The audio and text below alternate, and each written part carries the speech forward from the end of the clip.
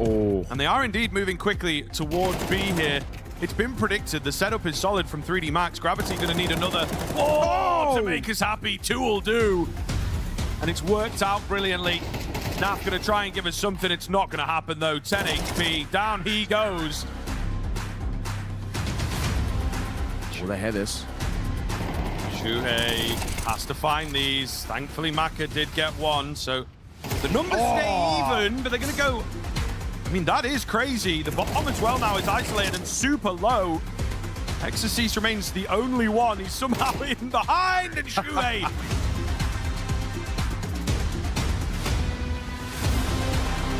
Okay, Ultimate, advanced position. He finds an easy kill. 45 seconds to work with here. Ultimate, right idea. Oh, spotted, and that's enough for a kill as Lucky will hit the deck. They're starting to crumple here to the big green as Ultimate is making that ult sing so damn loud. He looks for more.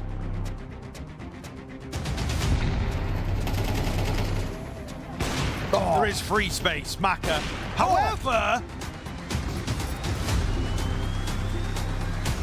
moved in, triggered discipline. He's a little slow to react, but it works out well.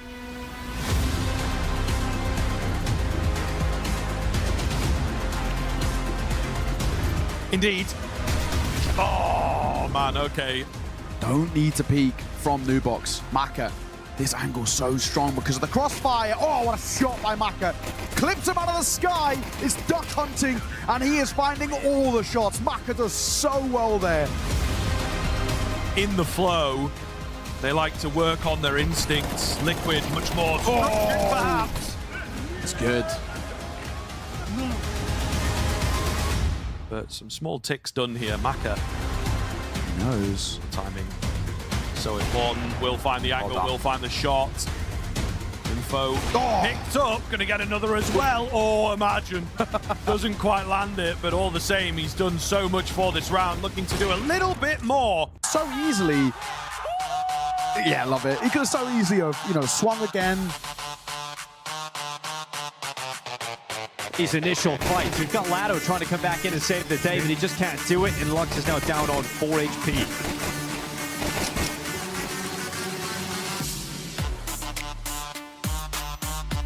Well, plan B into bomb side A has worked out very nicely indeed. Is low HP for Lux, and they're bad. It looked for a second, the Legacy had everything going in their favor until the in-game leader turns up, and Dumal left in the 2 versus 1.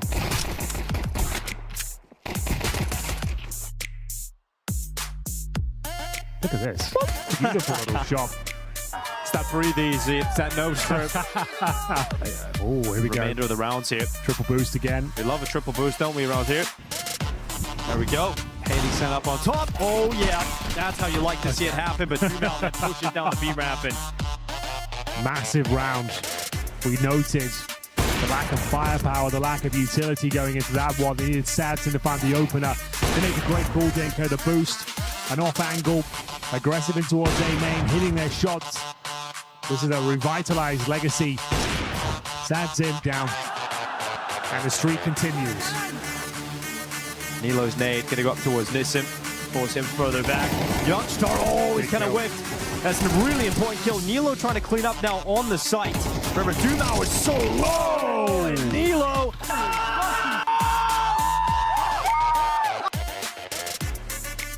This fight is everything. If he loses it to Nissim, then it might just be all over. But it's Hades looking to step up to keep heroic going. Legacy with Nissim walking in. It is Hades. That is massive. All right, not the most entertaining round of Counter-Strike. No one's saying that. Dumal uses it as a chance to add a couple of kills to the feed. Stop.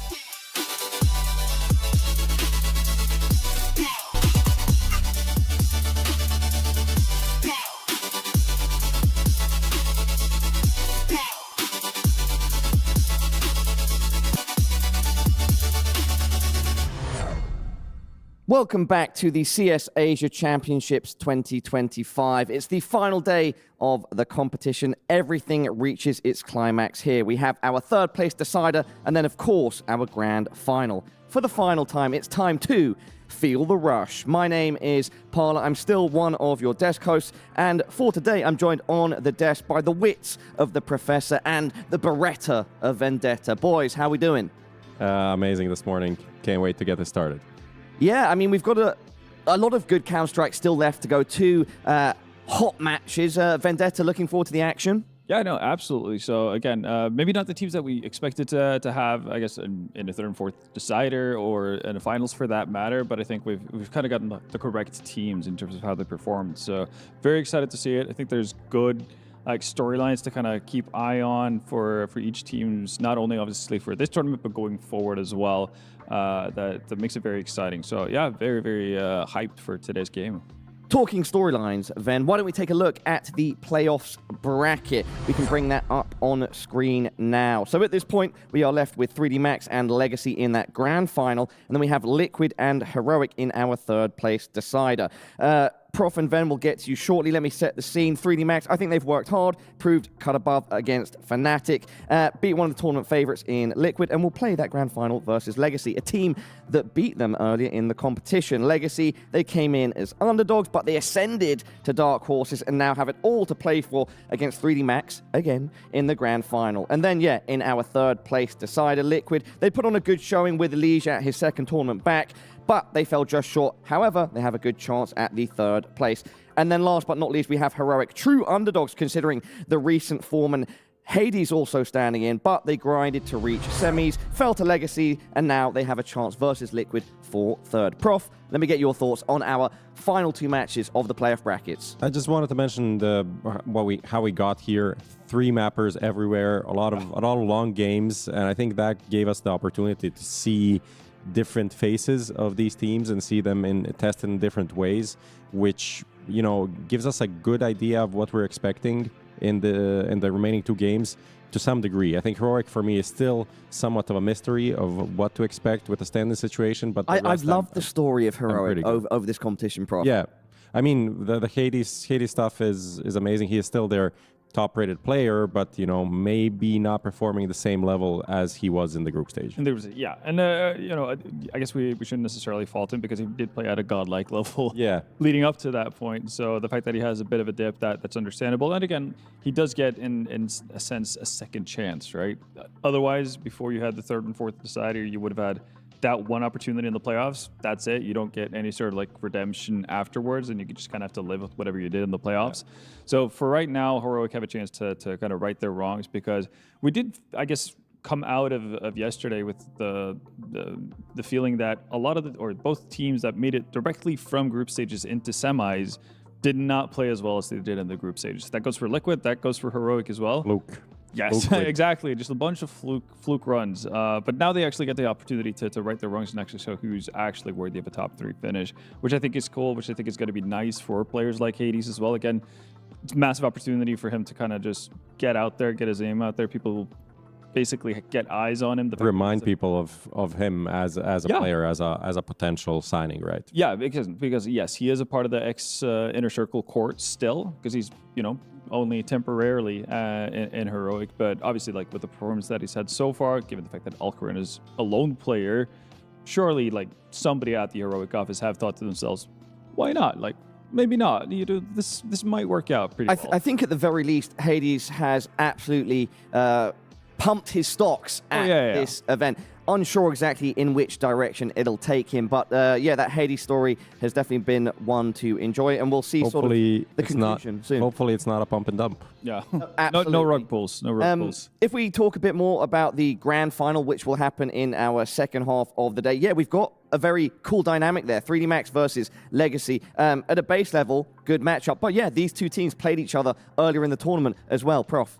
Yeah, I think it's going to be a different game, especially because it's a best of 5 now for the grand final, which is going to change some stuff. And I think that game was pretty close, could have gone either way. And a part of it was maybe not being familiar with each other to a higher degree. And at the same time, I think Legacy, as you mentioned at the start, has been rising throughout this tournament. I think the the team we saw in map match 1 and the team we have now are two different teams, having proven themselves first on the stage without a crowd on the first day of the playoffs, then with the crowd also making a comeback after a horrible first map start. I think they are building as a unit. Yeah, and I think also they're one of the teams that, even though they are experienced, obviously like playing at a stage in front of a crowd and so forth, it seems like they are, if there's any team at this tournament that are going to actually improve off of getting the energy of a crowd, it's got to be Legacy, because they just like to be rowdy, they like to yell. I think it's easy for a crowd to kind of get behind them as well if they're the ones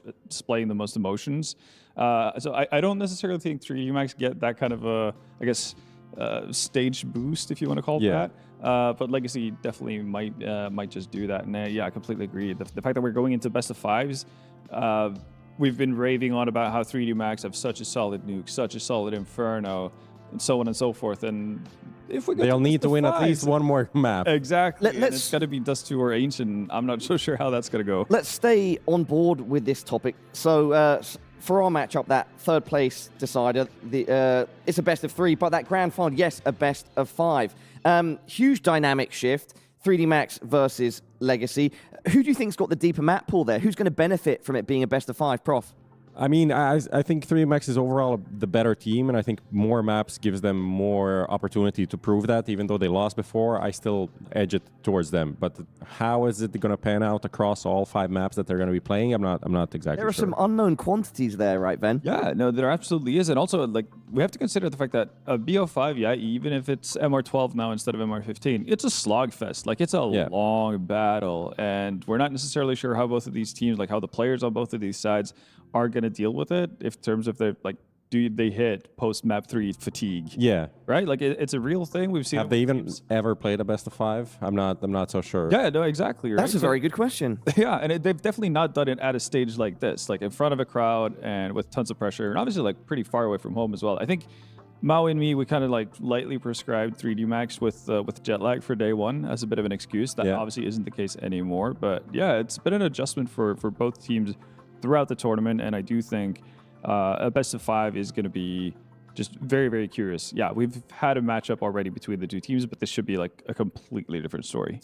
Prof, and then enough general setting of the scene for now. Let's bring up today's schedule and then get right into discussing our best of 3, the third place decider between Liquid and Heroic. So yeah, we start things off with Liquid versus Heroic. That will be happening very shortly. And then we will have 3D Max versus Legacy later today. An epic grand final. All right, with that being said, yeah, let's hone in on this Liquid versus Heroic matchup. Yeah, we've got Team Liquid showing up on screen now. I would say it's been an okay tournament for Liquid, perhaps sort of good. They definitely need more time, of course, but a third place finish would certainly be solid. Ven, do you want to jump in? Yeah, no, again, I kind of like what you said. Sort of good. I feel it like wasn't like the best phrasing, but it's but I think it's very accurate for Liquid, because again, like you have high hopes for a Liquid. Obviously, they come with a ton of history and obviously like a very, very storied past. So you do expect them to be really, really good at any tournament they've attended. But if you want to go, you know, let's say like last year plus minus, it hasn't really been that great. So the fact that, yeah, they won the groups, that's already like more positivity than I would have expected out of this Liquid lineup, especially obviously with the Leech coming back into it so recently. So for me, yeah, it's been somewhat good. I've not been disappointed per se. I didn't expect Liquid to come here and win, and they've outshone FaZe. Yeah, that's good. That's what I was just thinking about. It's great for them that FaZe set the bar on the floor. So as long as they could like step over that, they were already kind of in the green zone in some ways. Yeah. I think it's very accurate. It's disappointing that they don't win a trophy, because the competition here wasn't that, that great, that competitive. And their last trophy was in 2019. Their last like HLTV trophy isn't been a minute during that era that we all know of. But maybe, switching to Heroic. Yeah, let's quickly snap focus to Heroic. Don't worry, we'll have a lot more time to speak about Liquid. Nonetheless, yeah, Heroic, if we're looking at their tournament run, fair to call it, I think, an over-performance, especially considering Hades standing in. Great chance here to build more confidence, and yet a third place for them would be huge. Ven. Yeah, no, it would be massive. Obviously, the placements and I guess spots for the major is already set. So whatever Heroic do today, that's not necessarily going to change anything, but it matters long term, especially for a team like this. Again, we've talked about it. We mentioned it even yesterday, the fact that like not having a major and you have a bunch of talented players on your side, that leaves you open to poaching. Not ideal for a team like Heroic, who's constantly had to rebuild. I think we've landed on it being like 16 to 18 different players over the last 100 games that Heroic have played or so, which is an absolutely insane number. So yeah, no, it's been a turbulent route. So the fact that they find themselves in a third and fourth Insider match at a tournament like this is way above expectation. Yeah. No, jump in, and I've got a question for you. Yeah, after they that. outperformed a bunch of teams that are at the major at this event, right? Exactly. And obviously for those teams, the major is more important than this. Absolutely And fair. for Heroic, they don't really have that much going for them aside from this. But you know, it is a good step in the right direction. If we're to compare both teams, so Liquid and Heroic's tournament runs, which team do you think had sort of the tougher journey? So Liquid, they beat out GamerLegion, best of one. Then we moved into the best of threes, MIBR, Legacy. And then in that semi-final, they fell to 3D Max. Heroic, they beat out Bait, best of one. Then they moved into the best of threes versus FUT and Fnatic. Then they fell to Legacy. What do you think about both of these teams' runs? Prof, starting with you. It's kind of similar. I think actually I would say Heroic had a tougher run.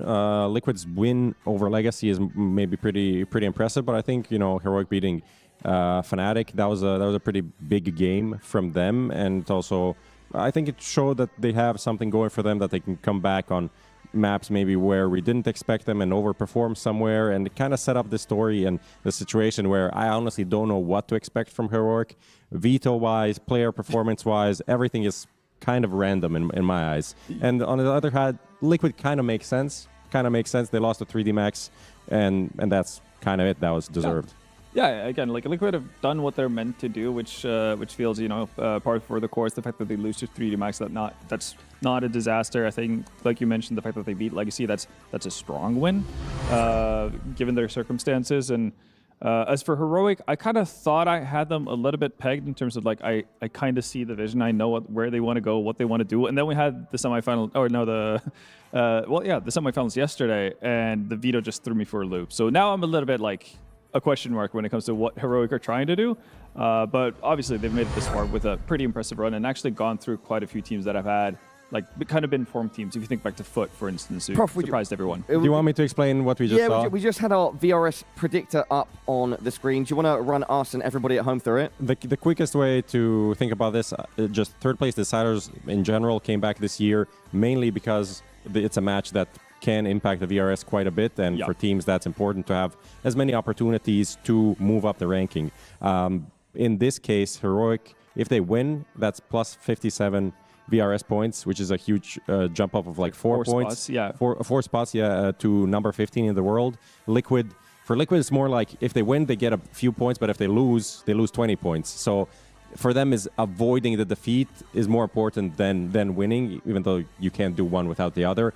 But for Heroic, a win here would really put them in better stead moving into the next invite cycle at the start of the next year. And considering they're not on the major, they'll miss some opportunities later in this year. Yeah, it's really, really big for Heroic. And again, I think their situation is a little bit unique because I think Richard phrased it like them and GamerLegion as two teams who are kind of like min-maxing it. They're finding cheap new talent that are not necessarily like signed to big contracts.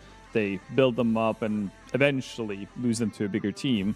But I think for Heroic, if they actually want to establish themselves and get past that point, obviously because Heroic have been a top team in the past, like they've been top 1, top 2 in the world for certain moments, they need to have a major. They need to be high up in the VRS standings. They need to actually be at every tournament, so it's going to be lucrative and exciting for players to stay in Heroic and not just join it as a stepping stone. Prof and Ven, we have the veto coming through now. We can see Team Liquid have started off by picking Mirage. Very shortly we'll see which map Heroic have picked, and it's going to be Dust 2. Yeah, Prof, not thoughts? surprising, not surprising. I was thinking if Heroic would even go for a train pick because it hasn't been that great for Liquid, but they don't want to risk it. Apparently, I guess they haven't played it at all. They're leaving Ancient open here, though.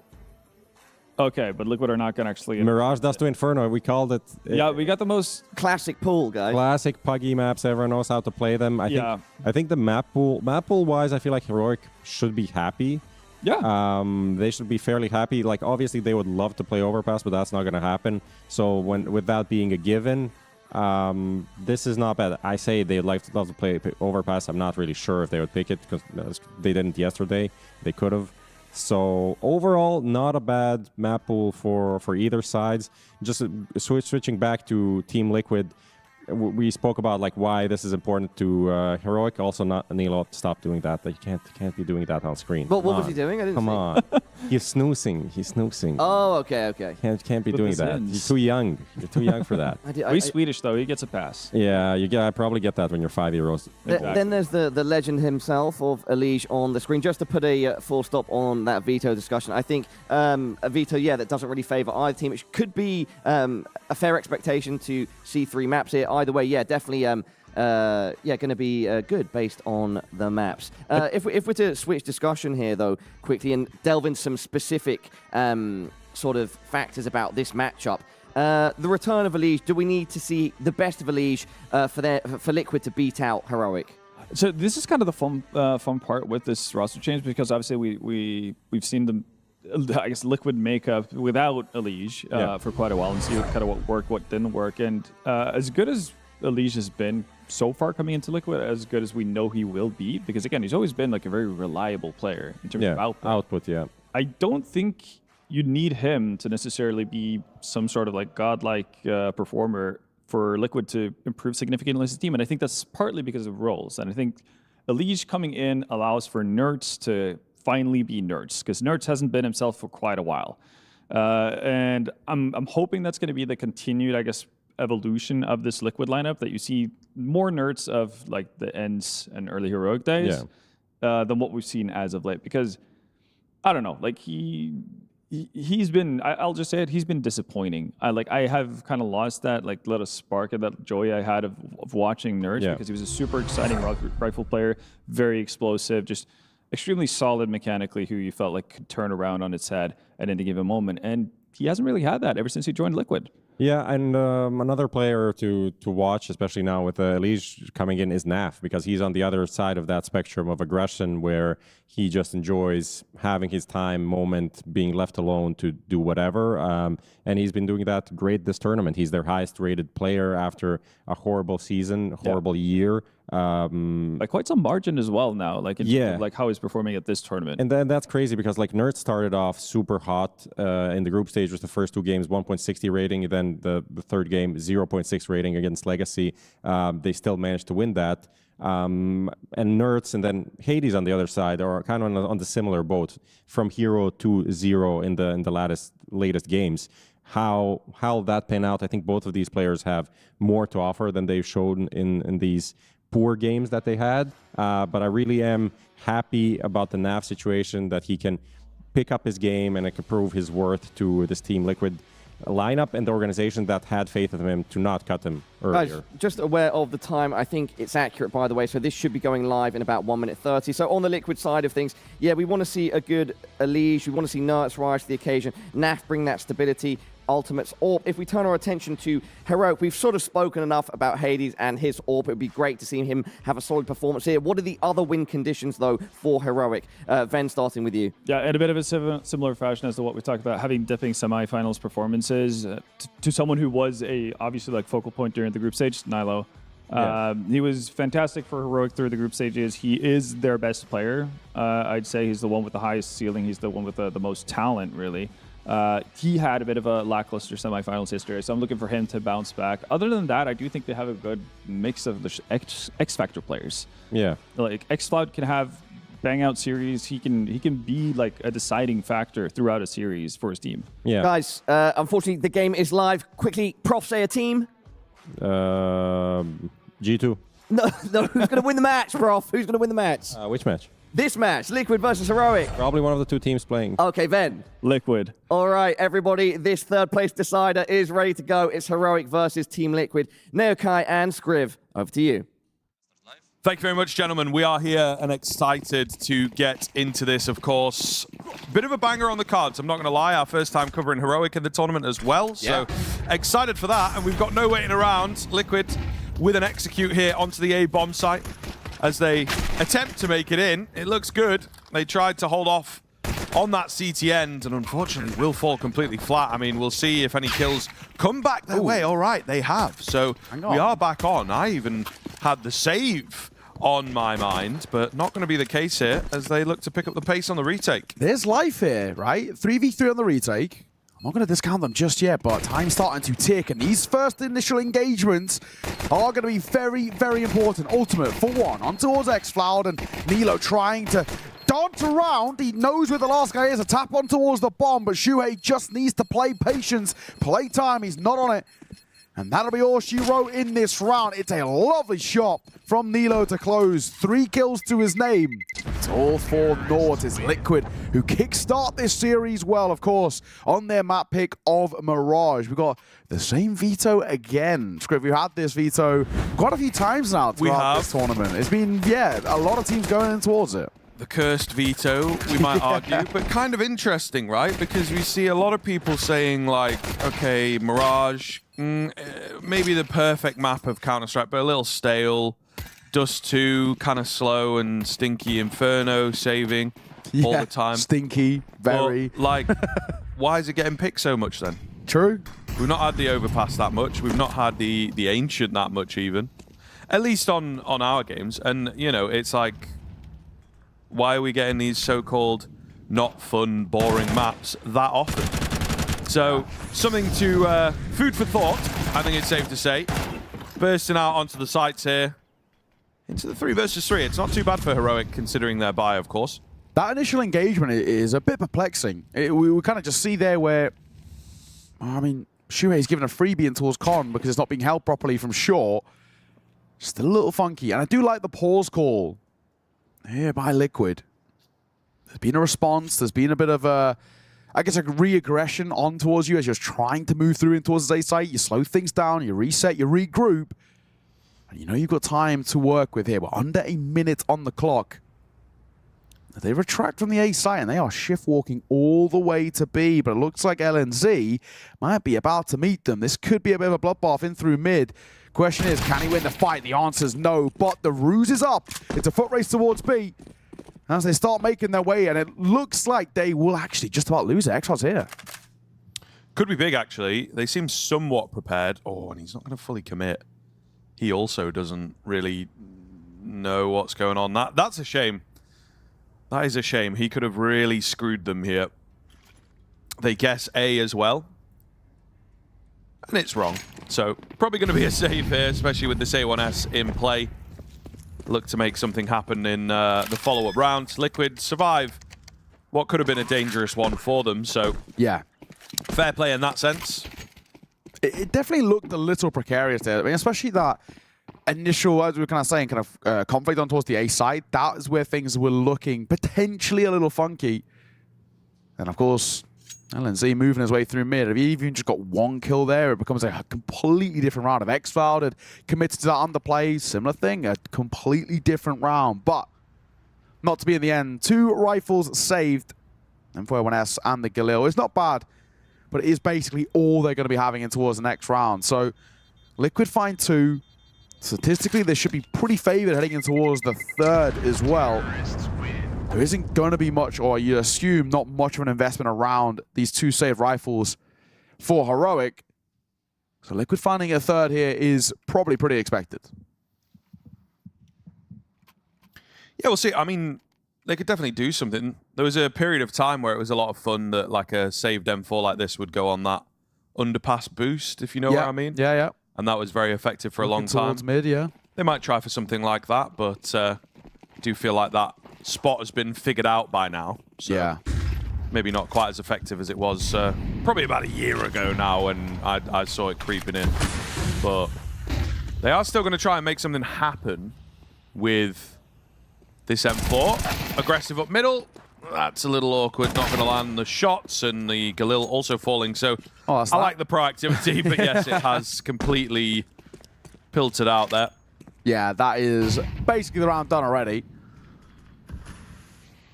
Fewer many pistols. That can maybe make things a little expensive, but feels unlikely. Nerds in window. Could be a bit weird here because he's double checking in towards ladder, but due diligence sticks around, keeps the crosshair trained. Knows that was a potential, that was a possibility. B-side's open, and that looks like where they're scaling into. So once again, a pretty simple finish here for Liquid. There's actually not been really a lot to talk about from a Heroic thus far in towards the game. It's been pretty one-sided in terms of Liquid. Early fights going in their favor. They're taking the numbers advantage, and then they're taking their sweet time about it, but they're just moving in towards the site as a bit of a unit, and there's no real doubts or debates. Nice shot from Nilo. And we spoke about consolation kills are at least something, but I think Elise has got a plan about making sure these aren't kept in play. So 3-0. Nothing saved, nothing gained for Heroic, but this is the first true look into what they can bring to the table. Hades got an AWP, which is exactly what we see. He was the best rated player in the groups of the entire tournament. The standing buff, very real. And after sale sign, looking pretty damn good in all fairness. He's had a really good tournament.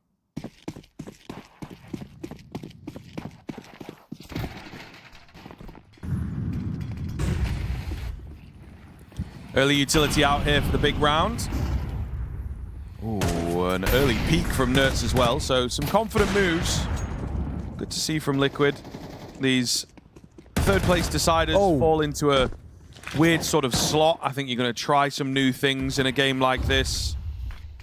Valuable for VRS, though, getting a boost. Prize money, of course. Kind of an oversight there. A massive oversight, actually. Youngster's going to come away with an advantage now for Heroic, so I think there is a real problem in terms of getting back into this round. They don't quite know it yet, but the bomb is accessible here for the CT end, and Youngster keeps it moving. That should be the round, honestly. They're in a very good spot. Yeah, Youngster's done so well. That connector position, you really have to make that decision about how aggressive you want to play it, and he chooses to play aggressive up in their fate, and it worked. LNZ going to find Elise, who was lurking out towards B. And now all on the shoulders of this man here, Nerds 1v4 required for him. It's very unlikely, even just recovering in this C4. It is a bit of a precarious task. Youngster's here, and own quantity. Nerds will find that fight, and he finds it flawlessly. No damage taken. 30 seconds to decipher what he wants to do here. A nade and a molly to work with.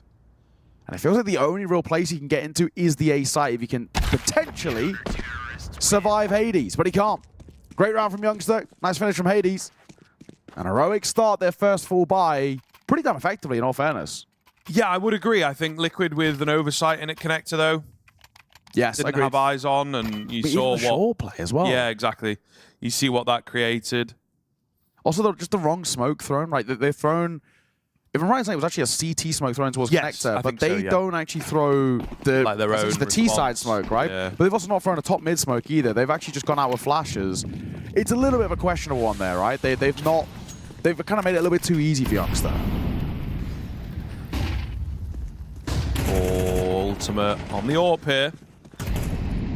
Confident, looking for an early pickup. Not going to happen for him. It's Youngster again to chime in. He will be traded out at the very least, but looking pretty good in these early rounds. He was quiet for quite a while, and then 4 kills in 2, which is pretty decent. See if they can do anything with it. We always like to say the 1-for-1 is good for the T side, but yeah, a question of whether they can continue that now. Oh, Alicia's got to have been heard here, right? And is that going to draw attention over towards B? Actually not, because LNZ, a pretty smart move here. He heard Elige bouncing around a little bit, and he makes that push through B. He knows no one's here. They have to be going A. We figured that out. Liquid don't realize, but they're about to walk into an onslaught. The whole ruse is up in this round. The util starts to come through. They're ready to fight. Funnily enough, I'm surprised Nilo hasn't got over in time. Hades stays posted. The first doesn't react to it, but the second is so sharp, so quick as Elige hits the deck. And now we're starting to see where Team Liquid are in a bit of a predicament. Excloud, nice find. Yeah, that's very Very strange. The bomb, unfortunately, not really looking after itself. No self-preservation. Going to leave Naf in a 1-on-3. 15 seconds to get that bomb back, and he just makes so much noise. Can't win out the fights. Certainly an oversight there from Liquid. I think maybe the bomb carrier not quite really realizing he was the bomb carrier, and it cost them. Yeah, absolutely. So, Heroic, a couple of rounds back-to-back. I mean, not a bad spot for them to be in by any means, especially if they can get their opponent's map pick under their belt. It really does start to open a couple of doors here. Liquid no buy. Honey has run dry, so no expectations here. Heroic should be tying this game up without breaking too much of a sweat. Pretty aggro mid-play. Here's the precedent being set, and it's not a bad start. Naf gets tagged below half off the back of that HE.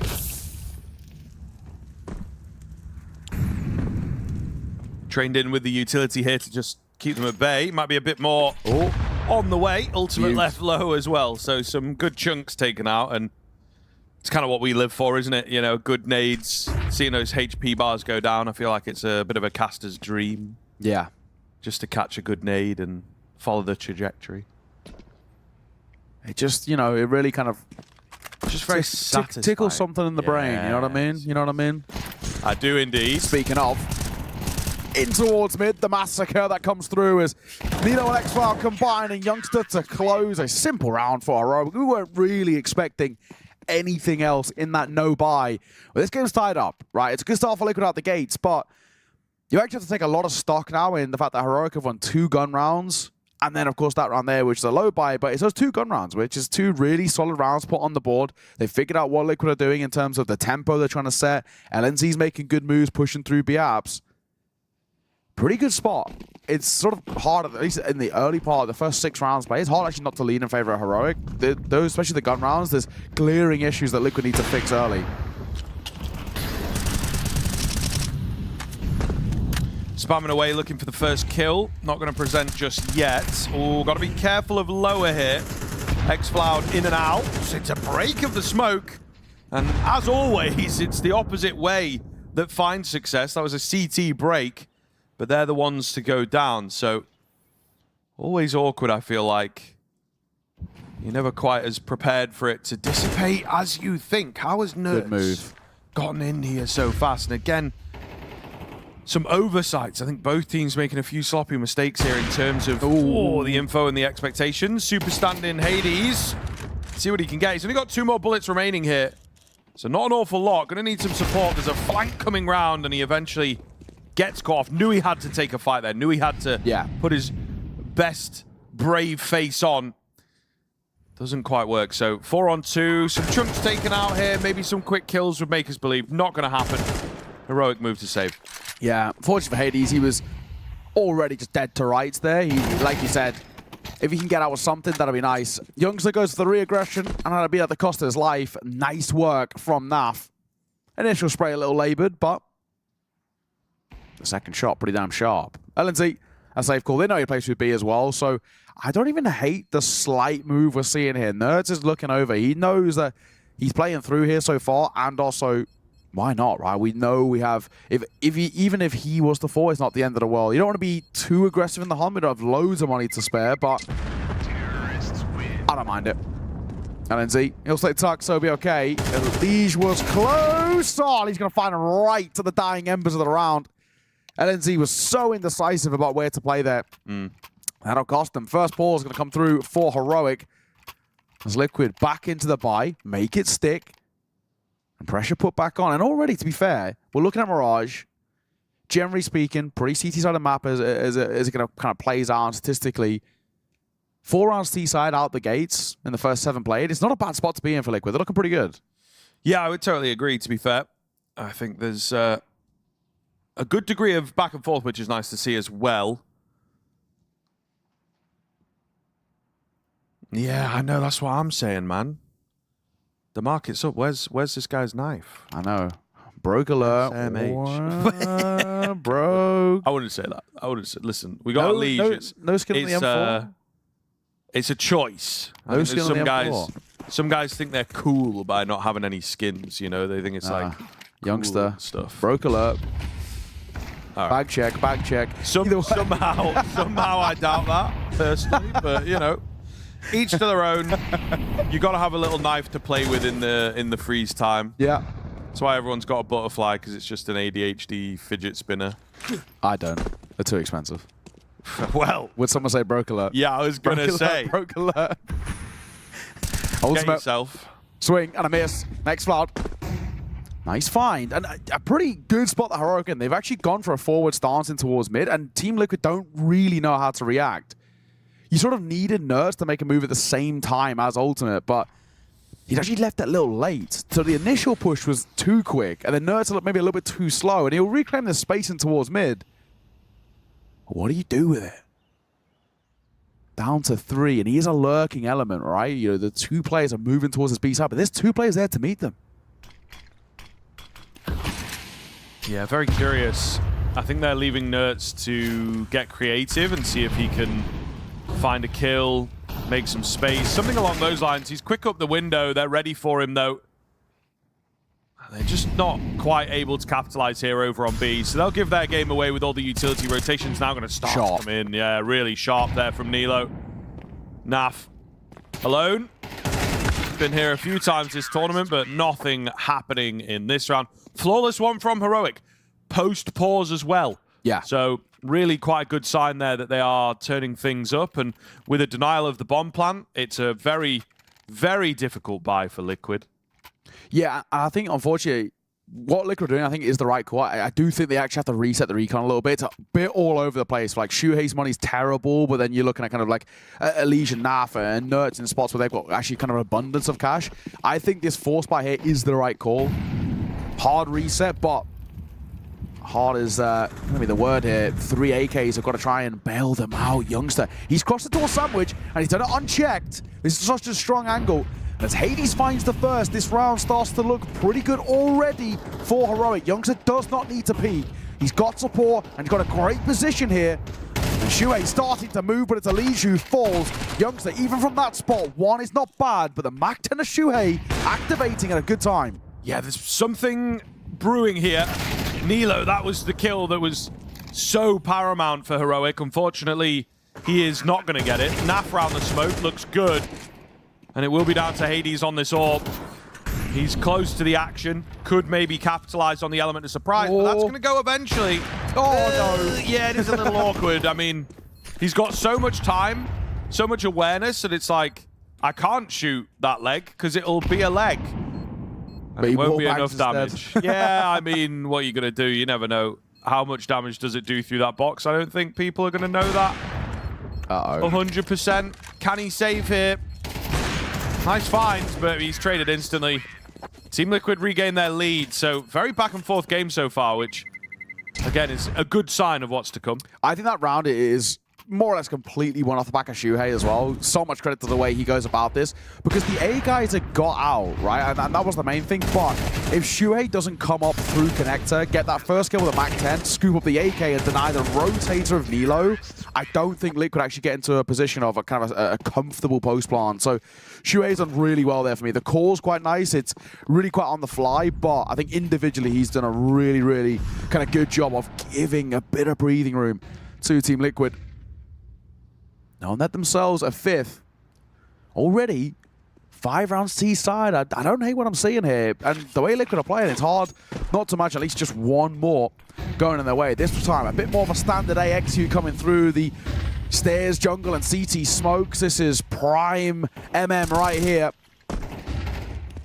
And I think for Heroic, the stance is, let's shell up, play full 5 on the retake, and wait for these smokes to dissipate, but basically give them the sight. Nerds looking for a kill, but like you say, there's not really anything presenting. 3 in towards CT here for Heroic, so yeah, a bloodbath, as I don't think Liquid were necessarily expecting it once their smokes start going down. Elige, however, a name we've not mentioned very much this game, comes alive for a chance back in. The bomb dropped in an awkward spot. excl getting a catch. Shuhei also trying to keep the numbers good here. It's all Elige's position. He's mad repositioned, in fact. Yeah. Will he get a catch because of it? Potentially. Potentially. Yeah, there you see. That's Hades is not safe to that balcony angle. It's all going to be excl, and Elige has done it all, man. 4 incredibly clean kills as he takes matters into his own hands. I will say there was a point where I was really quite worried about that. I do think if you're Liquid in that spot, the initial AXE comes through, right? The 3 smokes, the molly deep in towards jungle, the flashes of it. You take the site, you've got a plan. I really feel like the one thing that worried me there is the fact that they actually gave Heroic the opportunity at a 2 versus 2 with the bomb down, right? And they didn't have the util to then set themselves up. Credit to Elige, he's done so well there. That last kill in particular, not an easy one to find.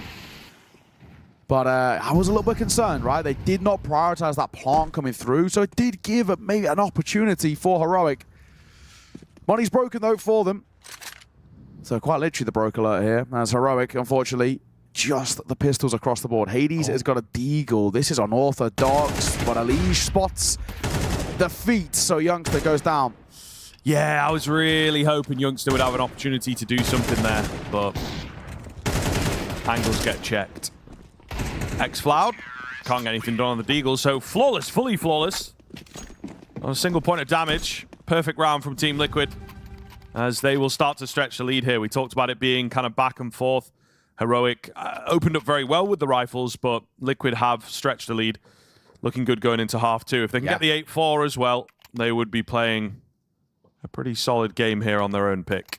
Yeah, I mean, all things considered, sure, there was like, you know, that back and forth as you discussed it, but this is a really good half from Liquid. There's no two ways about it. Already up to 7 on that T side. I'm very happy with where they're at. They get themselves an 8th. Heroic are in a bit of trouble. Liquid, of course, consider the favorites coming in towards this game, and they're playing like it right now. A lot of respect being shown towards Heroic, and this is what we want to see. This maybe at times a bit of a braggadocious nature coming through from this side, which we don't always get.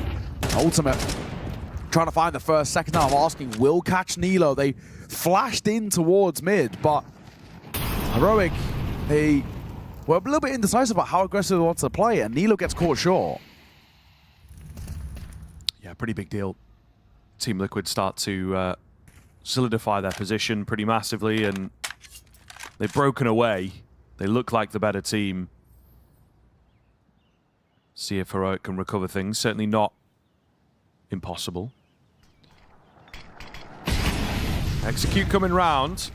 Flash through the smoke. It's slow moving from Liquid if they are going to end A. I mean, there's still not quite a committal just yet. It's the AWP up short that remains the question mark. Oh, my goodness. Elige has looked crisp in the past few rounds. Kind of out of nowhere, actually.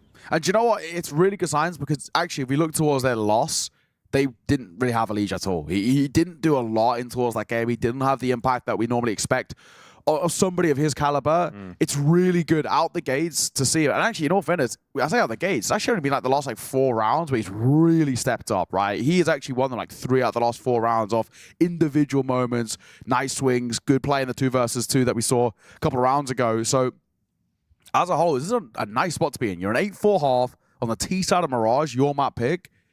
I'm liking what I see. I'm starting to, you know, I know it's early in the series, but little concern for Heroic. Doesn't feel like they're fully awake just yet. Yes, this is true. This is very true. I mean, again, can be a difficult mindset to get into to keep things alive here. And they in particular, I think, had a very tough game yesterday. Yeah. That's one thing to consider. So the fact that you don't have as much time to recover from that as maybe you would like, and you have to keep sort of playing, and you get some flashbacks of like, oh, what if, or oh man, yesterday I lost that round, but today the same play worked, you know, or whatever it may be. So it can be difficult, I think, to remain present here, and we'll see what the T side's got in store for Heroic. But yeah, strange time for this team as well, I think.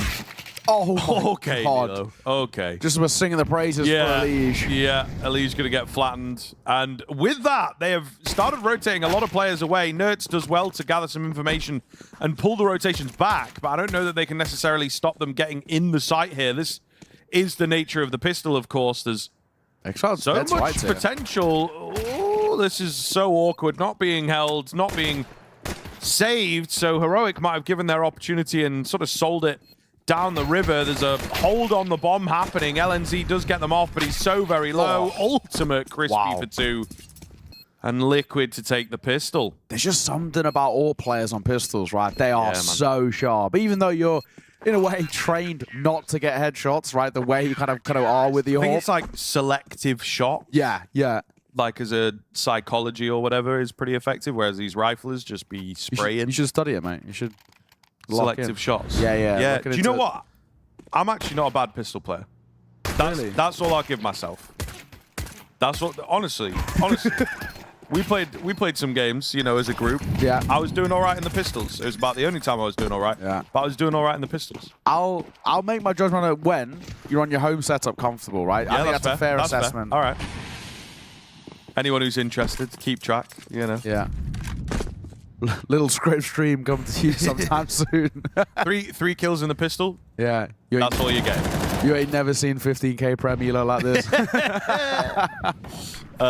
Ultimate finds the first. LNZ to fall. Can't quite react. But Shuhei's backside, he's doing enough work just to make this one sit in place a little bit. I mean, we can't plant here is the issue because of Shuhei's position. It's such a nuisance to deal with, right? They don't have the util to clear him. They've got to take raw fights, but they are going to lose them because they don't have the firepower. This is the awkward spot. So really feels like a lot of this is going to be done by excl. And that first kill is very important. And now gives them a bit of a scale up. But Youngster should be dead as well. And the jumping's most definitely not going to help. Caught short by Shuhei. Another kind of really important round from him. He had quite a few, I think, right at the early part of Liquid starting to get going on that T side. I credited him a lot. I thought he was doing some really important work. And this is another really good round from him. X-Cloud might be able to take a gun away here. Maybe do some damage before we start to believe. He slipped through the cracks. Oh, Ultimate does check it eventually. that though. crack. Yes, indeed. Huge shot. As Liquid move up to double digits, looking to really just set this one in, get us through to that second map nice and prematurely. Heroic going to take another timeout here, but it's difficult. You do not have any room to maneuver. Backs up against the wall, so going to have to figure it out.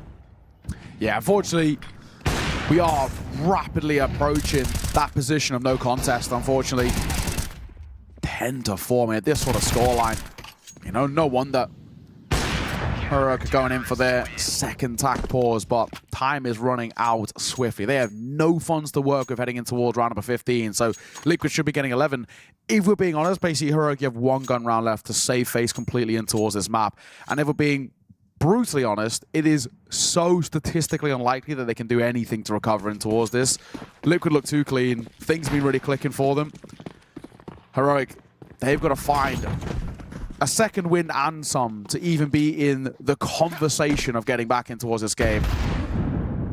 They'd look nice, but a lot less damage than I thought it would do.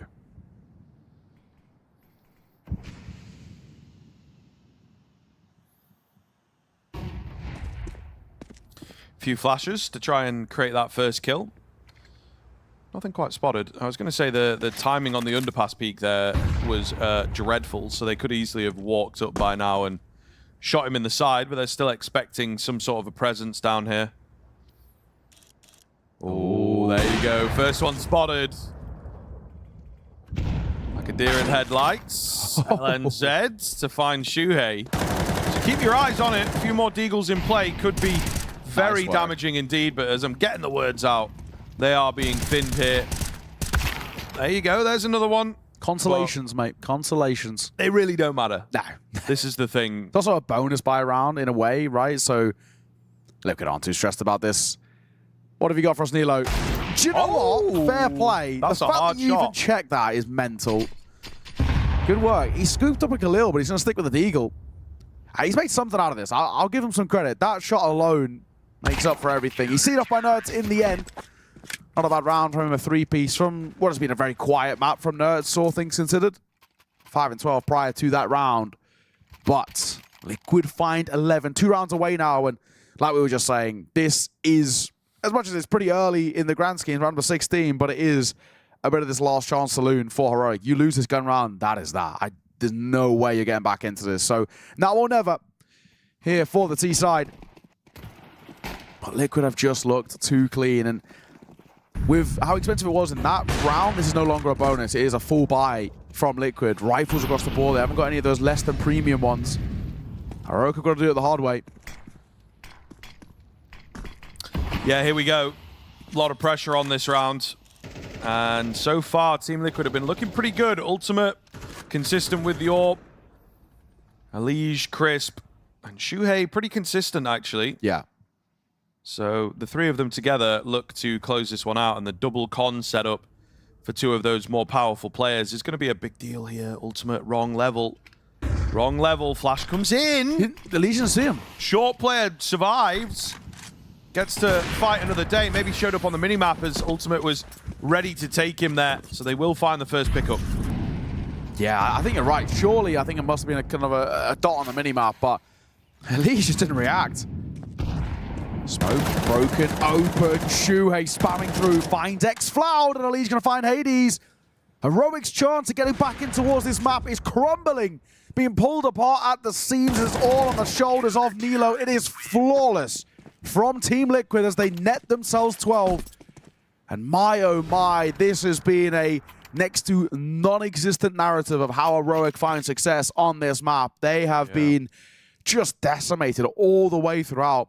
Third and final attack pause for them, but a flawless round without a bomb plant. The buy's not going to be too pretty, and you're already seeing that. There was one AK, a few Galils, and limited utility being set up. What feels like the end of the road for Heroic here in this map. Yeah, and I mean, it's kind of problematic, you know, timeout taken a few rounds ago, timeout into this one as well. They're not really working. They're not really paying off. So, you know, the fact that they just cannot figure a way into this T side is not a great sign for the series at large. And maybe just the team in general. It's been a very rough 6 months, I think, when this team was picked up. Yeah. There was a bit of excitement. Obviously, they've lost some key pieces, but, like, still, bro, where's the team gone? Really sort of struggling. And this is a matchup. Liquid is a matchup that they should have been able to make work in the past. Nade damage pretty massive, but Ultimate lucky to be alive. Yeah, it has to be said, you know, even just looking across the player cams for Heroic, they look pretty checked out. I mean, how can you blame them? You're 12-4 down, but it's not good signs for the series. I like the re-aggression. Alige going to move back in, has the support on Nerds as well. Bomb's running back towards A, but there's information to be gathered here in mid, and also, in a way, is a good spot for Liquid to be in. They've got two towards the A site playing as the A anchors, but two in towards mid.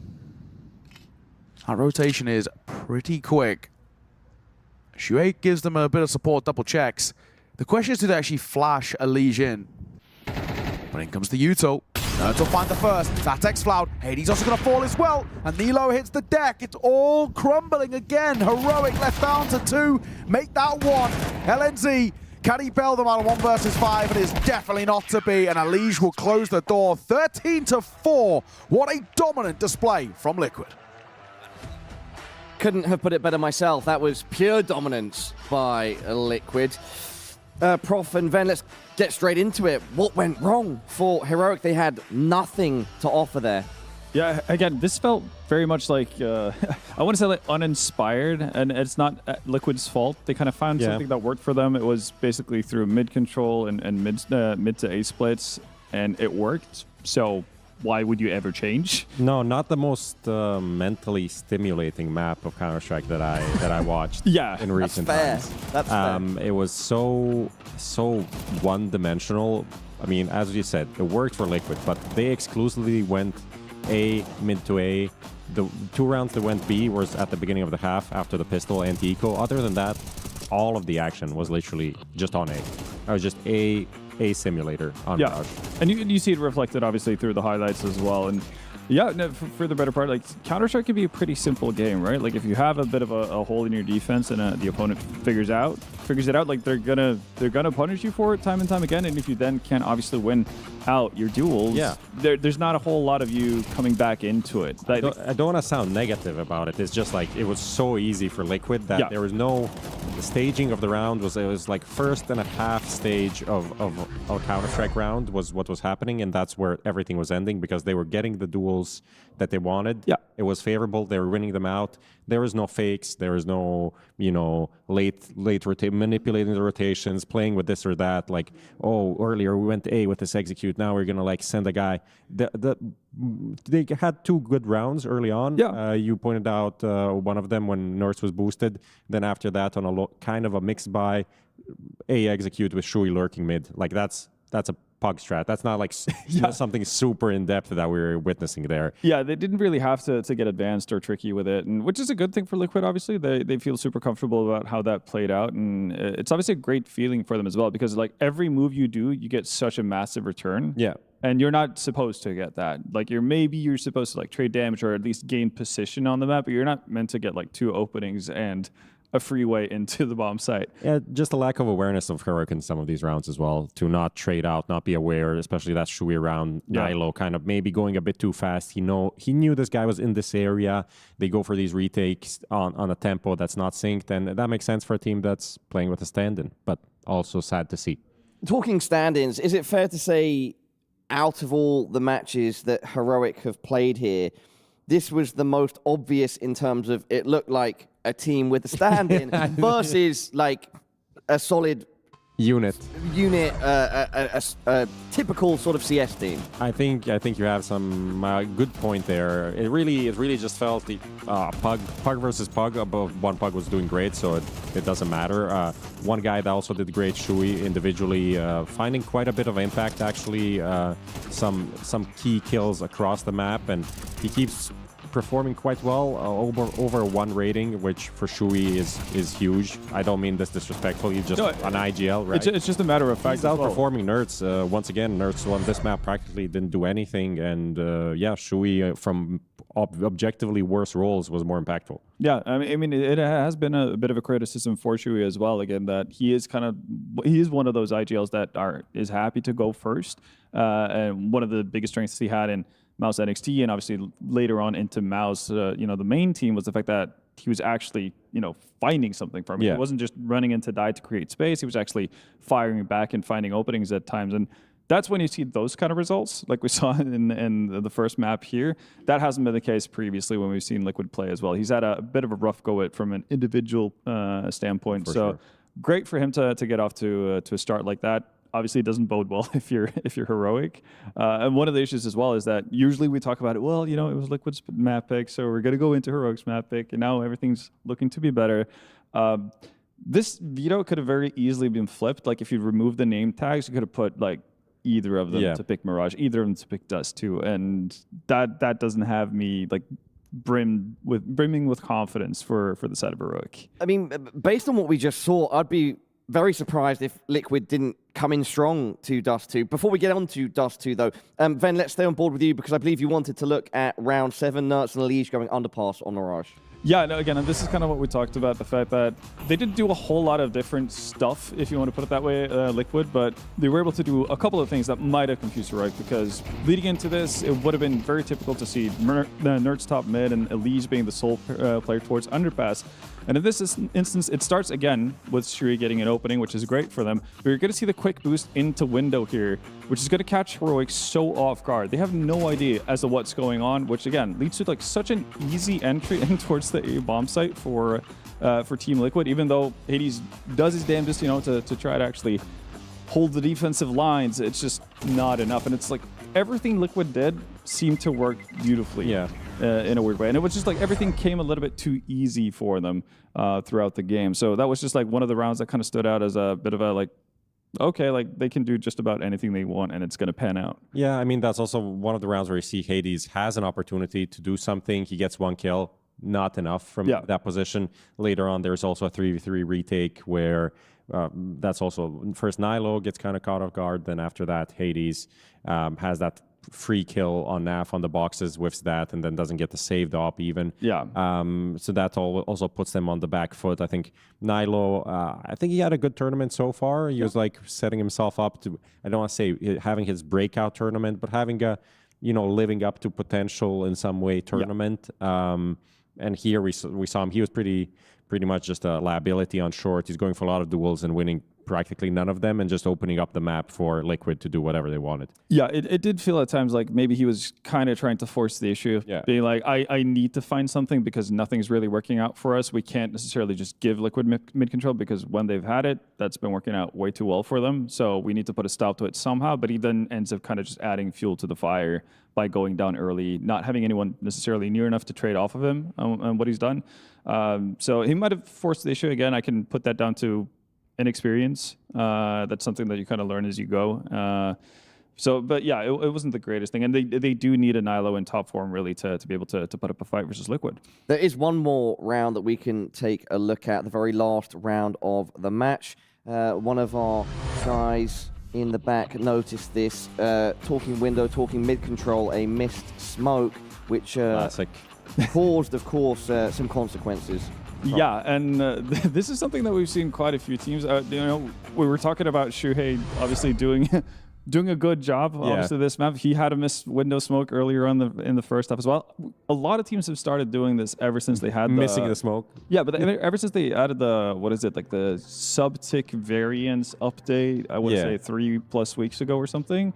Now the old lineups doesn't work for window smoke, and some of them have become a little bit more finicky. So the instant smokes are more reliable than the other ones you had before, and I think some need a little bit of adjustment to kind of get on board with that. New lineups updates. Nart here, get on it. Like a lot of teams are dependent on that. Prof Ven, let's look ahead now to Dust 2. So my opinion is, as I sort of alluded to before, if Liquid come in with anywhere near the momentum they had on Mirage, I think they get it done in 2. That being said, there is an argument here that Heroic come out swinging. It's their pick. Also, the last time these two teams played, of course, it was with different rosters at Fisher. Heroic came out on top. Prof, what are your expectations going into Dust 2?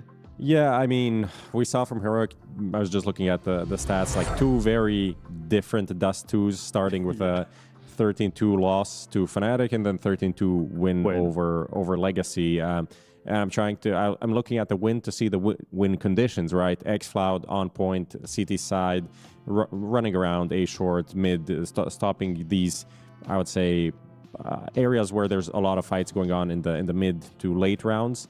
If he can do that again, that would be great. But definitely need more from Hades. This is an Oppers map. He needs to find impact that he was finding earlier in the tournament. These are the kind of the key win conditions for Heroic if they want to keep this map alive. Yeah, and I think again they're going to be starting on the T side now. That has me worried. If I'm Heroic, they have not looked like a very proficient T side team on this map. Again, there's 13-2 win versus Legacy. That was off of 10 CT rounds. Yeah. And obviously winning pistol as well on the T side. So we haven't really seen a whole lot of it. One of the things that worries me is that Nilo, again, I'm going to harp on it. He is, to me, the best rifler on that team. He just kind of has a bit of an inactive role on their T side. He kind of hangs outside of Longhouse or Long Cave and does that until he's basically, called for to be like, join us as we walk out mid or join us as we go out cave. Go up short, and doesn't really do a whole lot other than that. Yeah. So it's hard to see like where Heroic are somehow gonna find like the hole into the defense of Liquid, where they're gonna find like these break openings.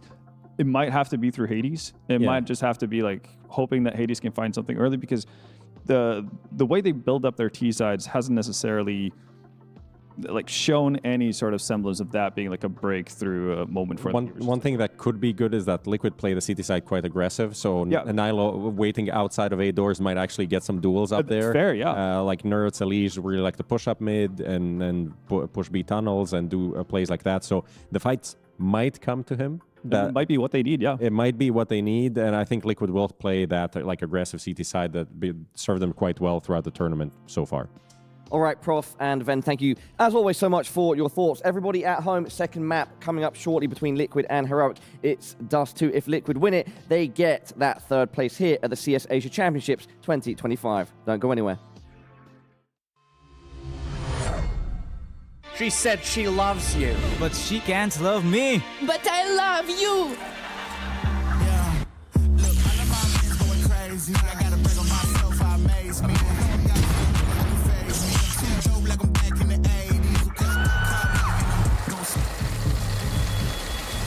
I won't play window anymore. What's going on? your role, 1xbet. The human body was built to move. Not trapped at a desk in one singular posture for 12 hours a day. It's time your chair evolved. This is Secret Lab Titan Evo. Ergonomically engineered for you, gamers, hybrid workers, artists, backing your every move.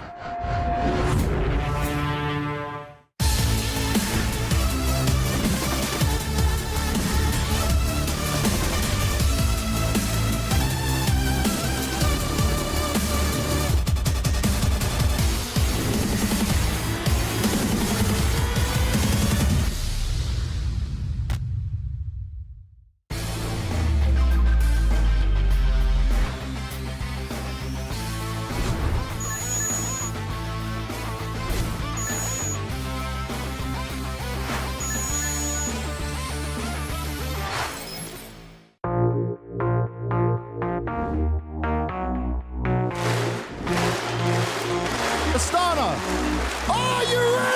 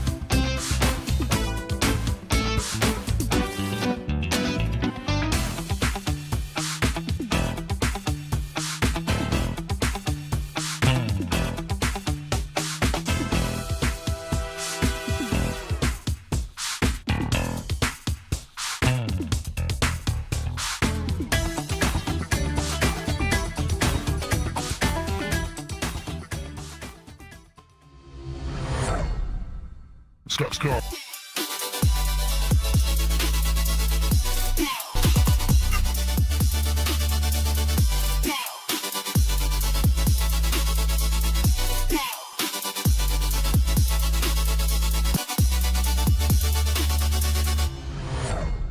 Potentially the last map for Heroic here of the tournament, of course. A real fizzle on Mirage. We wanted a lot more from them. We wanted a competition here to close out their CAC on both sides of the equation, but unfortunately did not happen for us. Liquid looking really quite sharp. All the pieces you want to perform did.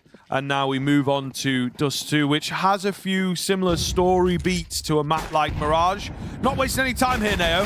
Set up the map, and they're just straight into it. Out long, looking for that first as Heroic. New leaf, new beat, as they try to best ultimate, and he's just going to keep them coming on those Julies. The dream dies before they ever get close to A. It's not what you want to see, because initially, the scale in towards long is not actually that bad, right? They get out of house, they get the control, but then they just cannot clear ultimate. And they're spending a lot of time and resources to try and do it. Nerds will see off X-File to close, and in the end, ultimate, another great pistol round from him. He's looked good. Well, he's at all three now. He's looked really solid. So, nice work coming through from him. What we want to see, and for Heroic, I mean, that's just the worst possible thing that can happen in this position for Heroic. You've had just a non-existent map on your opponent's map pick. You have to get things started out the gates here, and you fall that flat. It's the worst possible thing. So that really is going to hurt the mental a little bit. No bites come through for Heroic. So Liquid, a pretty simple second, will be coming through momentarily. If you can get a bomb plant in a spot like this, you'd be pretty happy, in all honesty, because you've invested so little. But it's so unlikely.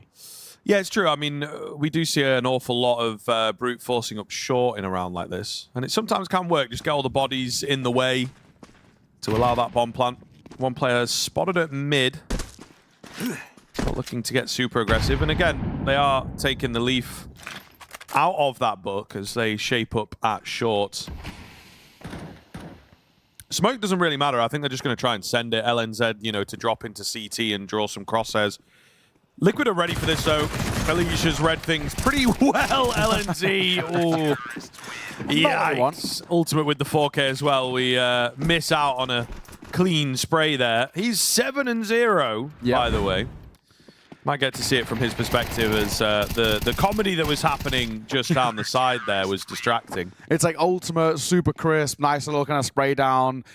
LNZ clown fiesta as he dives to his death. It's like that draw all the attention kind of away from it. But yeah, really nice work. I mean, we're not expecting really anything from Heroic there. Like we said, you get a bomb plant, you're pretty happy, but it's still pretty unlikely.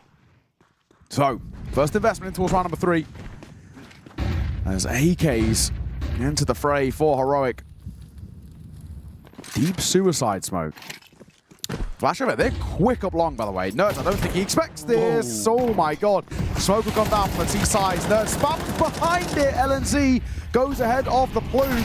Ultimate is so blind. Where are we even crossing there when you can't see a thing? He'll fall, but Allegialata back as Naf also adds one of his own too. This is carnage and chaos, and it might just work out for Liquid. How are they getting away with this? Or, well, they might not.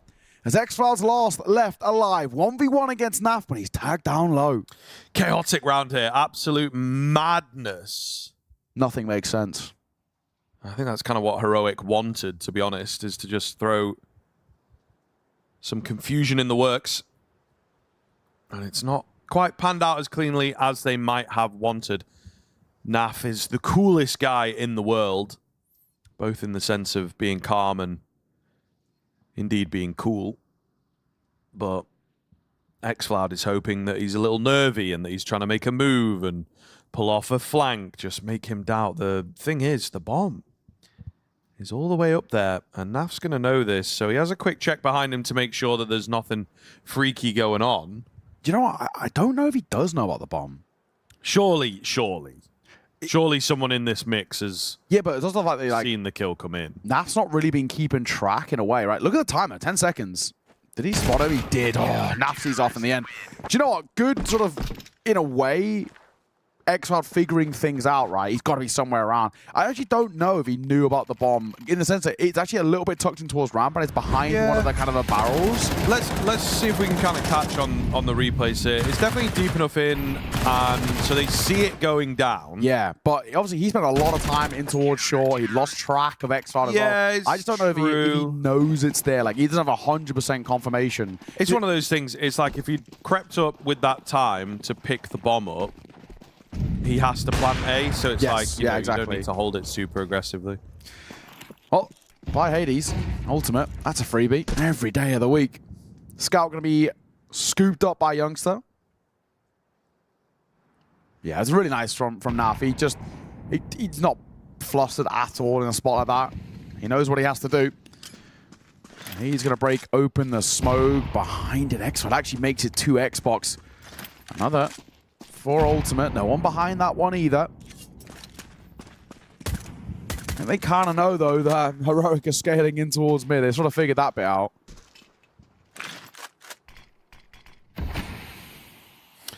Pretty true here.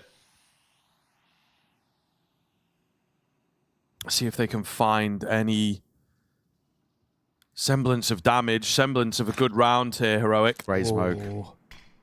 Don't do it. Don't give in to those instinct. I mean, that is even dangerous with the smoke. He was lined up for that headshot, but not going to be able to find it. 40 seconds left. excl with a creep out here.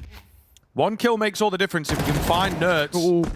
He can't. He actually takes a lot of damage himself, so they'll swap some guns about here and move back. Nothing working for Heroic right now. 25 seconds. Time ticking as we move back towards the A site. There is bodies here as well to meet them. So I don't think it's going to be too much of a welcome mat rolled out. Let's see. First fight is a little labored by Shuhei, but the God Flash thrown, it's so good by Elige. There's nothing you can do about it. You can't even see it, so you can't turn. And Elige makes it look effortless. Shuhei, a couple of kills for him as well. 4-0 start.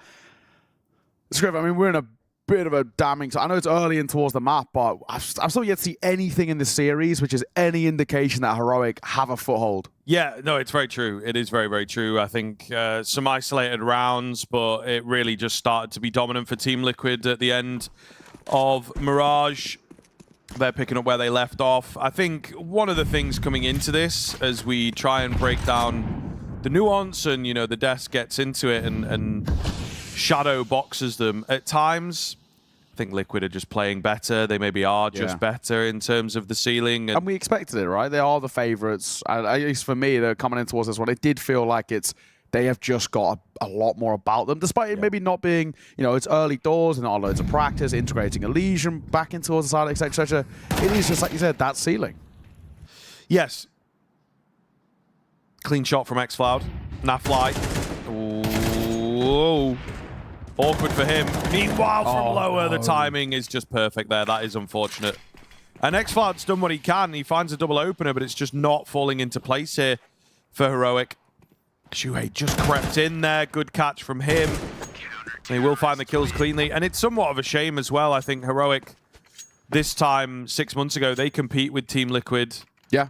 In this lineup, let's say, right? I know that's a weird timeline for people to think of, but Heroic at their best self would make this version of Liquid have to work for what's happening. Yeah. But there just really does seem to have been a shift in the Heroic camp. They were the little team that could for a while, and they've really lost some of that energy. The expectations change, right? Yeah. Maybe there is a world in which you know, they're now expected to do bigger things. They don't make the major, etc. And the staff behind them. That's the big change that's happened recently for me. Yeah, I think you're right. It is kind of that vibe is all about kind of, you know, it was always the little team that could, and now it's in a weird spot where it's the little team that could have made the major. And they've got a bit of a weird kind of, I guess the next 6 months are very strange for them. And actually why even something that's in quote-unquote kind of small as a third place aside, it is actually quite important for them. They need good VRS points going forward. They need to kind of get to a point where they can look towards the next major and put themselves in a much more comfortable spot. I mean, they probably obviously had opportunities as well maybe in hindsight, to play some of the kind of quote-unquote smaller lands that were dotting around, you know, your Birch Cups, and that's true. Your Draculans, and stuff that were around, and they didn't. Whereas other teams around them did. We saw OG and NIP and all these teams who took a bit of a precedent with that. And, I mean, look what happened, right? They good performances. I mean, NIP with, was it Philadelphia and stuff like that. So, yeah, I think in hindsight, it's a bit of an error on their part where they were prioritizing against the top-level events, and it was by the finest of margins. We're moving in towards B. The nade and the spray will net Naf a double, as Nerds is in there for support to try and see off the initial push. All on the shoulders of LNZ. He was the lurker insurance policy. I think we'll get one, to be fair, but it's all for nothing. 6-0.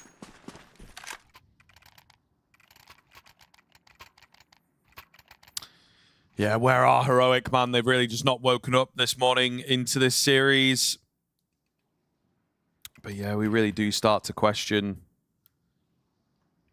where this team is headed within the series, but also just what is going to happen. Just in general, yeah. Look, I mean, being in the third place side, it's probably decent for them with a stand-in. They might well be happy with that, but the energy just seems a bit off. Like, they really need to add stakes to the game, and Hades has kind of outshone some of these players as well, so a difficult kind of time period at the moment for Heroic. Big nade as we bring it back down to reality in this round here on the B-bomb site, which they have managed to gain control of. Bomb plant on the cards. Can they hold it? Naf goes in somewhat aggressively.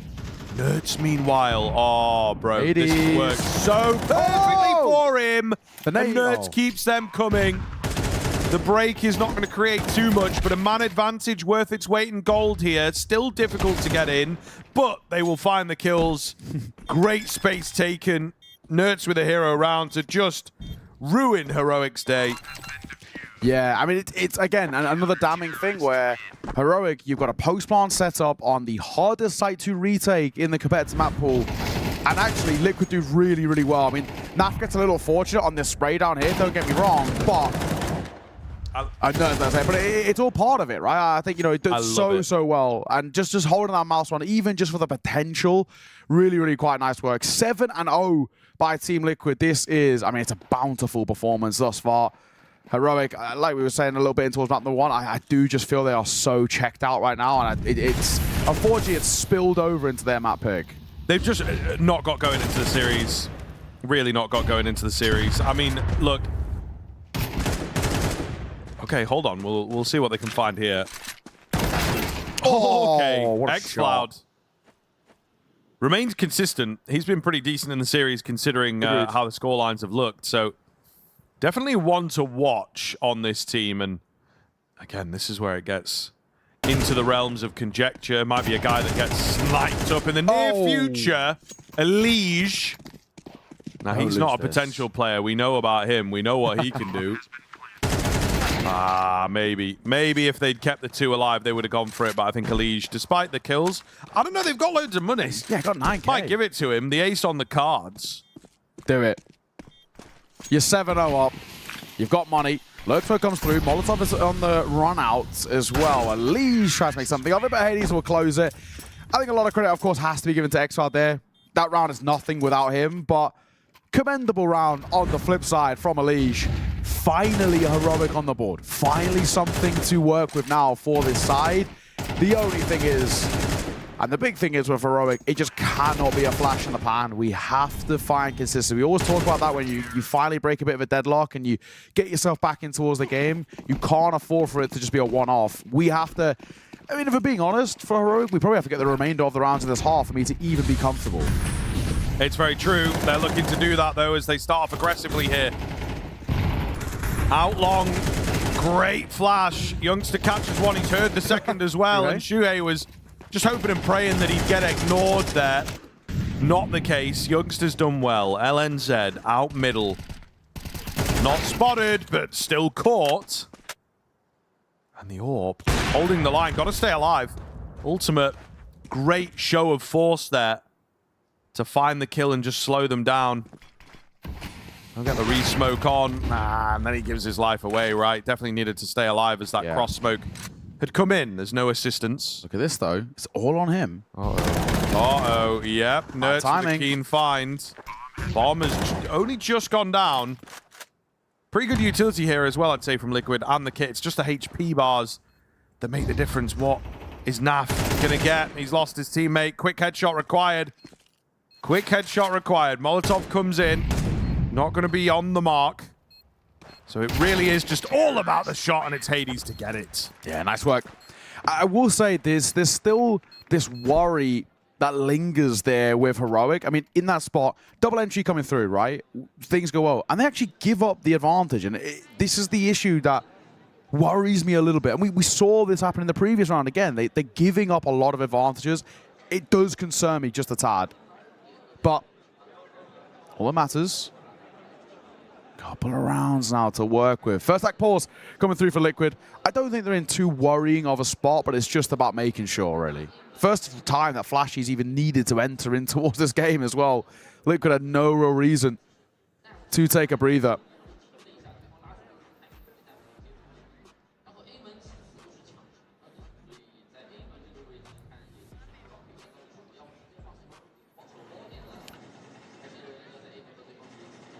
Respectable, I think, from Team Liquid as well to pull that timeout early into this sort of proposed comeback from Heroic. So we'll see what they're able to create, if they've got anything up their sleeve.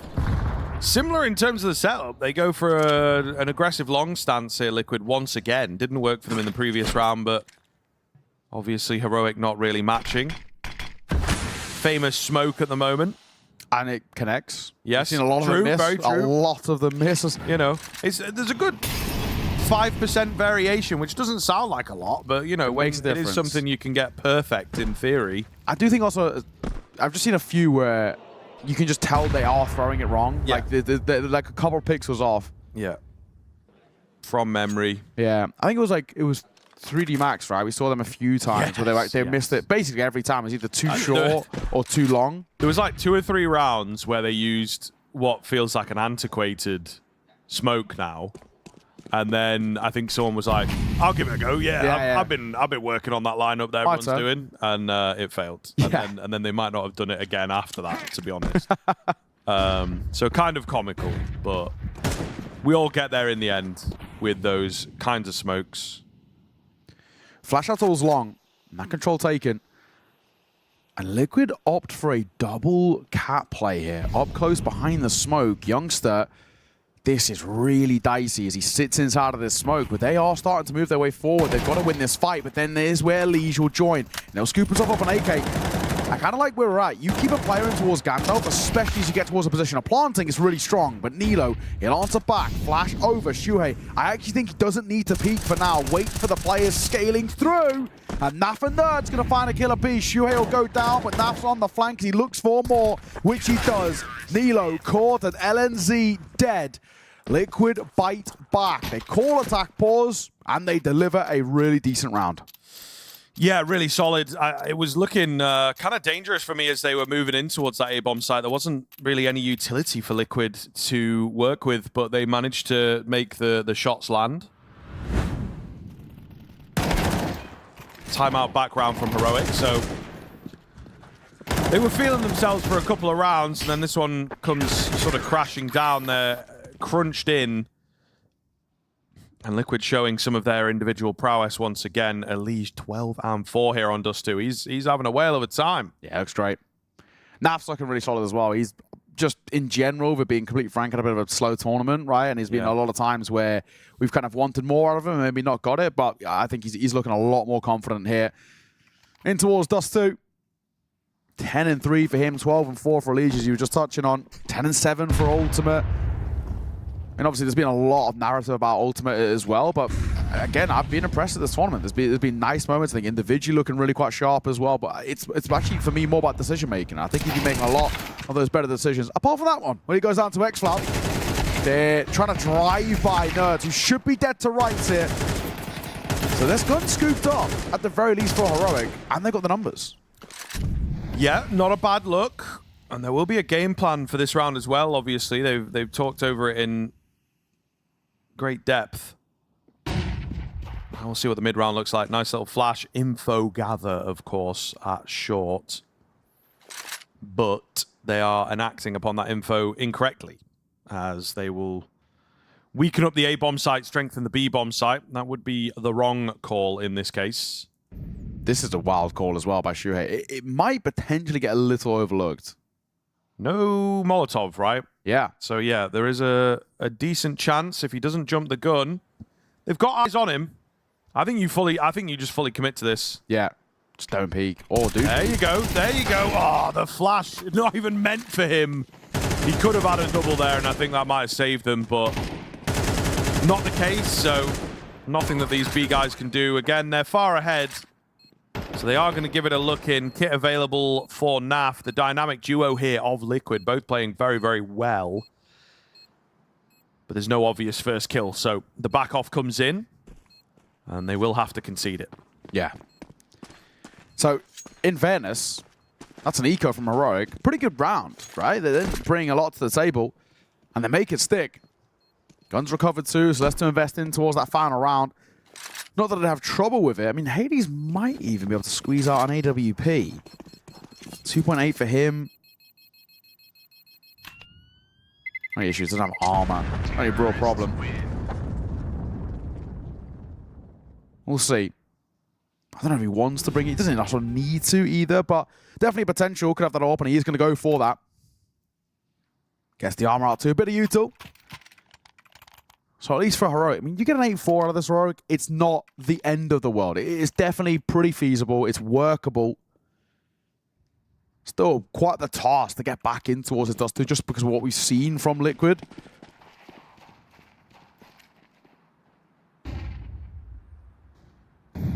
Ladies, oh, close on the flick. Not quite going to land.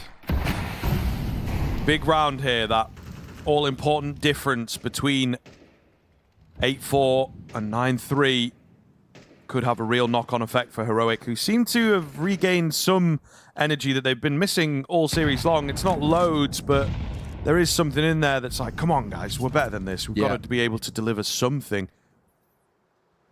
Whether it's too little, too late is the big question here, of course. Naf on.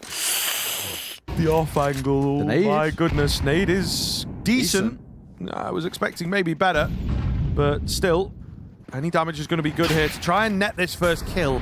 It's Ultimate that loses his head. Elige will join. Naf only good for one. And there goes all the potential just completely disappearing and disappointing in the end. Nerds will be the last one left. Yeah, he's got towards A now.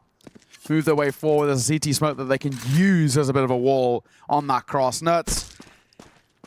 Obviously, you're giving a look in, but this is going to be a pretty wild one who's able to convert this. It's just, you know, a kit and a smoke is good signs, but how do you isolate these fights? One towards Longhead, he's going to go play, I'm assuming, he might even just play even in towards Pit as well, especially now that they know where he is. Molly down to make life even more awkward as well. So Heroic are taking no chances. They'll expend the smoke to try and get out from CT. This round's all but confirmed. It's just a matter of time. Heroic find 4 at the tail end of the half on their map pick. It's not good. It's not great. It's, you know, it's okay. It's workable, but man, a lot of things have got to go right for Heroic for them to find something to recover this. They've got to find the pistol, the force back conversion, and the first gun run before I'm even remotely in a position of being quite comfortable. And we just still haven't seen enough yet from Heroic to be convinced. Yes. And they've only just gotten around to convincing themselves, I think, is the big thing here, and maybe the shift in why they're able to be a bit competitive towards the tail end. But yes, time will tell. Small lounge in between halves. Yeah, he's really JDM. Stay relaxed. Yo, shout out the boy one throwback time. one time. Let me bring it back. I do enjoy playing like it, to be fair. I don't know how he did it at pro level. I don't get it. Yeah. Because I get significantly worse. But yeah, it's comfortable. Yeah. Terrible that's for true. my back, probably, but I don't know. Maybe I'm young. not bad. It's fine. Yeah, you'll be fine. What is back You're not going pain? to feel that until 20 years later. Well, and it's fine. They will have deleted back pain eventually. Yeah, you know, that'll be science, exactly. biohacking, all that. They'll give you a little pill and it'll be like, right, all your pains are gone. Don't worry. What's back pain to a young buck like me? I don't know that. One day you're going to wake up She's going to hit me like and a you're going to have sciatica. I don't even know what that is. You know, well, you'll find out about it. Yeah. Don't you worry. Well, they find out towards long as they're barreling their way in. They're going quick here, and I like the pace being set. But look at a flash that'll come over, so just slow them down briefly, but the smokes come down. One over towards short as well. We can pretty much immediately get a plant here. I love the way that they set themselves up. Oh my god, as well, Nerdsy was so close to a fight. We're boosting above the short smoke, but this is a good spot for a post plant. Just the calm before the storm at the moment, though. 4 out at short. Prepared for the burst. They do have a flash on the back of it, so going to gain some good space as they move in here. This will be a bloodbath. Oh. It's the Glocks that start well. However, the CT side getting back in, closing the gap, headshots landing. Hang on. And suddenly Naf is all alone, but I don't think there's enough time. I don't think it really matters. To be honest, Naf will finish them off anyway. Clean stuff from him in the end, but the time had been played and Heroic didn't give themselves enough to work with.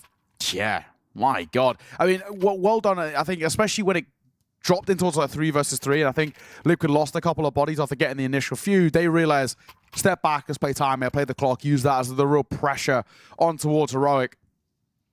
But really nicely done in the end there. That last bullet as well, connecting, just to sweeten the deal. And it makes it, again, even more damning for that heroic recovery that we're talking about that they need.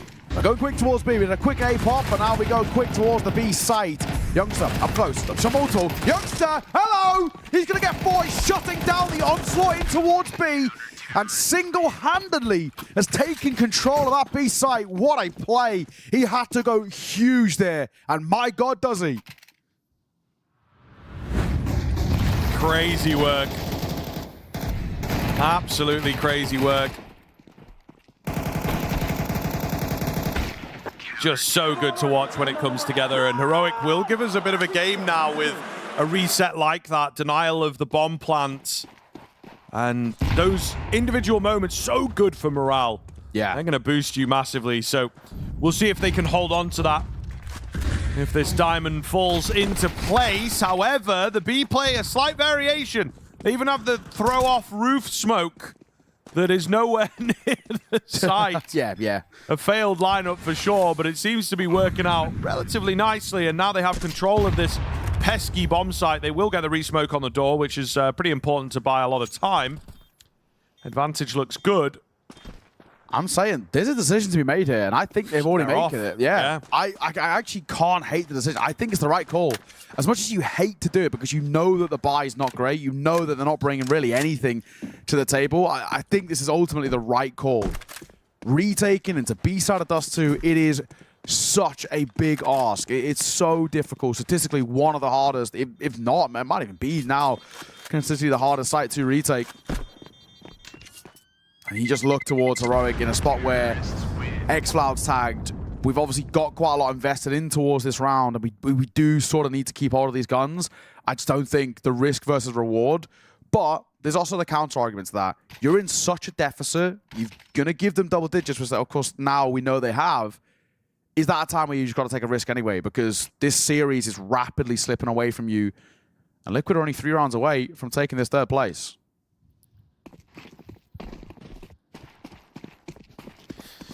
Early util out from Liquid. Heroic desperately trying to hold on here. Liquid have hit their groove, and they do very well. You know, when you get broken by the force and you're able to break back, it's just a very good sign about where your level is at and your consistency is at as well. Ultimate blindly flying in. I think the smoke onto the doors was actually not as good as it should have been. That's where you want the hinge smoke. That's why you want the hinge smoke. They pulled it out fast, so I kind of understand where they're getting at. Maybe someone's tried one out of spawn and it's not worked, but yeah, Ultimate definitely expected his back end to be covered. Yeah, I feel like as well, if you are Ultimate, that decision to just scale in towards short when you don't have that covered is a little wild, super risky, and obviously doesn't get away with it.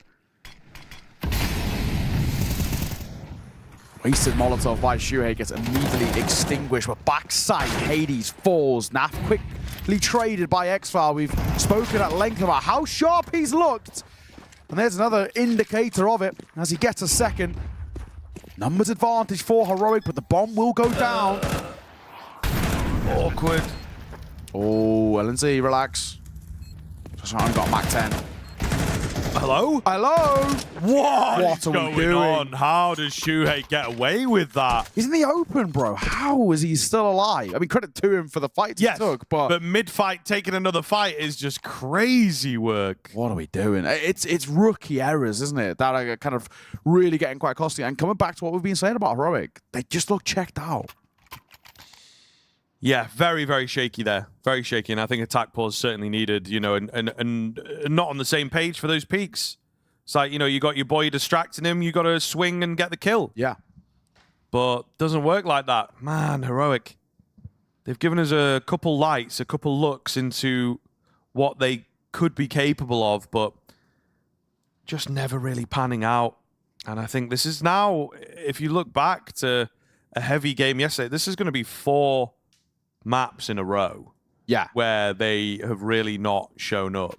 And you have to remember, it was Dust 2 that they flattened Legacy on. Yeah, so like, exactly. What the heck's going on? Where are we? Where is that? Yeah, well, feels like a bit of a last chance saloon for Heroic. Not a good start, not a good molly, in all honesty. LNZ just swinging out in towards the open, blinded up by Nertz's flash. And first of all, they've full bought in towards this one. So it is now or never. And it looks like it might be the second option.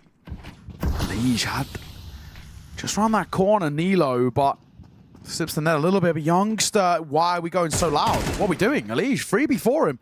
I don't think he realizes they've scaled in towards mid, though. Yeah, so 2 kills and quick response back into a 3 versus 3 and upgrades there to work with. But they've got the A site, so he just run up long with the bomb. Yeah, definitely a weird game state at the moment, and a few moments ago, what the hell is Ultimate doing? Why is he still here? Yeah. You know, like, very confusing kind of round on both sides of the equation. But like you said, the A-bomb site was taken, so yeah, Liquid just needed to play calculated and not let it slip away. They had full control, but we didn't even get a retake from it. We didn't even get a bomb plant from it.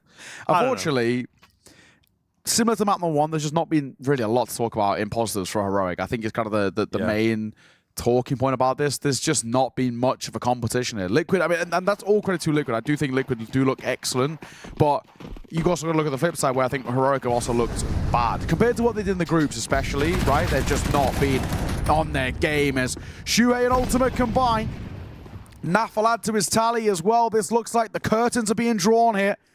And a bronze medal going the way of Team Liquid as Heroic are going to bow out with a bit of a whimper, unfortunately. All on the shoulders of Youngster and excl to save face, but even that feels like quite the tall order. 1 man left with it all to do, and excl's towards A. They know where he is as well, so you just take that bomb towards B, if you even need to be honest.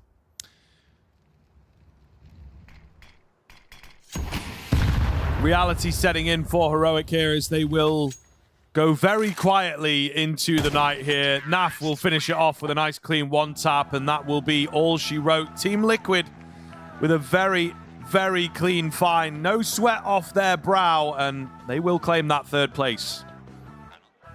Liquid solidify on Dust 2, winning across 2 maps over Heroic and get themselves 3rd place here at the tournament. Congratulations to them. Commiserations to Heroic. Such a strong performance there, Prof and Ven. Yeah, it was, they did the job. 20-minute map, I think, something like that. So that was quick, just that was a smooth. speed run. I'm not used to that at all from this tournament. Every game somehow managed to be a competitive affair. This was a nothing burger, as they say.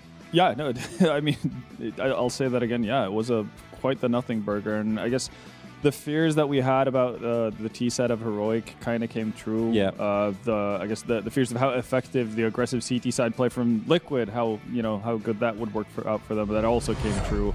And it's not a recipe for success if you're Heroic. Kind of a regression to the mean from Heroic. I think earlier in the tournament, what we saw from them is everyone playing to 80-90% of their potential, and there's being some decent cohesion. what happened here is, you know, a better team showed up, didn't allow them to win, you know, individual duels on that high rate that would allow them to play out the mid and late rounds. Most of these rounds were done before they even began. It never really felt like Heroic had a foot in the door. Didn't help that they lost all of the pistols in the series. Obviously, if you're an underdog, you wanna kind of have that as your crutch to push you in the right direction. Maybe have a good start, build off of that. They're always fighting from a deficit, and it was always a huge uphill battle. But you know, props where it's due. Liquid just played a really good game across the board. Nothing to really scoff at that from what they put forward. Is it fair to say that the result of this match was the compounding of, you know, Liquid performing pretty well and Heroic just, looking like a team with a stand-in and just overall not really being on the same page, Ven? Yeah, I think that's fair. I think Liquid, again, showed a better side of themselves today than what they did yesterday. It wasn't as flat. Heroic kind of continued their regression, really, which is a bit of a bummer. I do think the maps were always going to be difficult in that sense. They would have a hard time finding necessarily a leg up on Liquid unless Overpass went through, and that was never happening. So yeah, it was always going to be a tough one for Heroic in that sense if they couldn't just come out guns blazing. Our boy Naf, another good map, another good series. I think he ends the tournament as the highest rated player for Team Liquid. Naffers in chat, Slothers rise up. Slothers rise up, I should say. Big up to Naf. Good to see him close out strong, as you sort of just mentioned there, Prof. It's been good to see Naf find his feet at this tournament. I think moving forward... Nice clutch here. Yeah, super big clutch, pistol clutch. As this team move forward, I think Naf continuing this type of form could be integral beyond the re-edition of Elige to this team finding further and bigger successes. 100%. I think what we saw this year is players in his position have been stars for their teams. Rops, his addition to Vitality changed that lineup completely. Like this anchoring, lurking star role is something that he did in the past. He won MVPs in this role. He has 5 MVPs to his name. There's not a guy that doesn't know how to play Counter-Strike. Whatever was going in and around Liquid this year obviously didn't suit him. Ironically, the return of Elige, who famously, these two didn't really get along. Was the problem. Towards the end of the last stint, seemed to unlock something in this guy. Maybe he needs to prove it to himself that he is good. Got to cut you off there. Perfect timing, actually. Yeah, we're going to head down to the stage. I think it's our winners interview. So let's head down to the stage now. Jangbei, Dove, and... Yes, Shuhei. 2025. As a team that going through a period of transition, this is your best finish in a while. What's your true feeling behind this? A lot of mixed emotions, honestly. I really wanted to come here and take the trophy home. I really like playing in China. I think the atmosphere is always really nice here, and especially in these arenas. I was here 2 years ago. I was here last year as well, and every time I come here, I'm very happy to be here. In terms of the result, I think that honestly speaking, third place is not that bad looking at how much time we had with John, with Giga. I think we're still happy with third place. Obviously, we aim to go further, finals and possibly the trophy, but it was not meant to be this time. But definitely, we're on the right track to do it one day. 我现在的感受其实有一点点难讲，它是一个很复杂的感受。首先，我非常喜欢在这样的一个环境、这样的一个现场氛围打比赛。我去年来了这里，2年前也在这里。我每一次回来，我都能感觉到现场观众特别的热情，我能感觉到大家粉丝们给我们的欢呼声和支持。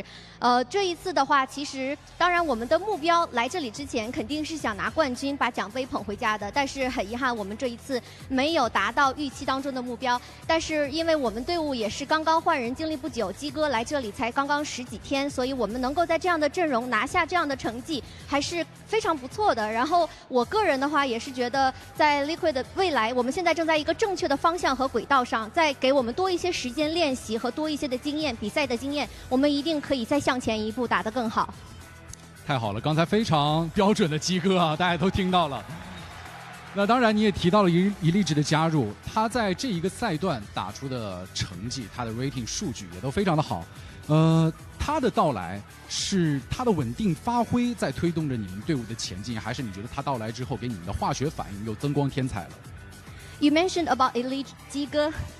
We noticed he played really well during this tournament. His rating is really high. Do you think he brings more stable to the team, or you think he brings more element that makes your team have new chemistry and play better? He brings a lot of positives to the team. I think overall as a player, he's let's say a complete player. He brings a lot to the table in all regards in terms of communication and also calling a mid-round, helping me call and figure out the situation that we're in. I think he's giving a lot of input. We're learning from him as well. It's something that we needed, and you could see the dynamic is working. And even though he's still not settled in that much yet, we're on the right tracks, and we're already seeing some good results from him and from the team with him coming in. So I think as time will continue, we just get better at this and we develop even more, and he's going to feel more comfortable. He's going to be even better on the server, so I'm looking forward to that. 当然，鸡哥他是一个非常好的选手，非常优秀的选手，他是一个完全体的一个职业选手啊。然后鸡哥的到来呢，给我们带来了很多新鲜的元素。他在中期帮助我指挥他中期的一些战术，他中期的一些包括在赛场上的一些帮助队友们一起去沟通交流，他都做得非常好。他的到来可以说是给我们队伍带来了更多的新鲜感和我们更多的体系。所以我觉得鸡哥的到来绝对是帮助我们 Liquid 打得更好了。而且呢，我觉得随着时间的推移，鸡哥在我们这里适应的越来越好，因为他现在也刚刚回来嘛。所以当他完全适应到我们 Liquid 节奏之后，然后我们互相支持，互相继续进步，我们一定可以打得更好。相信你们。那当然，带着这个季军的成绩，你们要进入到下一个备战周期了。你们认为液体要真正重返巅峰、重返 Top， 马上迫切的需要去解决的问题会是什么？是战术体系的固化，还是地图池的深度需要去加强？ This is not the end. This is just a new beginning of Team Liquid. With going further in lands, maybe grand final, what is the most crucial thing you think Liquid should do, or which area you think you should improve the most? I think it's just a matter of time. We're working on a little bit of everything. Right now we're still trying to figure out how to settle John in the best. That's going to be the goal for the next couple of days. I think there's still a lot of things to figure out in terms of settling down with a really strong playbook for the major and things like this. So yeah, I think that the time will tell basically what we need to figure out. But for now we're working on what we need to do, and it's working, and we're continuing. 其实各方面都需要有一点点进步吧。这里有一点，那里也有一点。我们现在最重要的当然是让鸡哥能够更好的适应 Liquid 的节奏、Liquid 的打法。然后在鸡哥完全适应了之后，我们就可以在比赛上面，包括我们下一个要打的 Major 上面有一个更好的成绩。当然了，目前来看的话，我们需要的其实就是时间，时间会给我们答案。我们 Liquid 现在所需要的就是把我们现在的这个阵容打得更熟练，体系打得更好，然后进入到后面更好的成绩、更好的比赛。 太好了，我们还有2个问题，这个问题可能会有一些有意思。我们找了一个有意思的数据对液体来说，因为上一次液体进入到总决赛是3年前，2022年的 Blast，所以3年后去展望，你会觉得下一个 Major 是液体很有希望进入总决赛的时候吗？ We have a spicy question for you. It's a little bit interesting. The last LAN Grand Final of Team Liquid was 3 years ago, 2022 in Blast. Do you think we can looking forward Liquid showing up next LAN in the grand final just next time this year? There's not a lot of tournaments left this year, but definitely I think it's possible for us. Maybe not next tournament, but in the near future, I see us reaching that point that we're all really working hard for. So yeah, I think very soon you will see that. 也许不会是下一个比赛，因为我们所剩的时间也没有特别的多。但是我可以在这里跟大家保证，在我们共同努力，我们 Liquid 的5名队员和教练一起努力的情况下，我们一定会在不久的将来让支持我们的粉丝看到我们再一次出现在总决赛的舞台上。希望大家继续支持我们。谢谢各位的掌声。所以你也看到了，现在在我们的这个场馆里面，这么多支持液体的粉丝，有什么对他们说的？有什么对屏幕前支持你的人说的？ There are so many fans here supporting you guys. Any words to them? Yeah, I would like to say big thank you, share to everyone here. Like I said, every time I come here, I enjoy the experience a lot. I enjoy playing in front of these crowds. You guys are amazing, and hopefully I'll see you soon. 就想跟大家说，谢谢你们，谢谢每一次我来到中国打比赛，我都能感受到现场观众给我们的支持，给我的支持和鼓励，我能听到大家的掌声和欢呼声，非常感谢大家，希望大家继续支持我们，谢谢。谢谢各位，再次恭喜液体获得了 CAC 2025的季军，再次把掌声送给液体好吗？感谢各位的掌声，也感谢各位。我们先进入一段场歇，一起期待待会儿。 非常精彩的总决赛，等会儿见。Thank you, Zhang Bei, Dove, and Shuhei. Shuhei, his first response, wanted the trophy, but happy to be here and get third place. Exact words, not that bad. I think that's a fair take. Maybe not that bad, being quite humble. I think third, all things considered. I mean, yeah, only positions better, second and first. And whilst we thought they could reach there, third is. I don't know. I want to say it's a good result. It's decent. It's decent. Not that bad. I think is underplaying the result. I mean, he said not that bad. You started, the segment before the first map saying like somewhat good, and I think we're kind of landing. We're playing with semantics. Perhaps, like we're landing in the same territory. And again, I think it comes down to the fact that Liquid just straight up hasn't been good for quite a while. Yeah. So any a top 3 position, you'll take that. I understand that obviously their ambitions are much higher. And so obviously, they're never going to be happy about not winning a tournament. But considering, understanding reality where they're at, third place is a step in the right direction. I think they're hoping for 3D Max to win the grand final. Yes, feel just a bit better. We lost to the eventual finalist. Unlucky draw, could have been at least second. Didn't win the title, didn't win a trophy. It's been a while for Liquid. So from that perspective, more than anything result-wise, I think they would like to have a trophy. But you see their we saw some of the limitations in 3D Max. I think the playbook is still pretty bare bones, but against a lot of the position that was here, that's going to be at the next tournament in Bucharest, I think it's going to carry them through. The quality that they have and the players, I think that's the most important thing. Seeing some of the players show up. I still have questions about Nerds, but Naf, Elige, Shui as well individually seemed pretty good. Something else that was interesting was Shuhei reflecting on what Elige is bringing, how it's not just firepower, but also he mentioned mid-round calls.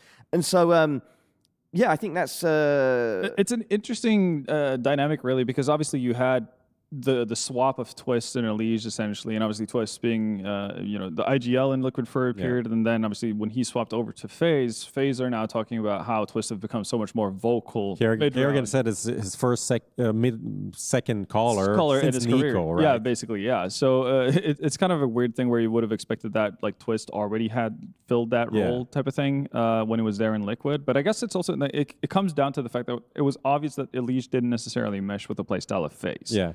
I think this also kind of implies that Twists wanted to leave and wasn't really committed to Liquid for a while, because he's not a guy that's just going to play his own game and never say anything unless things are not going well. And that's why this whole swap makes a lot of sense. Yeah, and I think, again, Elige likes the structure that Shuhei brings, and if Twist sees himself as a good fit with a Kerrigan-esque team, then he's probably not going to mesh too well with how Shui, looks at the game of Counter-Strike. So it makes sense that they kind of get two pieces, both respective teams get pieces that just kind of suit themselves better with their in-game leader. I think also socially, or in terms of the dynamics of the team, allowing a star player like Elige just to be somewhat vocal and add a bit of his flavor, I think that's a good thing that that Shuhei and the team are on the same page about, Prof. I mean, you have to do it. There's no point in bringing in a team, bring a player like Elige in your team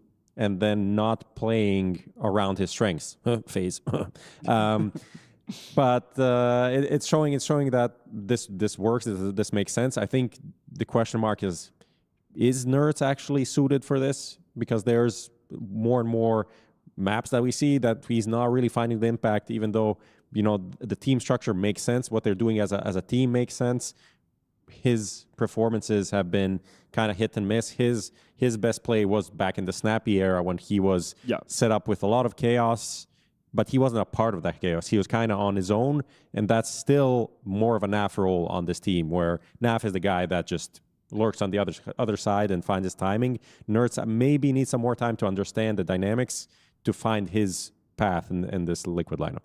Yeah. Let's stay on board with you, Prof, because we can take a look at a round that helps showcase this style that Liquid are developing. Aggression on the CT side. Yeah, I mean, we highlighted this going into the map, and it started off, obviously, Liquid won the pistol, so that's great. And then one of the first gun rounds, they do this play. We see Nerds pushing up top mid, putting pressure there. Meanwhile, Naf and the Liege pushed into lower. We see Nerds losing the kill and a trade happening here. But meanwhile, there's a lot of action in B, which is putting pressure on the Heroic guys. They really didn't know how to react to this whole thing. Ultimately, kills kind of fizzled out across the map, but it's mainly the upper push and then the pushes in tunnel that we didn't see here on the replay that made Heroic very uncomfortable. Even though these duels look very simple, it's more about like, okay, where do we even go on this map because we don't have any positions? Yeah, because like the round starts off by Hades being boosted in you know, out of spawn basically, so he actually does spot at the very least one player getting into lower dark. Then there's smoke blooms. I'm unsure whether or not, you know, can't be 100% sure if he saw the second player moving into lower dark, and then they have a slight altercation. You know, towards upper. They make noise, obviously, as they move from lower dark to upper.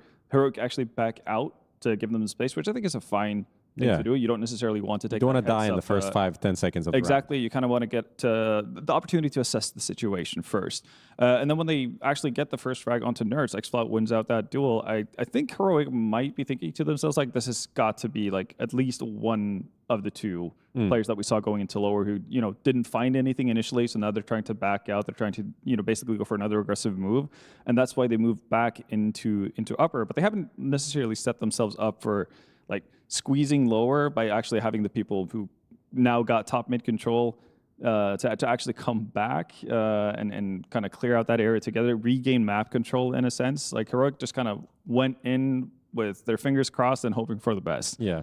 And they got punished heavily for it. Another round that we can take a look at is round 16. It was sort of the final nail in the coffin for Heroic, but it's also a round that showcases some of the dynamics that we've been referring to about Liquid. It was a 2v3 on the A site to close things out.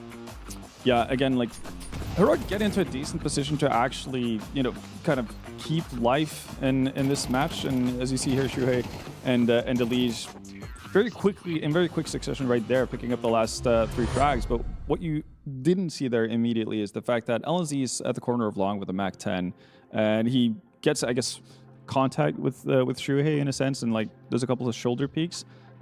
He, for my opinion, kind of overextends his welcome by re-peeking, like I think it was a total of 3 times. Gets tagged down to 11 HP. Now he can't take the duel versus Shuhei anymore. And I think Shuhei recognizes this, and that's what sets him up to actually go for the duel down towards CT spawn, which seems to catch the Heroic player down in spawn a little bit by surprise. LNZ, again, on low HP, slow to re-peek to kind of get the trade as well. So Heroic just kind of seemed a little bit, you know, off sync. Yeah, I think what you're saying there is off sync.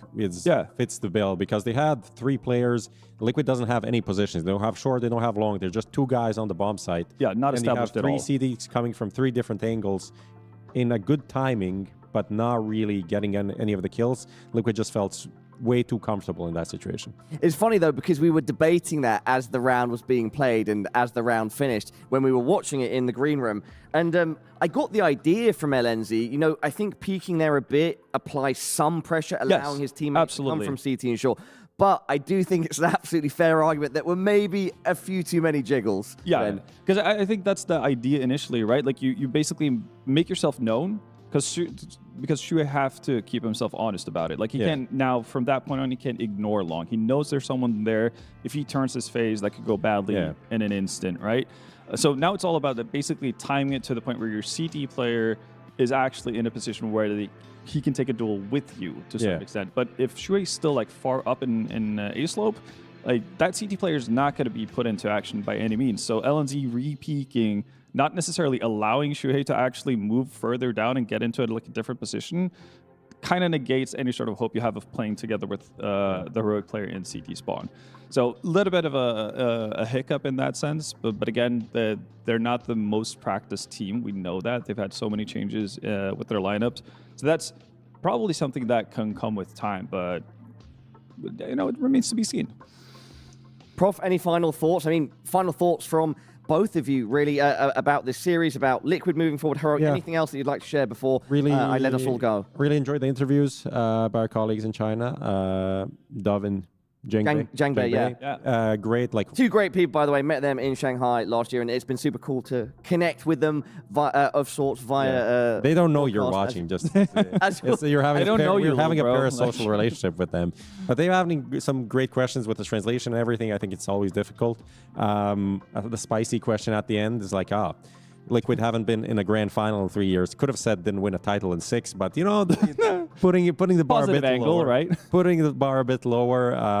Can they be in the final next time? He said, I don't know. Their next tournament is Bucharest. I think they can be in the final there. They're the top. They're the 4th highest ranked team. It is a 16-team tournament, a bit more like higher competition than CAC, but I don't see why that would be an unrealistic goal. Ven, what do you think about them, Liquid, coming to Bucharest as their next tournament? Again, I think it's a great opportunity to kind of build on the positive experience that they've had now. Again, I don't think you could have crucified them for having a worse result. Again, not a lot of time with Elysian, the team, or Jay-Z, as they apparently call him in Jigga, as they call him in China, apparently. So I think, again, coming back from Shanghai, making it to Bucharest, etc., that's going to give them a couple of days extra to practice as well. I think that can only do good things for Liquid. And again, like the continued resurgence of NAF, if that's a continuing trend that's going to actually stay, if that's going to stick, then that's fantastic news for a team like Liquid. Yep. Prof and Ven, thank you as always for your thoughts. It's been an absolute pleasure. So Team Liquid, very excited to see what they do next. For now, though, they are our 3rd place finishers here at the CS Asia Championships 2025. Don't worry, everybody. We've got a grand final to go, 3D Max versus Legacy. For now, a short break, well, actually a medium-length break of about an hour and 30 minutes. Go get some rest, relaxation, a glass of water, and we'll see you back here then. And you'll be joined by Richard Lewis, Maui Snake, and Dust. Much love and peace. She said she loves you, but she can't love me. But I love you. Yeah. Look, I know my man's going crazy. I gotta break on myself, I amaze me.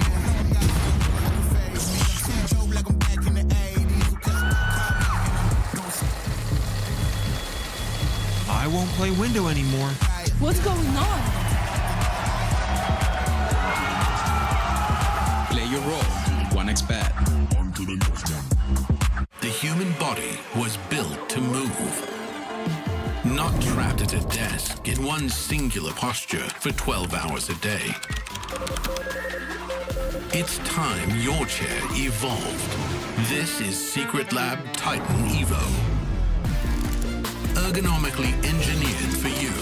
Gamers, hybrid workers, artists. Backing your every move.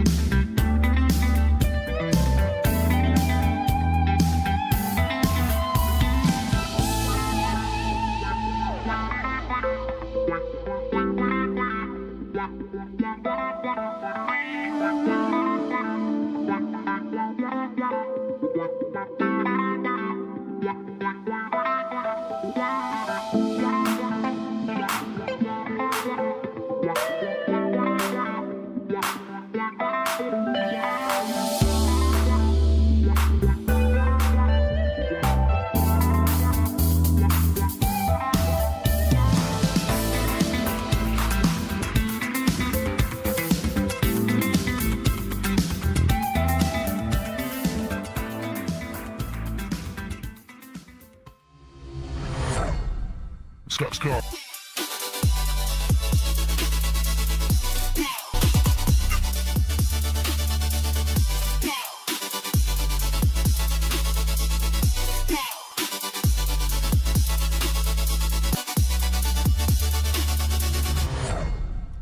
Welcome back to the CS Asia Championship for 2025. It's Championship Sunday.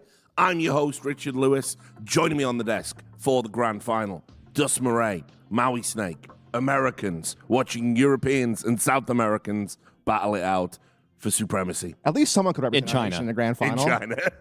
Really shows how far you've fallen. That's all I'm saying. At least we got some Americans in the grand final, Rich. True. Actually true. So guys, I'm super excited for this. It is going to be a best of 5 for everyone at home. So hopefully we're going to get a smorgasbord of great Counter-Strike here. I'm going to start with you, Maui. Obviously 3D Max, they're your friends, they're your homeboys. You're a fan of them, you love them. You've said they were going to win the tournament. So looking good so far. Some would even say besties. Indeed, besties. I am really pleased with the way that 3D Max has been able to overcome adversity throughout this tournament, being knocked down to the lower bracket throughout the group stage, having to battle back from being a map down versus Liquid. That was getting pretty dicey for them. The resolve that they've shown, the structure that they've shown, all of it looks great. I'm a happy camper because, yeah, Day 0, I predicted them to win the whole thing. So hopefully they pull it off and I look actually like I got something right. Maybe I do know some CS. Yeah, I mean, look at this as well. Speak well, at least. Yeah, Group A, kind of a bloodbath. It was like, didn't really know what was going to happen. A lot of people were looking at Team Liquid. Some people had some hopes about Virtus.pro as well. I mean, who was that? Well, I mean, you know, Virtus.pro fans, or 10 of them or whatever. But, I mean, look, the reality is the way that it's kind of panned out for Legacy, hell of a story as well. I mean, but just looking at that group there, you can see 3D Max had to do it difficult. You've got the playoffs here. Obviously, as well, one of the great stories about this tournament, the emergence of FUT Esports making the playoffs, beating FaZe, 3 out of 4 maps. Really cool story there. And Team Liquid, earlier in the day, obviously, they did lock in that 3rd place, the bronze medal. Scant consolation, I'm sure, for that new look Liquid in the return of Elige. But still, it's something. I think it was the bare minimum. Like, I feel like they kind of walk away from this event, not with an A+ with a passing grade, due to the fact that they were able to make the playoffs and they're at least able to, get some decent wins here and there. It's a nice, somewhat first look at them at like a more sizable tournament than their, Birch land run that they had with Elige, just to kind of get the gains they needed for VRS. This was like a more focused event for them. I believe they're going to be at Bucharest studio event in about a week or so we'll get even more data out of that. But yeah, all in all, been a really fun tournament. I think, as you noted, to see FUT get this far was a really cool story. Fnatic getting their acts together with like this weird revolving roster has been an interesting one as well. But I really do feel like we got the 2 best teams in the tournament in this grand final. Yeah, I agree with that. I think, it's kind of an interesting contrast as well for the final because 3D Max have done it, I want to say, attritionally. I don't think we've seen the best 3D Max in their games. I think they have a really solid tactical approach. No one's really stood out individually. Maybe Ecstasies, but everyone's kind of at that same level. Meanwhile, with the Legacy, it's feast or famine. They're going to come out, they either blow you away or they just don't get going at all. And very exciting when they do get going. So I think we're in for a good final today.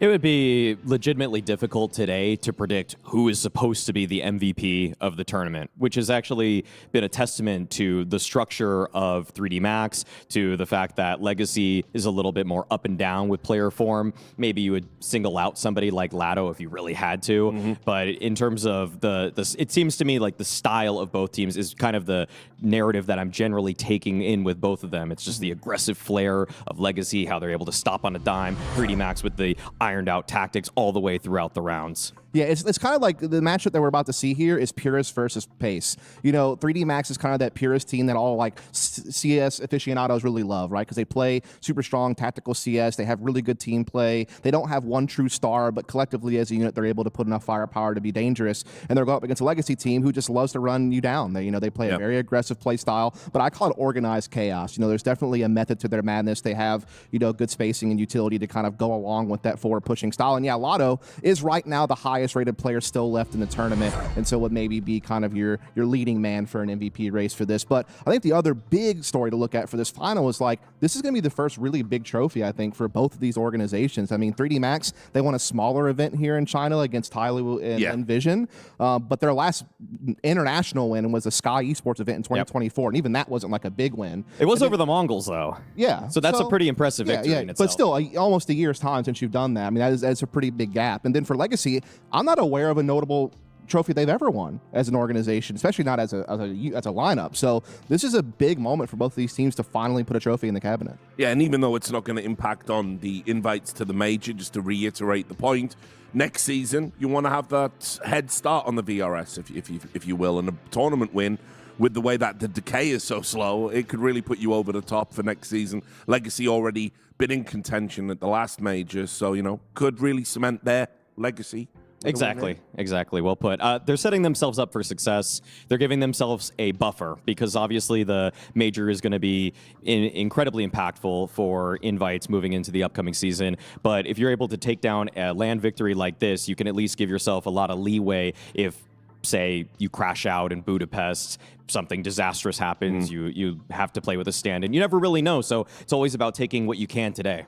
I think it's also about just trying to increase your status overall in the eyes of the community. I mean, I think for a long time, 3D Max has been somewhat overlooked because it's they would consistently kind of place 9th to 12th and keep themselves in the conversation of attending big events, but playoff runs were never really there for them. I mean, I think the only notable one was the recent one at EPL where they placed top 8. So, congrats to them there. They seem to be on a pretty good bit of momentum off the back of that. But with Legacy, it's they made a lot of ruckus at the major, but they still didn't make the playoffs. And, they haven't had the best follow-up to that event until now, where they have this grand finals appearance. So it's about moving your way up the ladder, actually turning yourself into a team that people pay attention to. I would say the story for 3D Max has changed so quickly because the major was rather disappointing with their finish. Fisher, they went 1-3 at that event, and when it comes to EPL, at the beginning of EPL, they were supposed to play with a stand-in Nevera for we didn't know how long because Maka was out for some kind of family issue.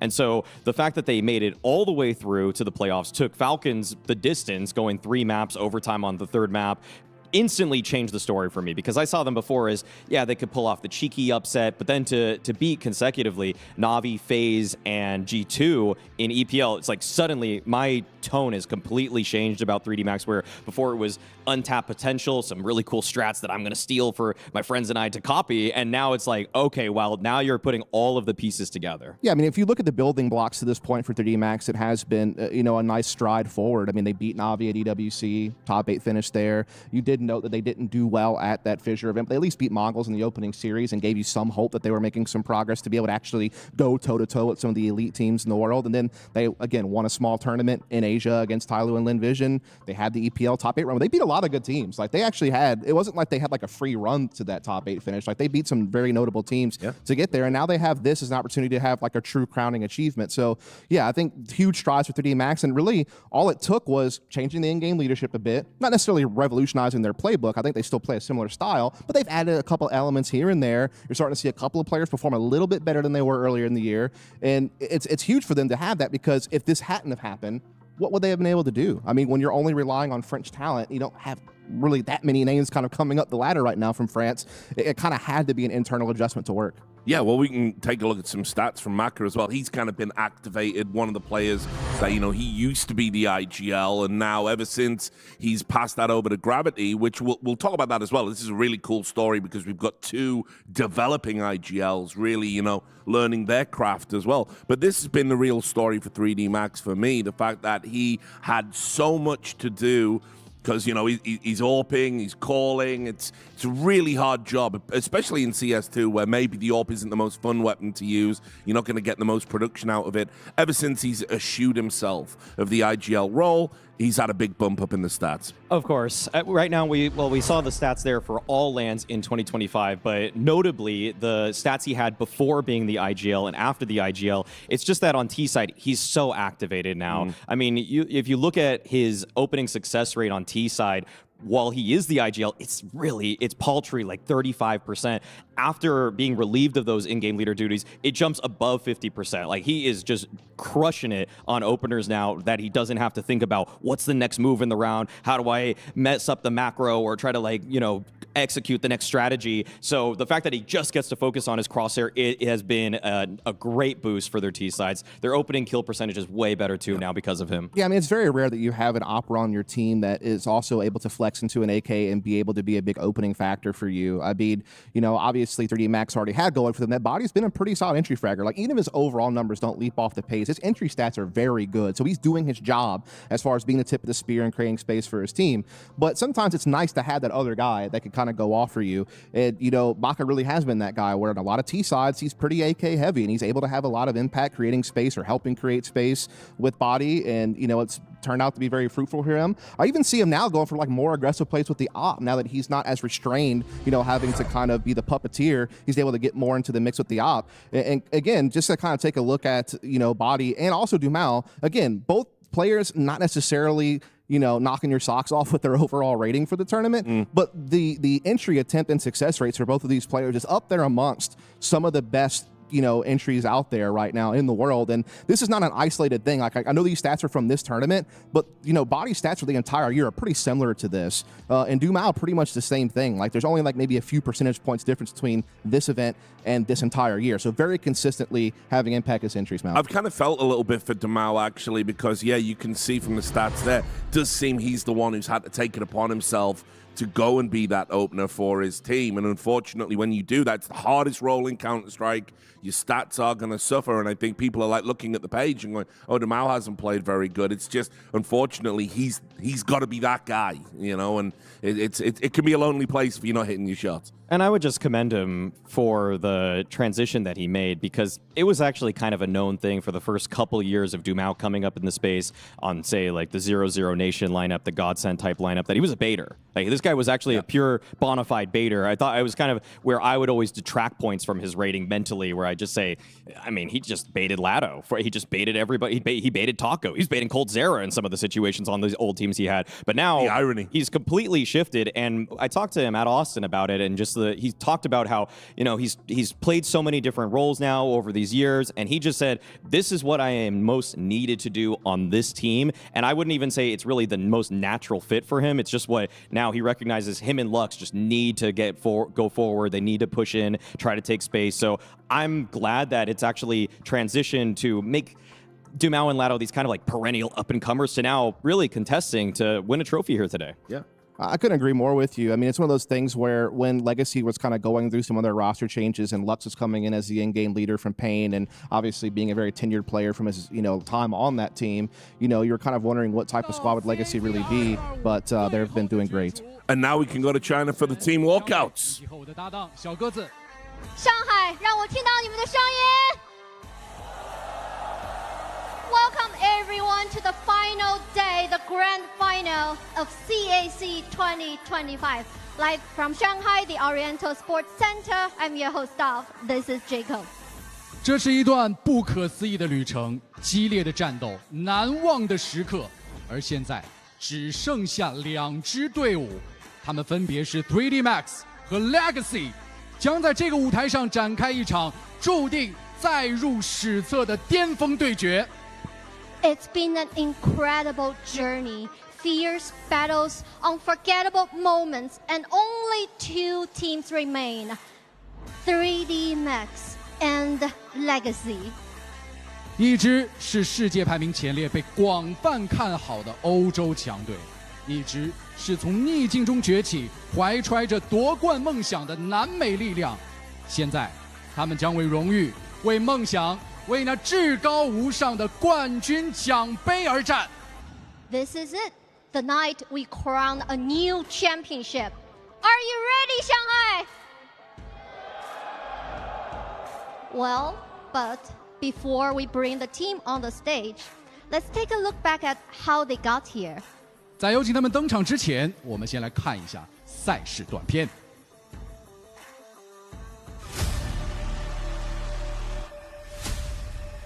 这是极少数人才能触及的王座。有人曾铭刻过传奇之名，点燃梦想的星火；也有人燃尽所有，却未能触及星辰闪烁。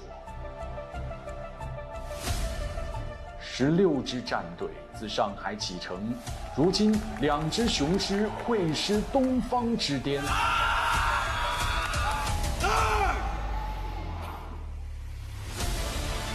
离不朽仅剩1步之遥，横亘于前的唯有最后的对手。谁将功亏一篑？谁又将加冕新王？登神之路从无定数，冠军宝座又永远荆棘遍布。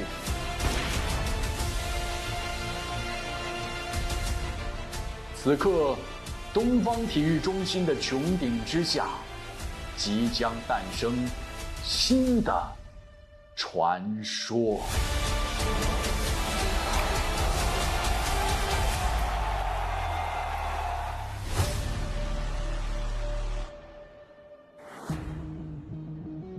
上海，请调整你们的坐姿，准备好你们的欢呼，让我们有请他们登场。首先是 Lux Gravity。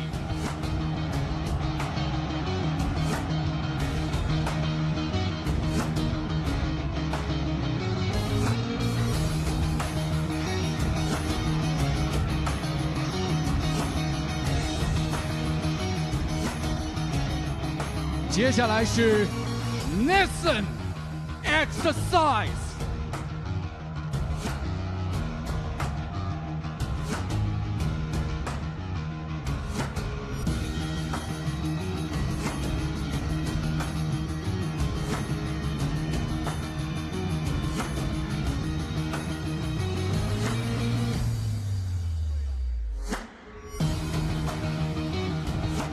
下一组是 Lado and Lucky。Sorry， 他们是 Dumo and Buddy。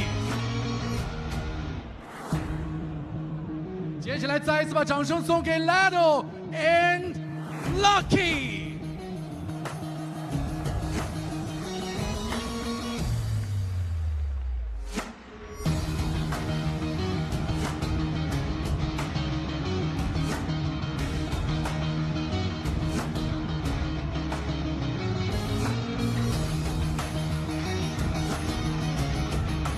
最后，他们的队员还差 Sassy and Maka。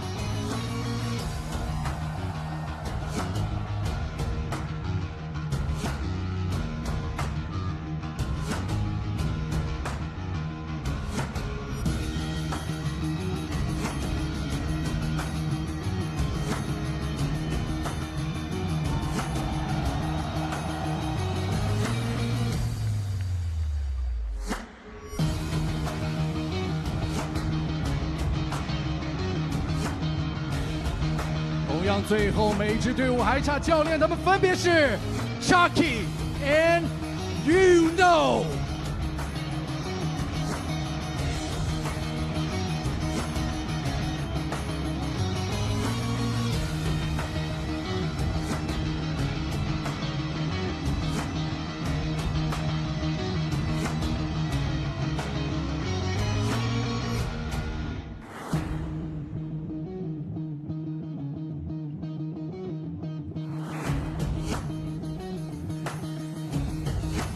是 3D Max 用实力加冕王座，还是 Legacy 以信念谱写传奇？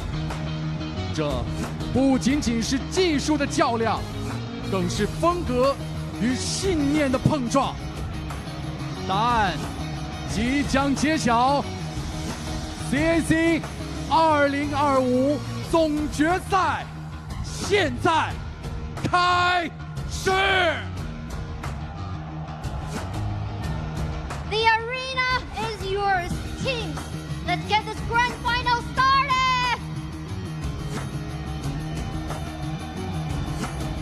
All right, there's the walkouts. We are ready to do battle, guys.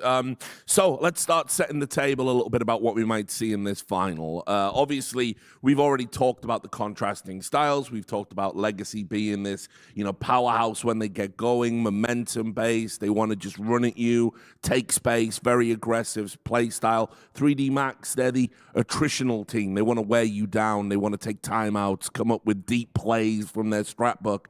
So, overall, I think it's going to be a really good final. I'm going to just ask you flat out, which team do you like here?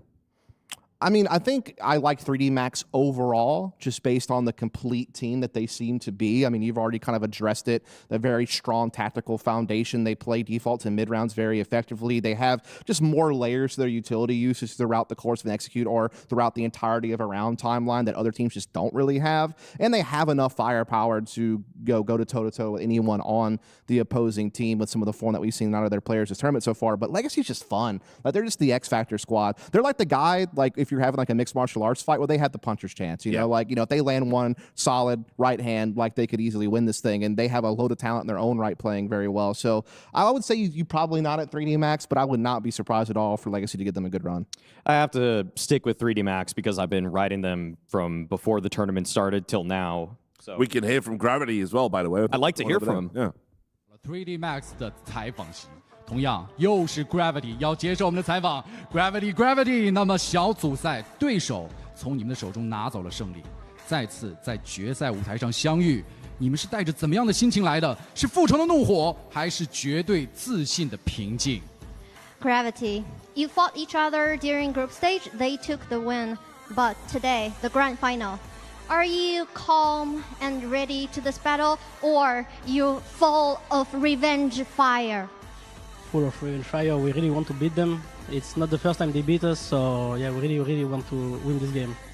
当然是复仇的怒火了，这不是我们第一次跟他们对战了，他们曾经拿下过比较多的胜局。今天这一场比赛，我们非常想要战胜他们。外界有很多的声音说，只要你们正常发挥，冠军就已是囊中之物了。在这里，你们有什么想对 Legacy 以及所有怀疑者发出的最后警告吗？ A lot of people say if you play as 3D Max, you already have the trophy in your bag. Any warn to Legacy or any words to people who doubt that? I don't think it's true. Just the best team today will win. It's a best of 5. It can be really long and also really fast if it's just 3-0. So the best team today will win. 我觉得这场比赛，因为它是一个 BO5 嘛，所以它如果是一个快速的对局的话，也是一个3-0。但是呢，今天我不能说具体是一个什么样的情况、什么样的战况，只能说最优秀的那支队伍将会赢下这场总决赛。好吧 ，Gravity， 那祝你们对局中好运。All right, Maui, you can finish your point. Yes, you've been riding 3D Max since the start, and you like him here. I feel like the maps that 3D Max are comfortable on, they're very much the favorites. But the thing about Legacy is that given it's a BO5, and in some cases, I would say that they might even have the better individual peaks. Players like Lado, even what Sadzin showed me yesterday. I don't always get that game to game for the 3D Max players. So if this really gets down to the wire, map 5, neither team is really comfortable. It's something that's kind of like a secondary, tertiary pick for them.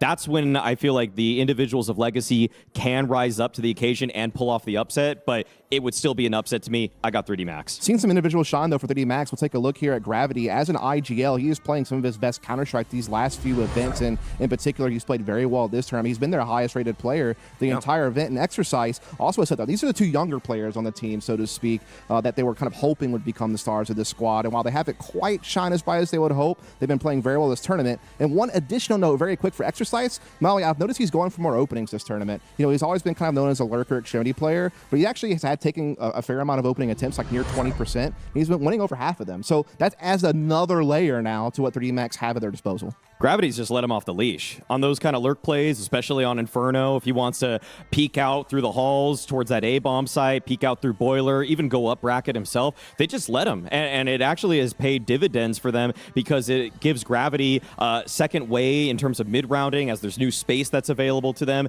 It is just a little bit more surprising because everybody loads up into a match thinking it's going to be obvious, but it ain't. And now we can hear from Legacy. 这里是江北的小鸽子，我们现在来到的是 Legacy 的对战席，我们找到了 Dumo。大家这么大的声音，是因为你知道吗 ，Dumo？ 你在中国有个外号叫深渊巨口，因为你的喊叫声特别的大。Do you know you have a nickname in Chinese community because you're very, your cheer up is really loud, that you're very active and your firepower is pretty strong. I can translate straight to you, but I don't think you can get what's the meaning behind it.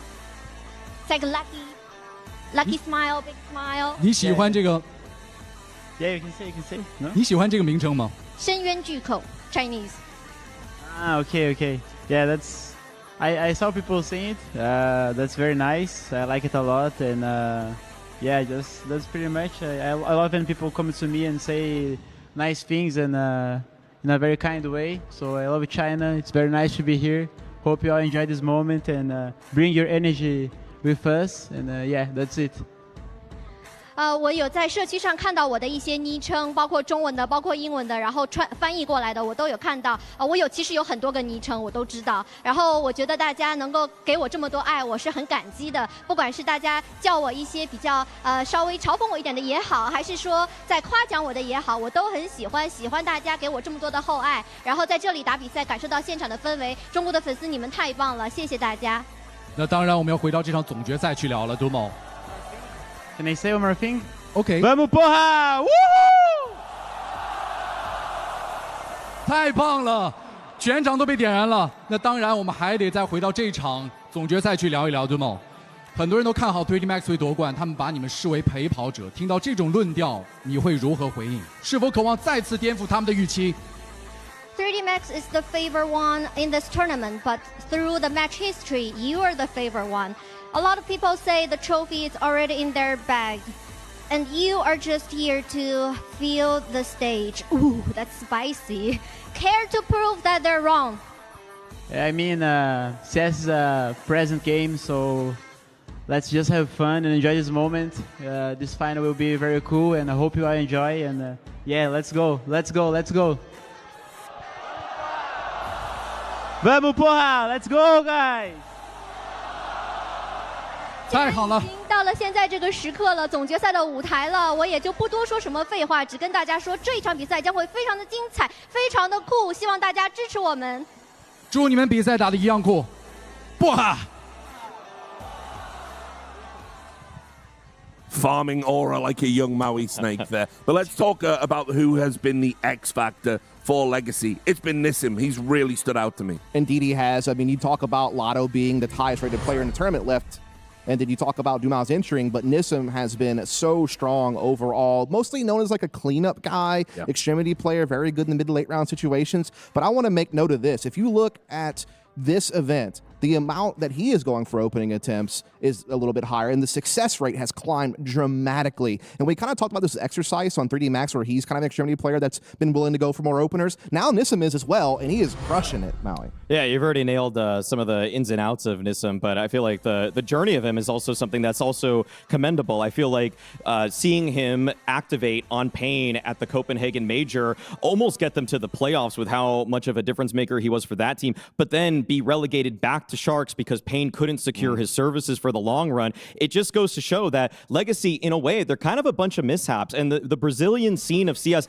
is the only scene where really the cream doesn't really rise up all the time. I mean, you get players who really deserve to be on the best team in Brazil, but because of those buyouts, because of the way that it's just been completely hamstrung by all of these different kind of transfer rules there, you have to develop these kind of second-rate squads, second-rate in air quotes, because you're not going to get these guys on Furia. It's just too expensive. So the fact that they were able to band together and form kind of like the second rung of Brazilian players to be in this grand final now, it's a testament to just how hard they've had to work together. Plus, we're also living in a post-Skulls landscape where, you know, $600,000 it might not even get you the best player. Yeah. Anyway, as you heard there, you know, it might surprise you to know about the past encounters between these teams because they have played each other, and you can see their Legacy have had the better of it, Dust. Indeed, they have. The first one going to 3D Max, I was back at IM Dallas. I was back when Anubis was still in the map pool, so a little bit obsolete now, but that is just showing that 3D Max is able to beat them. Obviously, Legacy had that great run at the Major, and one of the wins they got was indeed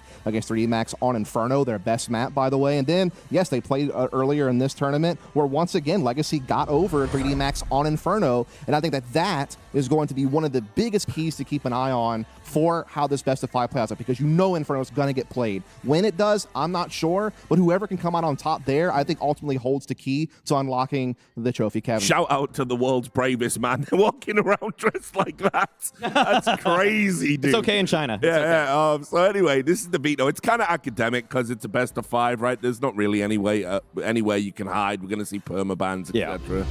Yeah, agreed. I mean, I think 3D Max probably want to go with Nuke here. I feel like the Inferno Battleground, like that you said though, Dust, and where that comes into this one is probably the most pivotal map in this entire sequence. I have to assume Legacy goes for Dust 2 here. I think they're both going to wait for Ancient until the end. Like, I don't think either team really wants to play it unless they've been working on something in secret and they feel like they have something prepared, because neither team has had the best resume on Ancient. So I think they let that go all the way down. Inferno as a third map, I think it's the perfect spot for it, Maui. Yeah. I feel like this is more or less exactly how I figured the veto would be going. I mean, both teams kind of, Ancient's really their 5th or 6th best map, so no one really wanted to play it. It's going to get really scrappy if it goes down there. But I think, right, Inferno, third map, that's pretty much the pivotal moment. Exactly. Right? Yeah. Exactly. Yeah, I agree with that. I think both of these teams are obviously really good on that map. We've talked about it with the Legacy. Very hard to put away. Even when it looks like they're going to lose, they find that extra gear. So, but 3D Max, no slouches on Inferno too. So I agree with you. I think that right there, you know, you probably by the time we get there, you're either looking at like the Legacy comeback or the 3. It's one of those things where it's like both teams get to start off on their strongest foot right away. Like 3D Max is very clearly the favorite on Nuke. Legacy, slight favorite on Dust 2, even though 3D Max is no slouch there. And then Inferno is kind of the common ground. And then after that, no one wants to play Trainer Ancient. Like, I don't think either team is looking forward to those two maps. I think they're hoping they can get done with before we get to that point. Yeah, well, let's start setting up the first map then. Obviously, we've got Nuke coming up. 3D Max, heavy favorites on this? I'd say definitely strong favorites. Even though the series odds are pretty evenly matched, I would say that the first two maps are probably 70-30 for the respective teams that picked them. So yeah, going into Nuke here, we just saw 3D Max dispatch of a Liquid team that for all intents and purposes, on paper, were the stronger individual team, but it's that 3D Max were able to recognize the individual plays that Liquid kept trying to run at them. They were able to work their defaults around that, make solid mid rounds as well. I mean, 3D Max, they have a wealth of ways to get down secret on this one. They'll occasionally go for the ramp play if they feel like it's an opening, but their A execs too are so powerful. So Legacy, they have to really be ready for the wealth of diversity of plays from 3D. Right, well, let's get this final underway. Take it away, Henry G and Dinko. Yes, indeed. Live from Shanghai, 3D Max versus Legacy in a best-of-5 grand final, kicking off here on Nuke for the CAC 2025 finals, Henry. And we're getting right into a ramp play for 3D Max. Oh, yes, indeed, Dinko. A best-of-5 is upon us. 3D Max, I would say, the favorites, even though Legacy took them down in the group stages. It's going to be Nuke to kick things off. One of the best maps for 3D Max. And you're right, they're going straight in towards that ramp room. And it's relatively open. They've actually focused their troops down towards lower. First frag coming in momentarily. Who will draw first blood? Sadzin allowing them to have the ramp room in total, so presumably go down towards lower, but they're actually focusing their efforts towards hell. Well, Sadzin very uncomfortable at this point, realizing they could be all over the floor just below him. He's going to hold that ladder push up. 1 minute on the clock. 3D Max starting to get in position, and there's the peak. The impatience finally. Cossad's in. It's going to be Maka to take him out and open things up for the French. Oh, barrel spotted. Lux should get the trade, and he does. Yeah, this is looking quite promising still, though. 3D Max with players towards heaven. Headshots raining in here. Going to help themselves to the A bomb sites down to Lato to try and defend. Body looking to sniff him out if possible. Lux fighting back. Lato some crisp shots at USP, and all of a sudden the round falls apart. It's going to be a 3 versus 1. Maka, surely nothing he can do here. Oh, it's not clean, Dinko. No, it's not. And they're going to run him down. 3 players. Easy headshot for Lato. In the end, Legacy have got the pistol round. Well, there we have it. Towards ramp. I'm very surprised they don't go down towards lower. You get that full early control. They get the opening pick, and then it's quite slow and stifled in towards the upper bomb side. Don't even get a plant out of that. Very surprising. Begs the question now, do we see the force in the second? It's a great start for Legacy, and this is on their opponent's pick as well. So the thing is, though, we've seen plenty of force by wins, but not going to be one here. It's going to be the full eco, going to bring out the AKs in round number 3. Got a deagle for Gravity. And just going to be going on towards the silo. They don't have any flashes, any smoke, so you would feel like Lux is going to clean up here. It's going to be the bomb on the back of Lucky. So here we go, down towards main. It should be nice and easy to clean up here. Lux dropping body. I mean, we got to cast this game already, Henry, in the earlier stages of the competition. It was 3D Max versus Legacy in the group stages in the Group A upper bracket semifinal. And it was a 13-6 win for Legacy on Dust 2, a 13-8 win for 3D Max on Nuke, and a 13-7 win for Legacy on Inferno. Now, we were talking about how this doesn't feel like the 3D Max we've been used to seeing all season long. We put it down to jet lag, burnout from like all the events they've been at. Which I think is fair. Yeah, absolutely. But they've had time now to settle into China, and I think they have just been getting better. They absolutely have. Legacy, it's been quite up and down. Now, sure, they're here in the grand final, but against FUT in the semis, 2-1, it felt like a game they arguably shouldn't have won there. And then yesterday against Heroic, sure, got the win again, but they played Dust 2, and they looked absolutely woeful to kick things off. Now, the good thing is they've had a good, strong start here to open up the grand final. Not going to be down in the hole 0-6 or anything like that. First round will be very indicative as to where we're going with this one. Can they hold on in the bonus round? We've got a Famous and MP9, speaking of which, it's going to be pushing in towards the hub. First kill attempt coming through. Lucky to be alive as Doom does a great amount of damage.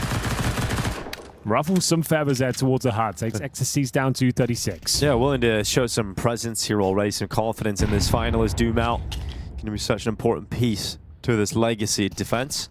Oh yeah, absolutely true. XSC's coming on over. He might go in for a double dip, but if he goes back again, Dumao is close quarters, and that really is unlikely to go well for XSC's. That MP9 can rapidly melt him away. Now remember, when these guys played Nuke earlier in the tournament, this is the map 3D Max actually won, and they kept doing those upper executes. Remember, it was all the Molotovs and the flashbangs. Legacy just didn't have a response for it. I'm sure they've learned their lesson.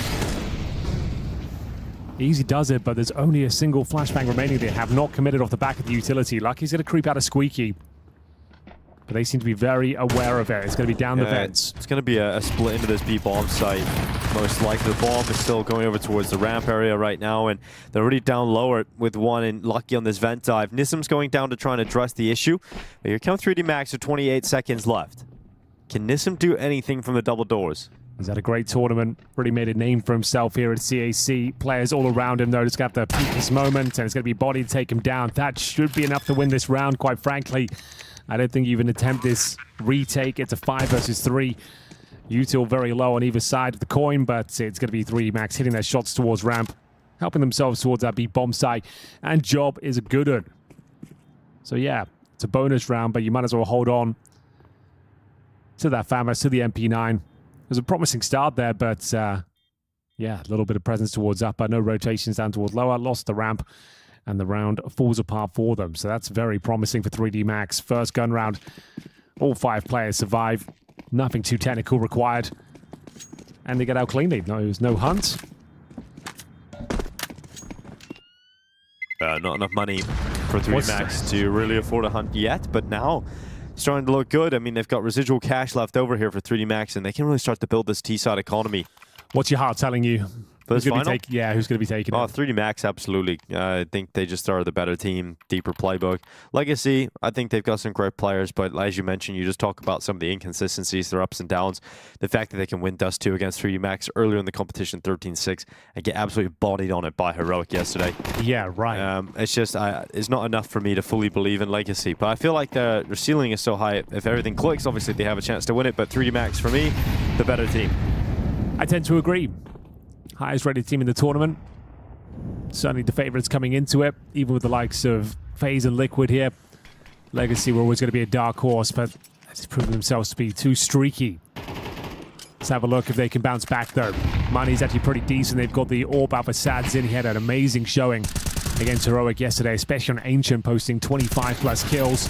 Could be down to Lux. Spots a player towards main, but I think Gravity takes note as well of his position. Flashbang comes over. Lux getting a lot of pressure in his direction right now, dodging those flashbangs very efficiently. Molotov lands, and Body trying to sneak in towards the garage. Here comes Body, slipping through the smoke back. Oh my god, spotted by Lux. He actually clocked him just at the last second there.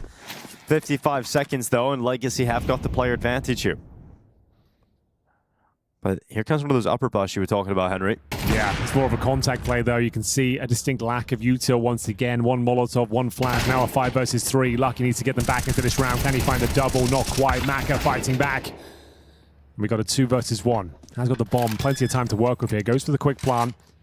But he's taken off it by the sound cue. Oh, he's gone back into the hut. Nissim.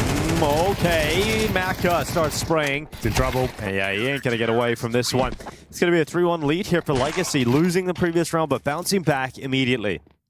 And Lux with 3K here. He's off to a hot start, 8-1. Yeah, really well positioned there. That was a complicated position. In fact, he was flashed off, Molotov as well. Tucked himself in the corner. A high-risk maneuver considering he saw presence towards the main roof, but gets the freebie, cleans things up from the heavens, and indeed 3-1. Money is okay for 3D Max here. We've got a Galil for XC and Gravity on the Mac 10, so Jess will be doing something a bit faster. Body's going to go outside by himself. We're going to have the initial couple of smokes deployed. He's going to be trying to show presence there, but he's not actually committing on it, so this could be one of those upper executes. Like we said, they were very good in the group stages against Legacy. So many Molotovs and the flashbang combos were brutal. We'll see if it works out this time. That's Lato. Straight away, Lucky going to be taken down. Nice double here from Lato. Okay. And no breaking through this time from 3D Max. It's not as convincing as before, is it? That was a little bit limp. Didn't have the same kick to it we saw previously in the tournament. Nissim just needs to play for 1 kill here. Getting that intel, nice position. I don't mind that commitment too much. Gets the intel as 1 more player towards Ram. Flashbang comes through, does catch SADZin. Sub 1 minute though. 1 Molotov between the 2 of them. It would take a series of blunders at this stage to give this round up. If you're Legacy looking for 4-1, this would break the economy as well. But Maka seems to suspect that Dumao could be there. Going to flush him out with a Molotov, but it might not matter. Either way, Dumao comes out on top. And this is a flying start here. Legacy bouncing back admirably, and they've actually got themselves a few AK-47s. The SADZin AWP as well, and 3D Max back to the drawing board of no plant. Those are the Molotovs we're talking about, but it seems like they've got the response now. Better positions and good awareness for Nissim to close out the round there. Sure, gets the one and done, but maintaining that man advantage. Gets the intel on the penultimate player. They're feeling it. No slow starts today. So Gravity will purchase the AK-47, but it is going to be a partial buy. Yeah, Hero AK here for Gravity. Pistols around them. Well, let's see how it gets going as we see 3D Max start to go towards the ramp from Nissim. Is going to throw the grenade in behind that smoke. And it does take a little bit off Lucky, but all the pressure is going to be on Nissim here. Eventually it's going to pop. They're going to break that smoke, and they're going to run him down. Nissim waiting here on the box. Peeks on up. It's going to be a quick double from Nissim. And that has taken the complete sting out of the attack. There's nothing left here for 3D Max. And a shutdown. Legacy have come in locked into this grand final. Yeah, maybe a tactical timeout required here. The Gravity AK doesn't do much for them. He'll have to go down to the Galil 5-1. Need to start posting some rounds here. Dual map pick. It's not going swimmingly, but should be more than enough to work with here. There are some concessions to be made, though. Body with just 1 smoke. Missing some key bits of util here. No timeout called. Surprising. We'll let this one ride. Legacy building up a nice reservoir of cash as well. Initial incendiary and some more outside presence this time. 2 players down towards the red box here. We have got a player on silo as well. It's going to be Maka. Oh, nice shot. Yeah, great shot from Maka. Lux has been an absolute nuisance outside. Well, he's gone in this round. Now 3D Max going to be crossing outside with the red smokes. They already got a couple of players towards Secret. And there's no one going down lower on the rotation right now for Legacy CT side, so quite a bit of space to work with here for 3D Max. Yeah, this is a perfect call. Keep applying that pressure, take some space. There are no CT rotations here. Be difficult to justify going for this one if they get the bomb down cleanly. Vent not even broken. They'll have to enter through the ramp, and we can see them coordinating themselves now. Molotov to deny those rotations. The old NIP plan here from back in the day. Nissim. He's got Dumal beside him. He's been the supportive player with utility. Gonna try and make Body uncomfortable. But Body doesn't really have to change up his position all that much. A couple of steps back for a moment, then right back into the cubby. We got Lato running around the lobby, making a lot of noise. Lucky knows exactly where he is. Patience is going to pay off. Lucky's going to take that headshot, and that's the round. So a second for 3D Max. They don't need a whole lot. Like, you can definitely get into the T side with limited rounds and then move on to the CT side, but it was just starting to get really worrying with the fact that Legacy were 5-1 up so convincingly, like shutting down these rounds. You know, 3D Max usually are so much of a threat when it comes to those Tech 9 rounds with 1 AK. It's going to do quite a bit of damage. But it's good to see that they were able to come back in here, get another round victory, keep 4 players up. But it has to be a bit of a streak now, Henry. This sporadic round victories, it's got to stop. They got to actually get a few going here. Yeah, not a bad round at all there. Difficult to keep that one sustainable, though. It was a lovely shot from Maka. I'm not really sure how many opportunities you'll get at that going forward, but we'll take it. No rotations down towards lower. Well, he might get a few more with an AWP. That's a good point. Now he's on his weapon of choice. 5-5 currently. Outside smokes deployed once again, nice and quickly here. Lucky going to be blowing off the squeaky door. Body not wasting any time here, getting down towards Secret once again. Making a lot of noise. Got a bit of a boost outside as well. Trying to get that OP angle. Now realizing could be some lower presence already. It's going to be Gravity. Does he try and cross over the bomb? Gotta try and make it just before the smokes dissipate. We have got Nissim this time down towards lower. Such a committed position though, Dinko. It's gonna have to turn from that flash. Would do very well to even get one, and he can't convert it. Oh, Lato under the open. It's going to be Gravity going down. Fire at his feet, and Lato continuing to try and spam, and low HP damage finished off our Body. Now in the vent, and we have got Legacy in a 3v2 with a bomb spilled to the floor. Exorcist and Lucky have to figure out how to piece this one together, and they're separated from one another. And Lux is going to get that opportunity here onto Lucky. And that's going to be easy for the Brazilian to come out on top. Leaving Exorcist with 50 seconds on the clock, nowhere near that bomb, and a 1v3 total. Oh, it's looking so good there for 3D Max. Managing to get the opening pick. Little damage received. But the rotations down the vent come in eventually. Running through the flames. Nice crossfire established. Bomb goes down in an awkward spot. Ecstasy, sure. He's the most clutch player on the squad, but is there anything he can do with this? Even if he goes up the vent, I think there's someone waiting for him. Oh, not the best attempt here, but still fine, still there have fine. been smoother transitions to the upper bomb side, but yeah, the fire at his feet making things very uncomfortable here for Exorcist. Lux goes over the top. Okay, Exorcist! Oh my god, he's got it down to a 1v1. And now he's going to plant it to the back of the site. Sadsin looking to run him down, but it's a quick reposition up to the top of the hut. Okay. Exorcist makes it real close, Henry. But in the end, it is Sadsin just about grabbing it there with a very composed reposition to the top hut. Yeah, good call from Sadsin to pick up the rifle. It wasn't looking good there for Exorcist for a second. Flashed himself. He didn't think he stood a chance. Fake plant comes through. Gets a couple of a fantastic kills with the AK-47 there to make it competitive. This is where it all went wrong, though. The bomb goes down. Dumal and Lato. The crossfire of Doom. This kill here, you'd think the round, there's no chance. 3 versus 1, but he makes it very competitive. Nice try from Exorcist, but sure, he does some financial damage, but the money is very strong for Legacy. They bounce back, extend their lead. We'll have a look at the finances for 3D Max. So they've got another full buy coming through as well. Their first tactical pause has been called. 6-2 on the CT side here. 3D Max need a couple more rounds to feel comfortable going into that second half. That was a good attempt as well. Players down towards Secret nice and early. Opening pick was theirs, but Dumao and Lato, the tag team duo, make light work of them, find themselves in a 3 versus 1. Xerxes is always going to be dangerous in those clutches. Gets himself a couple of kills, but wasn't quite enough. Didn't have the HP to go toe-to-toe with Sadzin on that rifle. So they've got the AWP for Maka once again. We talked about how strong their upper executions were. They haven't been as compelling today. Good opening pick. That boost works out for one. Maka doesn't preempt the angle. Yeah, Legacy to play with an advantage immediately into round 9. See what 3D Max can do without their AWPer. Body's going to pick it up and give it a go. Yeah, such a massive kill to open things up. Body's going to try and respond to it though. Searching for the AWP outside, looking for Sadzin. Not able to find him. Lucky, wild maneuver. Going forward ahead of his teammates. He's going to go down, and a second kill here for Legacy, and they can't find the vent. They're trying to find the vent? Oh, but if they go into it, it doesn't matter because Lato's in the vent. Okay. What's happening for 3D Max today? They are not looking their usual selves. Normally, no, they are very, not. very good on Nuke. Today looking a bit clumsy.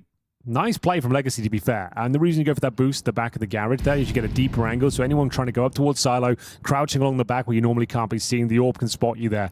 And it's also a very unexpected angle, as we saw. Maka didn't see it coming at all. Opening pick leads to this quite flat round.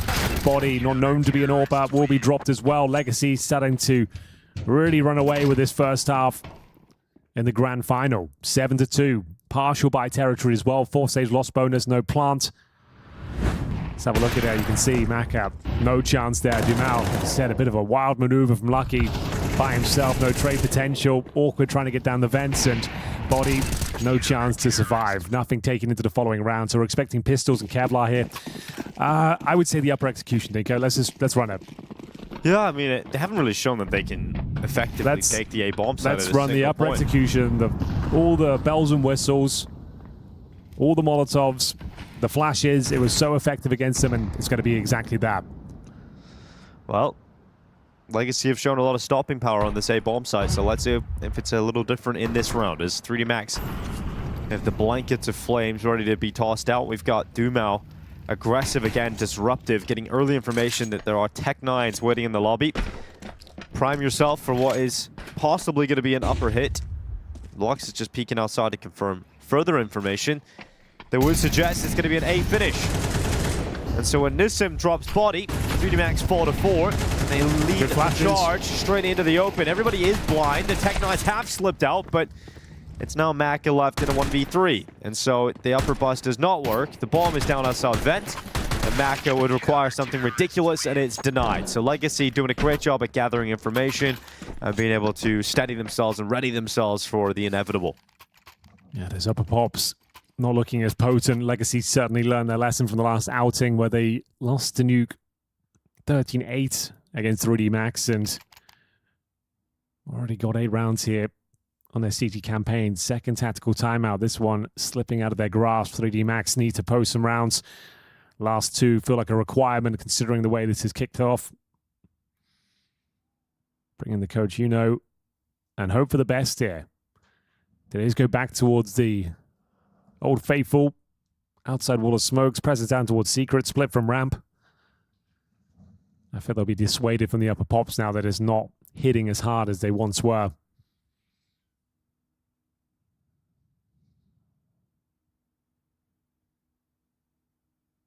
Bit of a shame the third place game earlier wasn't that exciting, was it? No, but it was absolutely dominated. Yeah, it was very quick, and I mean that is what you wanted to see in terms of the results. Liquid need to beat a team like Heroic with a stand-in. If you brought a lead, I guess you're right. It's quite at least some confidence for that Liquid team.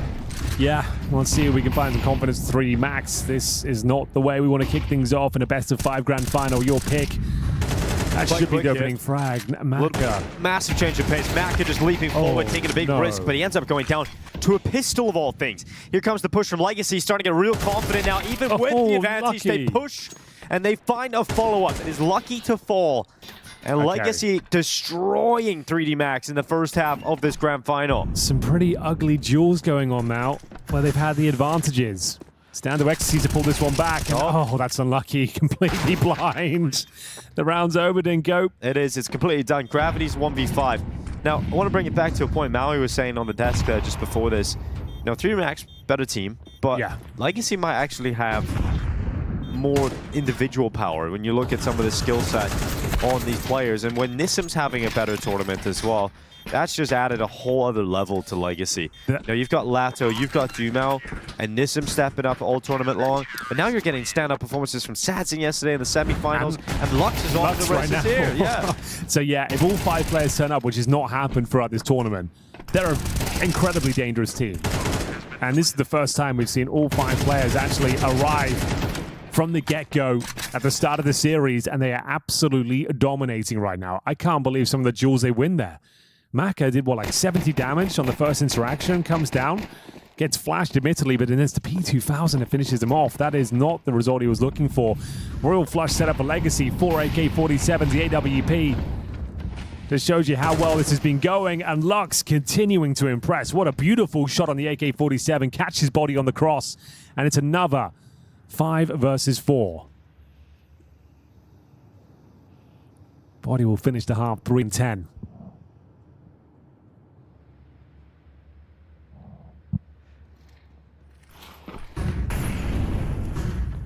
There's going to be Lato waiting on the squeaky door, and as a quick headshot as Exorcist able to trade him out now. 4v3 with Legacy ahead, and the damage done to the 3D Max players, Exorcist and Gravity, half HP between them. And it just isn't looking like this round's going to go anywhere. So 10-2 is the most likely outcome soon. But we'll see what Lucky Exorcist and Gravity can piece together with one flash of smoke and a molly. You just got to believe. Yeah? Yeah. This big third round coming in. The huge third round might be 3 rounds max. Oh, no. Well, it's going to be a contact play.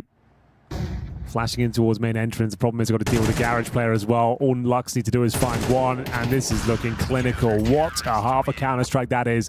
Legacy put their foot down and find double digits on a CT campaign here on Nuke. It's their opponent's map pick, and this is the best-looking Legacy we've seen all tournament. What a time to peak. What a time to arrive. Against Heroic on Dust 2, they looked woeful. That was how they opened their campaign in the semi-final. We were not confident for their chances, their prospects going into the grand final here, but really arrived in style today. 3D Max floundering. Not many advantages, not many clutch situations. Sure, Exorcist had that attempt on the 3-on-1, but only a couple of rounds picked up. That does not feel good at all. I'm not sure you can recover this one.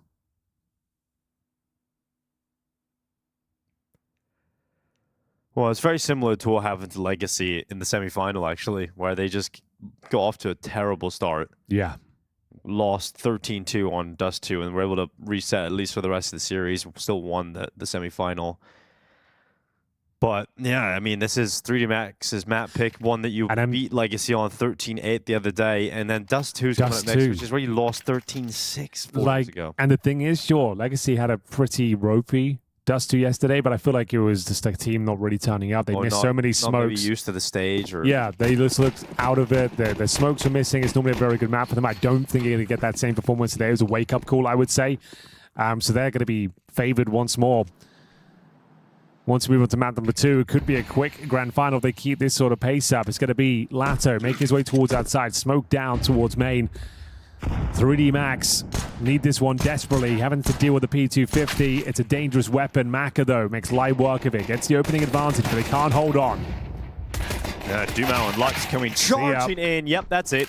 That should be Nuke, honestly, Henry. This pistol is so convincing again.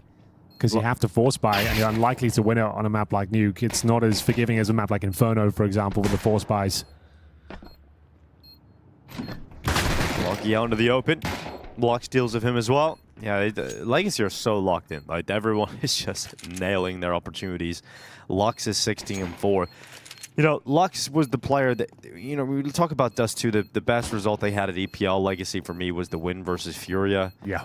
And Lux was the reason that they won that first map of Dust 2 against Furia. He was just so lights out. so solid, and it's great to see him Body's having a map performance like this. The body will die to the bomb blast. So 11-2 now for Legacy. As you mentioned, a very likely force coming up for 3D Max. You have to force, you can't recover a 12-2 deficit. So yeah, there's no two ways about it.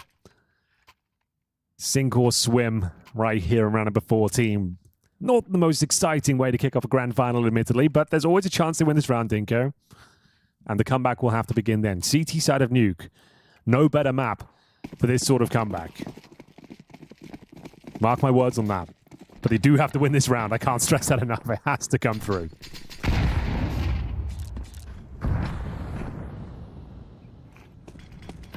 A lot of good stuff. It's off to a brilliant start. The leg gets worse, doesn't it, for 3D Max? Oh, all right, no. back it up. Well, yeah, that might... No, well, that is it. Good warm-up. That was... okay, that's a map of the best of 500. Good warm-up. XSC's gravity, body, still alive. But for how long? Oh, Dumao, that is disgusting. Dumao being a bit of a destroyer outside.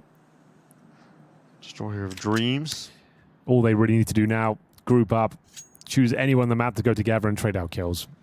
The only way this goes wrong is they maybe walk into the ramp, stack here with 2 players available, smoke down towards Squeaky, courtesy of Ecstasy, but they could just wait that out if they wanted to. No real reason to force the issue here. Ecstasy's actually vacating the upper bomb side. Will join his comrades over towards the ramp area. There is always a world you overcook.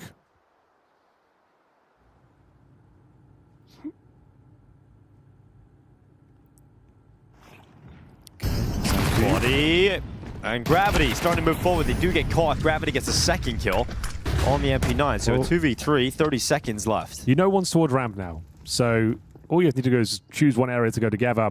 You'll have a 3 versus 1 at the very most. Yeah, well, Ecstasy's the only player that can do anything about this, and he's spotted and body bag before he can do anything. So it's now Gravity coming through the squeaky door. 1v3 with the MP9. They know he's last spotted towards ramp. It's going to be a possibility that he walks outdoor, and Sadsin immediately deals with that. So 12-2 map point here for Legacy. Okay, I got nothing left for you. I can't spin any more narratives of how they can bring this back. Dust2's up next. That's a different map, a different story. Henry got to go out and have a really intense conversation with each other and get themselves back into this, because 3D Max, you get very few opportunities to win tournaments of this size. You know, $1 million prize pool. You're missing out on the elite teams. You get very few chances where you're the favorite to win a tournament of this scale. Do not mess this up. You know, do not go into this grand final and get absolutely smashed and blown out by Legacy. This has got to feel like a winnable game for 3D Max, and they've got to shake themselves off, dust themselves down, and get back into this. It's not going to be happening here on Nuke. It'll be the rest of the series. Dumao has a kill. Lucky. Dumao trying to navigate his way in towards main, but the round actually looking quite promising here. 13 rounds, always hard to find, Henry. It's the hardest round in the world, we all know it. And 12-2, also the most dangerous scoreline in the world. Just a little running joke for the whole tournament now. Brought that one to the grand final. Yeah, this is looking quite promising. If anything, though, I know we always say this, it's an old cliche, just get as many rounds as you can get at this point. You're not going to win the map, but like, get them frustrated, get warmed up. Don't go into Dust2 with nothing. Yeah, shake this loss off. We can get 5-6 rounds, get in their heads. All of a sudden, you're feeling yourselves again. So this one's guaranteed. So it's going to take a few more rounds at the very least for Legacy to close this one out. Convincing one here. I say that. Okay, that should do it. And Luck spotted out. Lucky drops him, and he'll take an AK into the next round, looking to pick up another one as well. So 2 AKs picked up at the CT side. It's going to be not really a situation we can buy here for Legacy. So some upgrade pistols. 3D Max should get 4. And looking to buy back out for Legacy. Actually, Sadsin's going for the Scout. He's going for the full investment, only $100 left. They're going to take a tactical timeout to figure out what they want to do here, because they could buy and they decide to go aggressive. Got a single AK-47 here. Not all in by any stretch, but... No, it is fully in. They're going all in? Yeah, they bought everything. They got Galils, got Scouts, everything. Right down to the $0. All right, then. They want to get out of here as quickly as possible. Could cost them a few rounds, but looking for the knockout blow right here, right now. What's the call? What's the play? They are indeed fully invested. 1 Galil, 1 AK, and a Satsin Scout. Be great for morale if they can get this round over the line, but it's going to be a difficult one. Lux, 16-6. AK in a helmet. No utility. Let's get the roam the map as a soldier here. Sad's in with the scout. Spots one towards main, that's Dumao.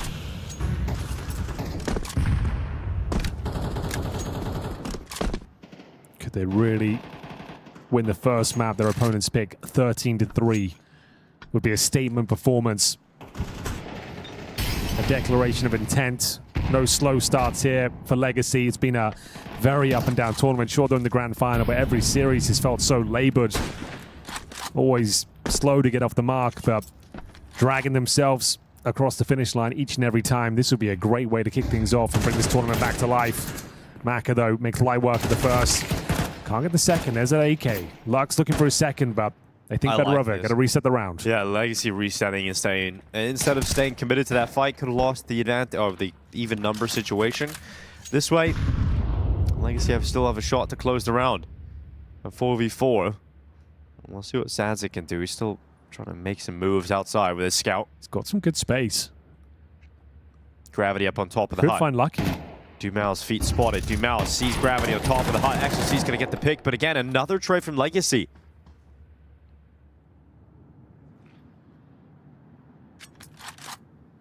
Sadson would have hurt the ladder. So he's going to fly up.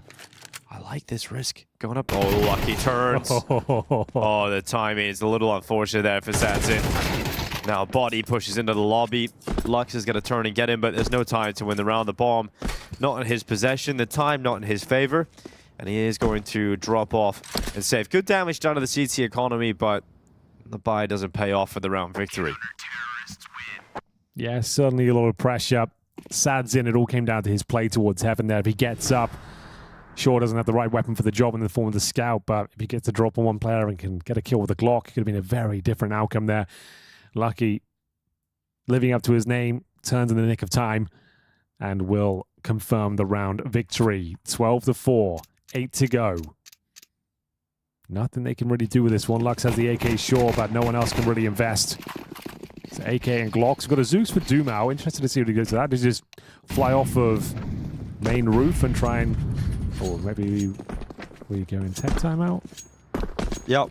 It's going to be a restart of the round here. Don't love to see that. No, a little bit extra server time for 3D Max at least, Henry. They need it. They certainly need it. Let's see where they can bounce back here. At least give us a compelling performance, get some of the individuals warmed up. Top fragging right now is Maka on 8, got XSCs on 7. Same story for Gravity, but on the Legacy side, they are firing on all cylinders. Lux 19-6, Lato 15-7. Lux, him having this sort of performance of everyone else showing up as well, this would be a difficult Legacy to put away. Dust 2 coming up next as well. Momentum on their side of the server, 2-0. Looking very possible for them. Then Inferno as well. Considered to be the best map for 3D Max, but I don't know, Dinka. The way they've played so far, anything could happen. Bear in mind, Legacy took them down on Inferno 13-7 in the group stages, so they know how to beat them on it. Them picking up Nuke this convincingly, like, there's a world as a 3-0 Legacy here. That's if they win Nuke. They haven't done it yet. So, no Zeus this time. Dumao was going to slide off the main roof, but maybe it's better he doesn't. Gets naded down to 30 points of health. Lux just looking to make a dent here. Any kills he can get will be very important because his money's only $1,000. So any extra cash he can farm would be great.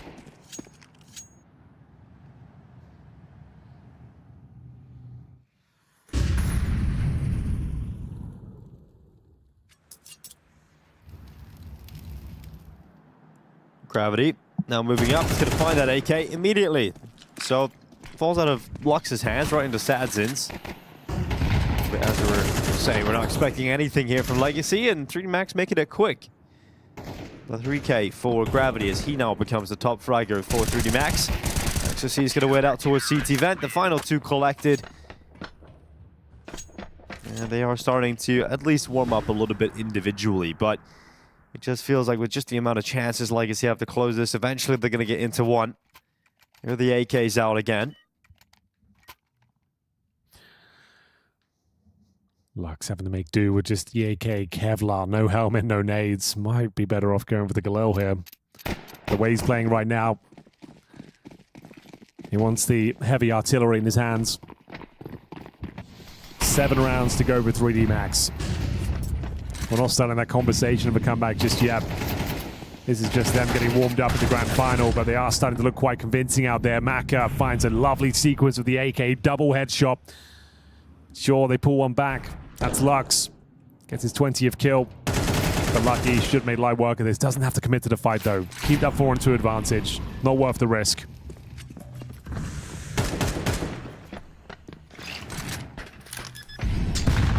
Grenade.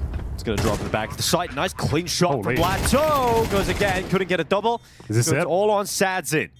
He's got to clutch this up 1v3 to close the map, and he just can't find XOC. So another one for 3D Max. This is exactly what we talked about. Up to 6 rounds. Keep them clean. Keep them convincing. Halfway there. They're doing a good job. They got a lot of money, too. Yeah. Like, this is all they can do. Get warmed up. Prepare yourselves for the ongoing maps, but yeah, every round they get, they're one step closer. 12-6. And the money's not great. It's going to have to be partial buy here. It's going to be match pause. Looks to be technical at this stage, but there's Dumao. Still smiling for now. And I say for now with bated breath because, yeah, you end up giving up a 12-2 lead. You are going to be absolutely gutted. They are now down to the pistols by the looks of things here. Had their fun with the 4 spies. Tried to close things out early. Now got to lock in. Got to find that form. The killing blow.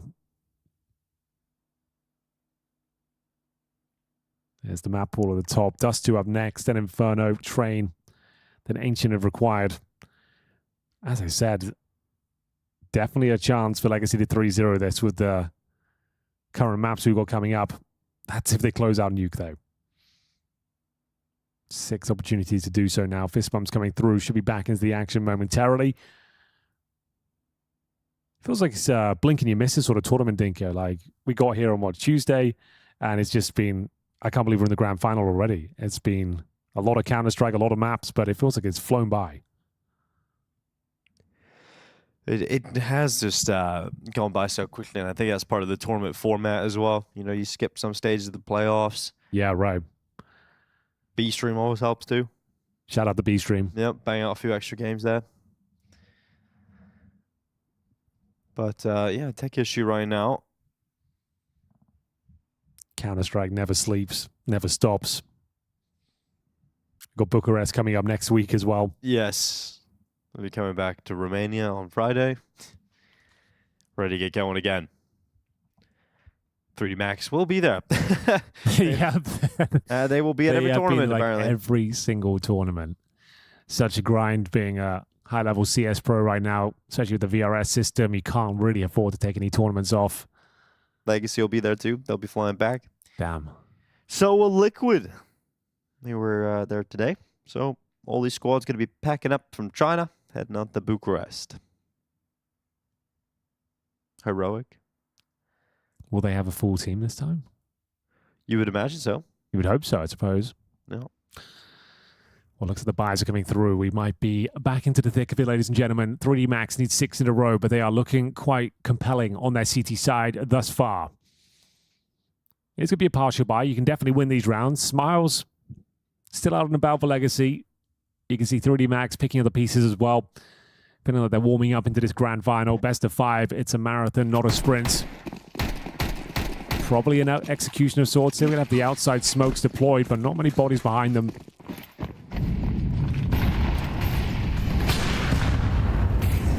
Lurk smoke. Popped open by Maka. Drops the incendiary. Doesn't want anyone trying to sneak through it. Confirms it's clear. Deeper smoke to dissuade them. Make things trickier to navigate. Good flash, and in we go. A chance here, Dinko. Fluxo and Lux, first 2 kills are in for the T side here, and it looks like it's done. It looks like Legacy have finally done enough to close this one out. Another dink towards body, and Lucky 1v4 with it. M4 and no chance whatsoever. So Legacy, they come out swinging. The first half of this map, Henry, was just so dominant. There was no world in which it felt like 3D Max could come back into it with how little they put out on that first half of play. They did what they could. They got a few extra rounds. They warmed up a little bit. But it felt inevitable. The Legacy would eventually win this opening map of play, and that is exactly what they have done. A 13-6 win on Nuke. It is shocking to 3D Max to lose their opening map pick like this in the best of 5. A shock indeed. We set this up as being the irresistible force meeting the immovable object, and it's 1-0 to the force. Man, I have to say this. It's the Southerner in me. They just opened up a can of whoop-ass on them, that one. I mean, they really did just drive them through the wall on that CT side, just not letting 3D Max have any breathing room. None of the things that we praise 3D Max for as far as, you know, tactics, utility layering, you know, how their set pieces are so well refined. Like, we saw absolutely none of that this game, Ali. This is really always the uphill battle that 3D Max find themselves against when they try to play a team that has good individuals. I mean, Legacy, the players on the team have a great intuition in terms of how to be disruptive, how to get into the faces, how to stop the executes from actually activating, and 3D Max kind of played into it. I'm going to be honest. I didn't really always love all the starters for 3D Max in this one, because when 3D Max are at their best, they have really kind of a short staging process to begin a round, then they kind of get into whatever the conversion, the finisher is. I don't really love how they always look on the long, drawn-out rounds where they're trying to feel out outside, where they're trying to go for contact plays, and that just played right into Legacy's hands. Legacy started the game way hotter in terms of individuals, and 3D Max showed a little bit of life at the end, but just too little too late, and not really the mid-half adjustment that I wanted from the rookie IGL. I just have to add some context to how big this win is in case people don't realize. Like, 3D Max have won 10 of their last 12 games on Nuke, including destroying Legacy earlier this tournament on this map. I mean, they really have put together quite the resume on Nuke. Meanwhile, Legacy, pretty much a 50-50 team on Nuke for the entire year with this roster. And if you look at their wins, it's really no one of note. Like, they're beating teams like Wildcard, they're beating like Chinggis Warriors. Like, they're not really beating names that really have any prevalence on Nuke. And now they have just destroyed 3D Max on their opening pick in a BO5. I mean, that is such a huge swing and a bold statement to make at the start of this series. Yeah, and just a really solid all-round performance as well. But the surprise in terms of the numbers is probably looks. You know, we were talking right at the start about how what this is 2 developing IGLs that are like learning the craft. But on top of that, you know, when Legacy have had to look elsewhere for production, occasionally this guy will step up. Yeah, I mean, I think one of the great things about Legacy is just their rifling core defensively all across the map on a map like this. I mean, you know, you have, you know, great anchoring in Nissim on ramp room. You have, you know, Lux and Lotto and company being able to really take the pace at A and outer yard, and all the rifles popped off. I mean, this is a team where they got every player to be on form at just the right time. And the thing is with Lux is that this game so frequently played into his hands. Some of the kills that you're going to see him getting are off of rotation, sure, but just the way he was able to pick apart what 3D Max are doing towards outside, it's just, this is what I'm talking about. So many kills where he's just catching them in the side of the head. It's not really this battle through utility. Like, you weren't really having to ask the Legacy players, hey, defend this really well-coordinated A execute, which has kind of been, it's not all 3D Max are capable of, but it's where I like them the most. When they just have a really nice stage set piece to get into and breach a bomb site, that's when they're really so destructive. But when you get to watch people like Lux and Lado just kind of flex their mid-round intuition, it showed that they were a step ahead and they could read the plays that 3D Max were going for. I mean, just what a story for Lux. I mean, think about it. This guy last year was playing with Pain, and he was like their aggressive rifler, you know, and they had won like a small tournament in Brazil, and they were kind of on the come up. But let's be frank, this year, Pain has really struggled. Meanwhile, Lux moves on on from this team, being replaced by Davideus, comes and leads this Legacy squad that we've already kind of set up, pre-game as a team that was kind of like some of the leftovers in the Brazilian scene that didn't quite make it to like, Furia or Pain or Made in Brazil or what have you. And he has come to this team, developed into an in-game leader, and now he has put them, one map closer to, for some of these guys, winning their first LAN trophy ever. And certainly the biggest trophy anybody's ever won on this team would be this one if they get it done. So, yeah, incredible story of Lux to just kind of find himself again on this new team. He said at Austin that it was just the best decision he's made in his life to really switch over to becoming the in-game leader. And you can see that the fact that he can still call upon his fragging ability that he had back when he was on Pain occasionally. It's not as consistent as when he was just the pure rifler for that team. But I feel like he really has well outlined how he wants to play. And even on the T side, actually, even though they had a little bit of struggle there with 3D Max, some of the calling there, just the ability to kind of poke, prod the map, to be able to stop on a dime and say, where's the pressure point that they're feeling the most right now? Okay, let's start moving on the other side of the map. Either that's great intuition for all the individuals, but I think Lux is definitely a big reason that it's so well orchestrated. Just look at the final round of that game. I mean, they're on a Tech 9 buy. They have the smoke up on Squeaky. 3D Max nades it twice, trying to find an op peak for the Maka to work off of, and Legacy kind of understand that's what they're going to do. They laid it out. They give them absolutely nothing to look at. And then the moment that second, extinguish kind of clears and the dust settles, they just flash right through the smoke. They know exactly where Maka is. Just beautiful timing plays like that. Killed him with a molly, 100-0. Yeah. Probably. It was just like pure utility that just targeted him. But that's just the pace that Legacy come at and the sharpness at which they do it. Yep. And obviously just to say about 3D Max, I mean, they can make adjustments across a series. We have seen them drop maps over the course of the tournament, but that really felt like probably the flattest we've seen them, I think, at this event.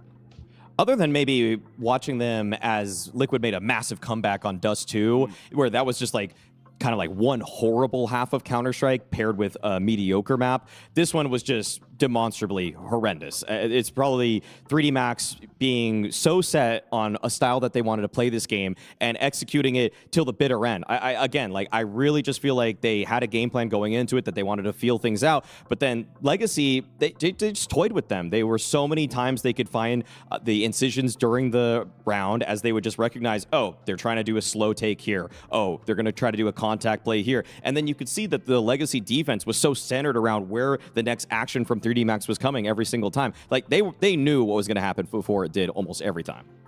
So we turn our attention to Dust 2. I mean, obviously, Legacy, they like this map. We've seen them win on this map. It's up there with their Inferno. I mean, obviously, they've also had a blowout. I think they had the worst result of the tournament on this map as well. It's the classic feast or famine story for Legacy. How do you like them on it? Yeah, I mean, both teams 2-2 on Dust 2 at this tournament. Of course, we know Legacy has the head-to-head advantage. They've beaten 3D Max at this event on this map. They've also beaten them earlier this year on this map, and they are the team that just has the better resume. They've won, 7 of their last 10 games against pretty good opposition, including the likes of Furia, who are now one of the top 5 teams in the world. So Legacy certainly come Dust 2 as a strength. And again, I think it's down to some of the same things we've already discussed. They just have a lot of pace, but their pace is very well organized. Like, they're so decisive, their spacing is so good, and they just are fearless. And they've also, always had Dumao and Lux to be, those big guys for them, but now they are kind of implementing Lotto more into the fold to let him trade off of him and like develop him into a true star rifler. And Dust 2 is a map where they really all shine together. And the problem with 3D Max on this team for me or on this map is just that I just don't feel like they ever really let themselves loose. I feel like so oftentimes 3D Max, they want to telegraph what the play is to themselves. They want to say, okay, we want to flash for this peak. We want to make sure we're doing something as a group. But sometimes on Dust 2, you need to just let loose. You need to just let yourself off the leash. And the only guy that seemingly does that is Maka with the AWP. So obviously we're going to be paying a lot of attention to him, his rotations across the map, where he chooses to take the next fight, because I haven't really loved what the extremity players are always giving. I like exercise at this tournament. I think Lucky has done a serviceable job in many of the positions, but they aren't really flirting with danger as much as some of the other extremity players for better teams. Yeah, one thing I do want to note really quick is like what we were seeing there defensively from 3D Max is kind of what they've been doing all year, but they recently at EPL just changed their defensive lineup where now they put Lucky in kind of the A rotator position instead of being a B anchor. Now Gravity, their in-game leader, is a B anchor, and they've moved Body to kind of play that CT mid position. So we'll have to see if that bears fruit, because they're going to have to make something happen here. You don't want to go down 0-2 in this best of 5 this quickly, and so those defensive personnel changes that they have made has to come up with something. Well, give us your assessment of it with the change. We've got about a minute before break. Do you think that change has worked? I think it's weird to have your in-game leader as an anchor on the B-bomb side of Dust2. It just gives him a little bit less to work with. Now, granted, he has a guy like Body and a guy like Maka who have IGLing experience, and so can very much maybe call around the personnel to make that work. And we've been seeing a trend of IGLs being willing to anchor a bit more. Usually B-bomb site Mirage is probably the big example lately. I can see this happen. So it's good because it gets Body and Lucky into more star positions where they're supposed to be, you know, good star CT players. So I think it could work. But again, you haven't had a lot of reps in those positions. And a team like Legacy that just has these super quick mid to B splits or these super quick cat crosses, they're able to bounce back and forth. They have some well-designed fakes as well. Like, you're asking a lot out of these guys in new spots to be ready for all these different things that can be thrown at them. And a final thought from you? Just that this is really worrying for 3D Max, because I thought we were going to be heading to the third map with a 1-1 scoreline. Yeah. It's a great opportunity for Legacy to get a huge leg up. Yeah, I mean, Inferno looming. Who knows? Maybe that 3-0 you were joking about could happen. It could. So we're going to see. Anyway, guys, thanks a lot for your thoughts. We're going to take a break. When we come back, we'll be getting on to Dust2. We'll see you soon. She said she loves you, but she can't love me. But I love you. I gotta break on myself, I amaze me.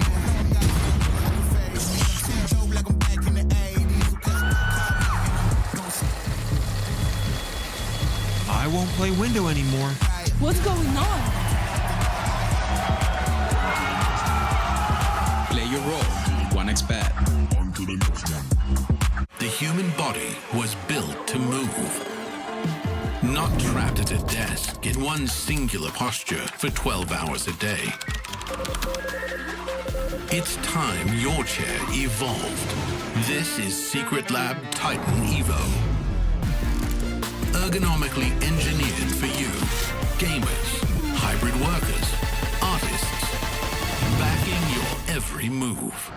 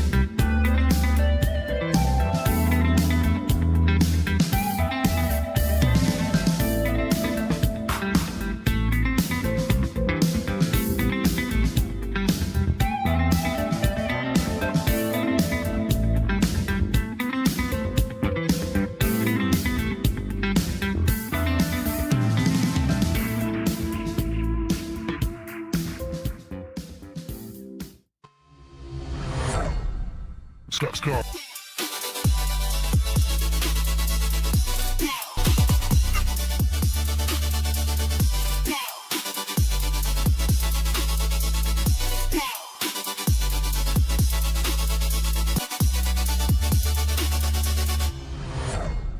back to the grand final here for CS Asia Championships 2025. A shocking start to the final with 3D Max getting absolutely bodied by Legacy on their map pick of Nuke. Now we move on to Legacy's pick. It feels like there's a great shot for a 2-0 start, as Maui was saying. Maybe even a 3-0 start. Definitely.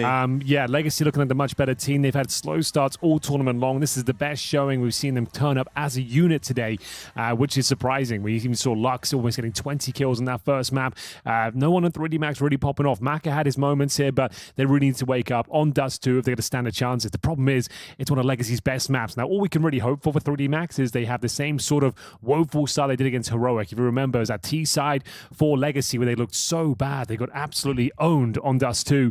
So we're hoping for more of that. But as I mentioned in the game before, it feels like that's a bit of a wake-up call for Legacy. They won't be missing their smokes. They'll be spaced correctly and should be looking much better today. Yeah, I doubt we'll see Legacy play that poorly on Dust 2 again. It was a crazy underperformance from them. But for 3D Max, yeah, I mean, they just really need a good start coming into this. I think when you come into Dust 2 here after getting bodied on Nuke, you want 3D Max to win the pistol, find the conversion, just get rolling straight away. You can't let Legacy get off to the kind of lead they did over on Nuke. Because this team are feeling it right now, Henry. Oh, they really are. It could be very difficult to contain them. Time will tell if 3D Max finally arrive here in the best of 5. It's not looking good. Might be out of gas here. It's been a long season for 3D Max. Legacy just powering up, peaking at the right time. Haven't looked their best this tournament. Every series seems to go the distance against opponents they should be putting to bed pretty easily. But yeah, finally, it's all coming together, and Legacy are looking like a dangerous unit. We'll see whether they can keep it going. Well, yeah, I mean, it's all falling apart for 3D Max right now at the end of the final. I mean, this was touted as their event, their tournament. Looking at the teams here, you came in with FaZe bringing Jacob back in, and obviously they don't make it out of the group stages. You had Liquid just making the move for Elige. You know, these are the two biggest names, the two biggest organizations, but everybody's saying the team that was playing the best Counter-Strike was 3D Max. And right now, they've got a team that are playing better than them. Legacy are definitely looking like the better squad, and they're going to be calling for a B rush in towards this site. And there is a lower tunnel setup for Gravity, but that B bomb site is empty. It really is. It's the perfect call. An old classic there. And it will be an open B bomb site. Retake coming in from lower. 3 players trying to enter via the tunnels. Nitsim to take the initial aggro. Gets a lot more than he bargained for, though. Dumao needs a couple of kills here. First one's not clean. He's going to be punished for that. 3 versus 4. Still a chance here for Legacy, but this is looking difficult to contain. Oh, Sadzen trying to keep them at the window, but it's going to be Gravity coming in with that kill in the Jewel Red as Lado spinning out for the platform. Couldn't get a second, and it's 3 quick kills here for 3D Max with a kid on their back. They will successfully find the pistol round. Yeah, they certainly will. The B rush is a nice idea, but they are ready for that eventuality. 3D Max retaking through lower. Not hitting the shots as cleanly as they might like. Legacy give that one up pretty convincingly, but they do get the bomb planted. We're expecting a buy here in the second round. This is where Body hit a stunning shot. Dumao needed at least 2 kills there. Made a meal of the first one. Gravity on those dual elites, and then Ecstasies with the kits. No problem at all. Back to their winning ways. That's more like it. We're not out of the woods just yet. They've gone for a force by Dingo, but an interesting one. They dropped 2 AKs. Meaning the 2 players won't have Kevlar. As Dumao and Lato to sit this round out. Allow Nissim and Sadzin to farm. And they are not slowing down. Very quick. They give up the fact they have the AKs now to spam towards the car. No one home. But it's all 5 players in this long position. Flashbang's coming through. Ecstasy is going to take first contact.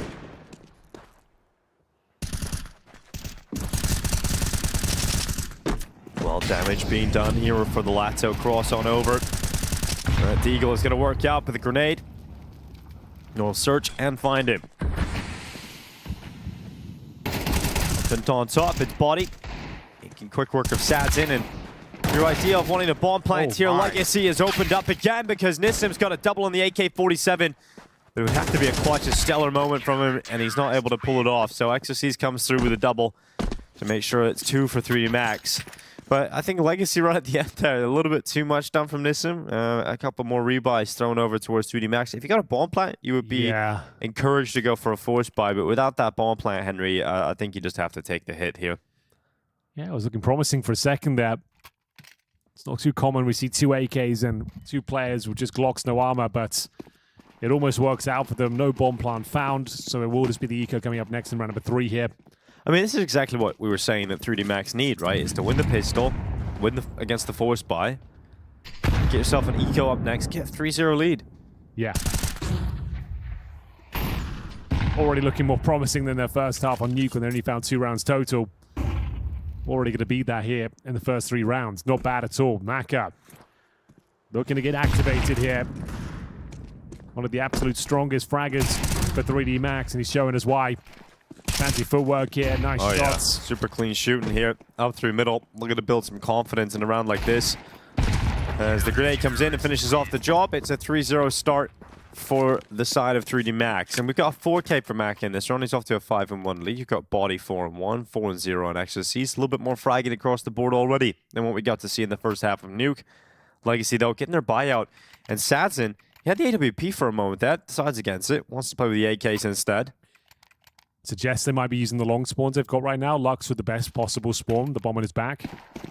Not going to be the case. Jumping down. It's going into the default. They've gone for the Xbox smoke as well. Allowing them to have a bit more space in towards that mid area. See how that makes it a bit more stifling for the CTs trying to come through the double doors. Oh, Body catches Dumao jumping up there on Xbox. Molotov, smokes exchange. It's another opening frag in 3D Max warming up into this grand final. Might just have to be an A execution. 1 player towards long. We talked about it all tournament long. It's very meta right now to do the 2 waterfall smokes towards short. Lux getting in position to potentially deploy those, but oh, massive grenade damage on route. This one's feeling very unlikely already.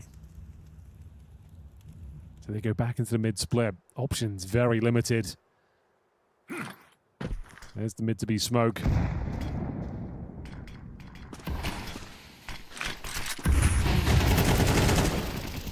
Sending bullets to the smoke here against Body. 45 seconds on the clock as they start to think about taking long here, Legacy. There's no one on the CT side detecting this early on. Nissim's going to get up through short.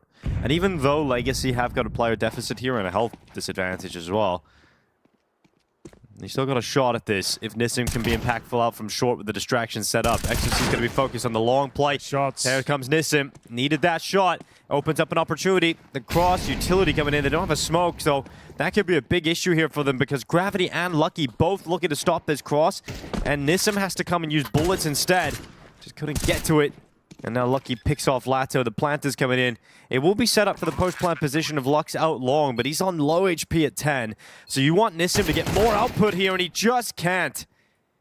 He already did so much, but finding that kill at short just proves a little bit too much to ask. And now with Lux of 10 HP in the pit, there's just no way he can do anything about this. And it's going to end up being a 4-0 lead for 3D Max's. Body finally starting to get pretty loud over that. An impressive rebuttal here on Dust 2. 3 players surviving once again. 3 AKs secured on the CT side. 3D Max are awake in the grand final. Their opponent's map pick and running away with the initial opening rounds. Bomb planted. Lost bonus. Racking up, so there definitely is enough to fully purchase into this one. Got the AWP for Sadzin. Will it be enough to get them back into it? Maka will also have his. Rounds have been somewhat competitive, so the money's not out of control on the CT side. We'll see Sadzin go off towards short. Let's see whether he can take duel of Mako. He's going to be waiting for him. Sadzin had the chance, but couldn't land it. And look at the grenades here for 3D Max. Mako aggressive. This is more like it. This is the 3D Max we expected to be in the final, Henry. Not what we've seen on Nuke. Yeah, certainly true. Huge damage at the start. Double 18 towards lower. Reading the play. Sadzin go for that opening pick. Can't find it. And now going through the motions to try and get some short control here. Deep Molotov. Flashbang goes in.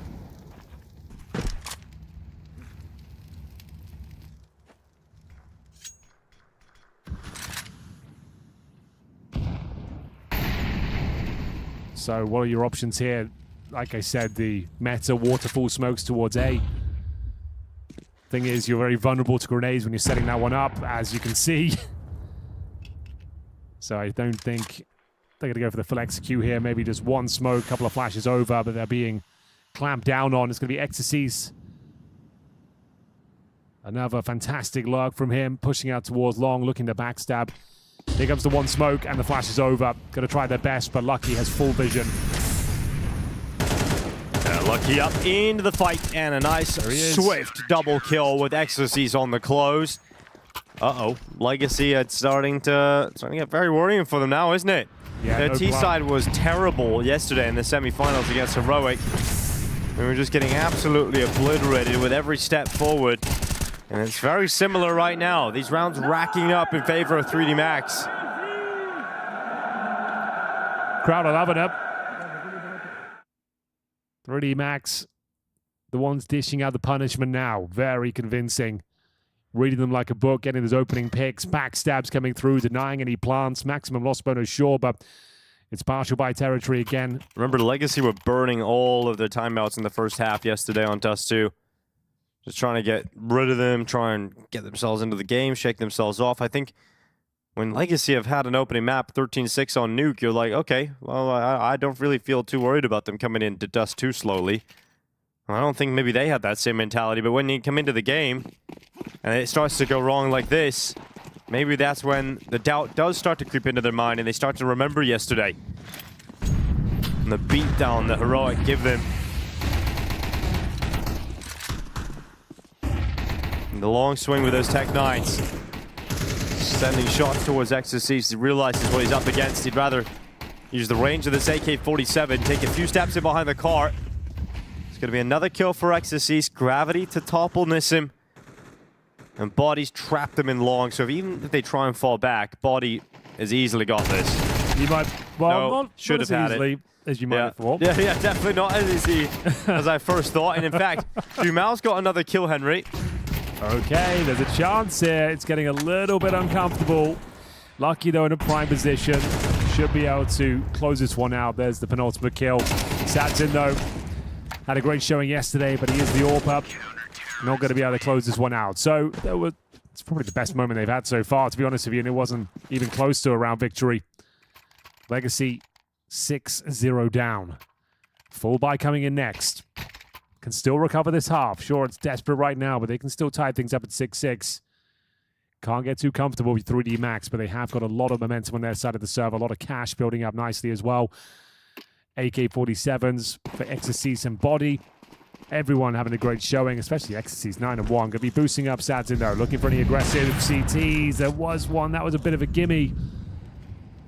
Body not dissuaded. How is he going for that pick? Knowing the AWP is in towards drop down, still gets the kill. And takes down Lux. He's 0-7 right now, doing his best James Bond impression. Yeah, he's earned his license to kill. Hopefully he'll start getting some kills in the next round. Especially because he was the standout for a lot of Nuke. We're just singing Lux's praises. If we want to do all the memes, we can get 7-1 here for Legacy as well. That could come through. That's a good chance. Yeah, that could anger a few of the Brazilians. We got Dumal ready to go up, and Ecstasies is gone. It's a good kill here for Dumal, but needs a little bit more than that, and that's exactly what he's got here on Lucky.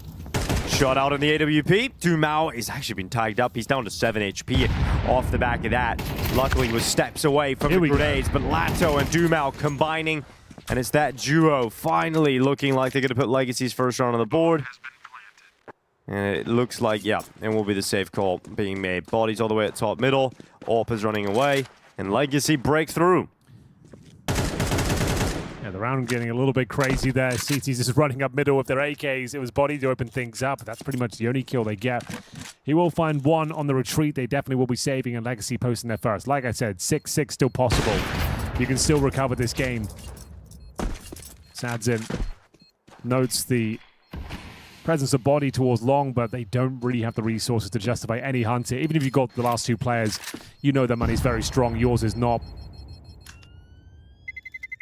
And there we have it. Need a lot more where that came from. Dumal unfortunately goes down with the blast. Dust 2 blast radius recently adjusted. It's a little bit ridiculous now, if you ask me. It was like Not enough before. Now it feels like it's too strong. Yeah. But you never have something perfectly balanced. No. They're trying to push that smoke at CT spawn. Dumao can't believe his luck.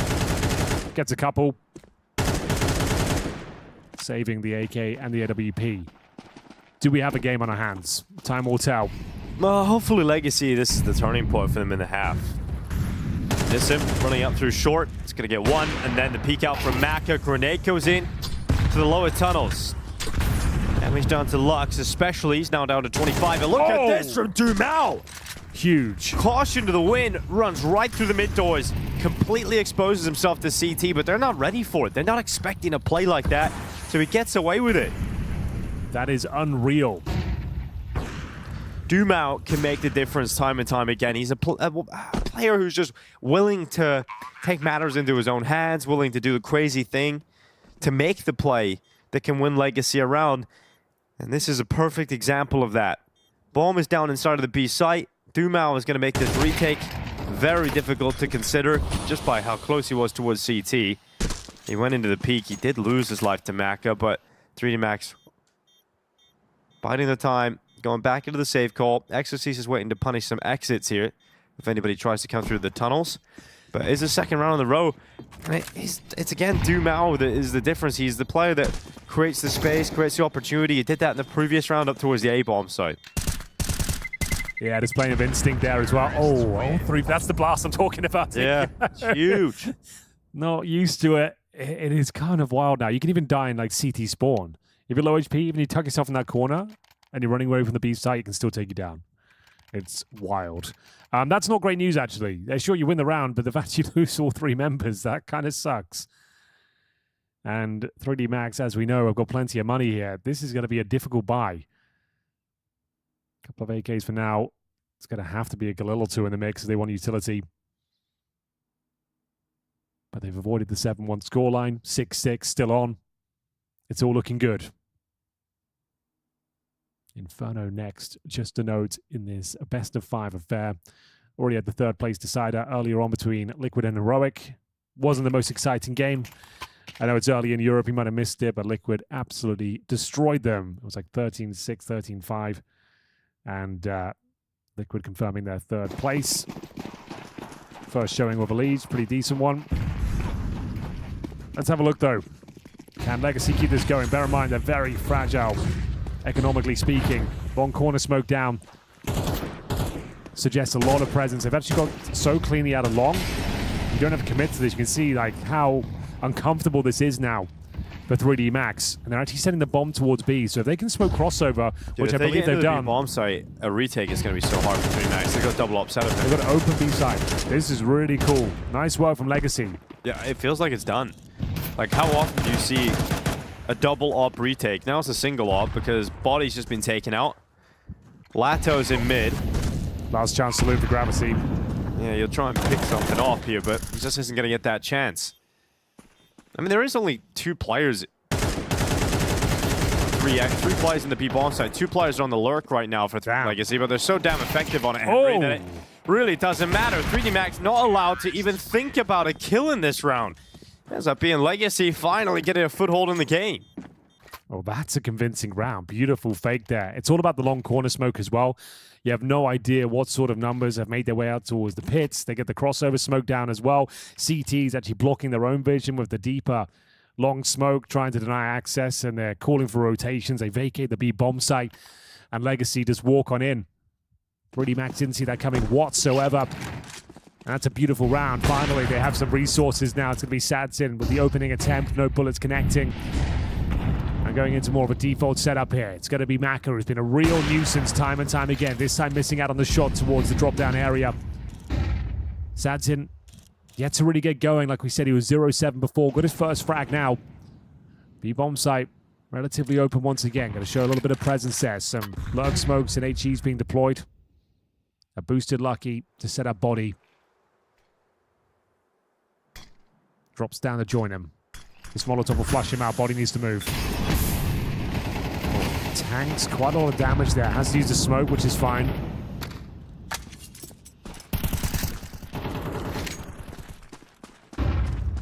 And Dumao has tanked a lot of damage as well. Here goes Latos, just being patient, dealing with this Exorcist push forward.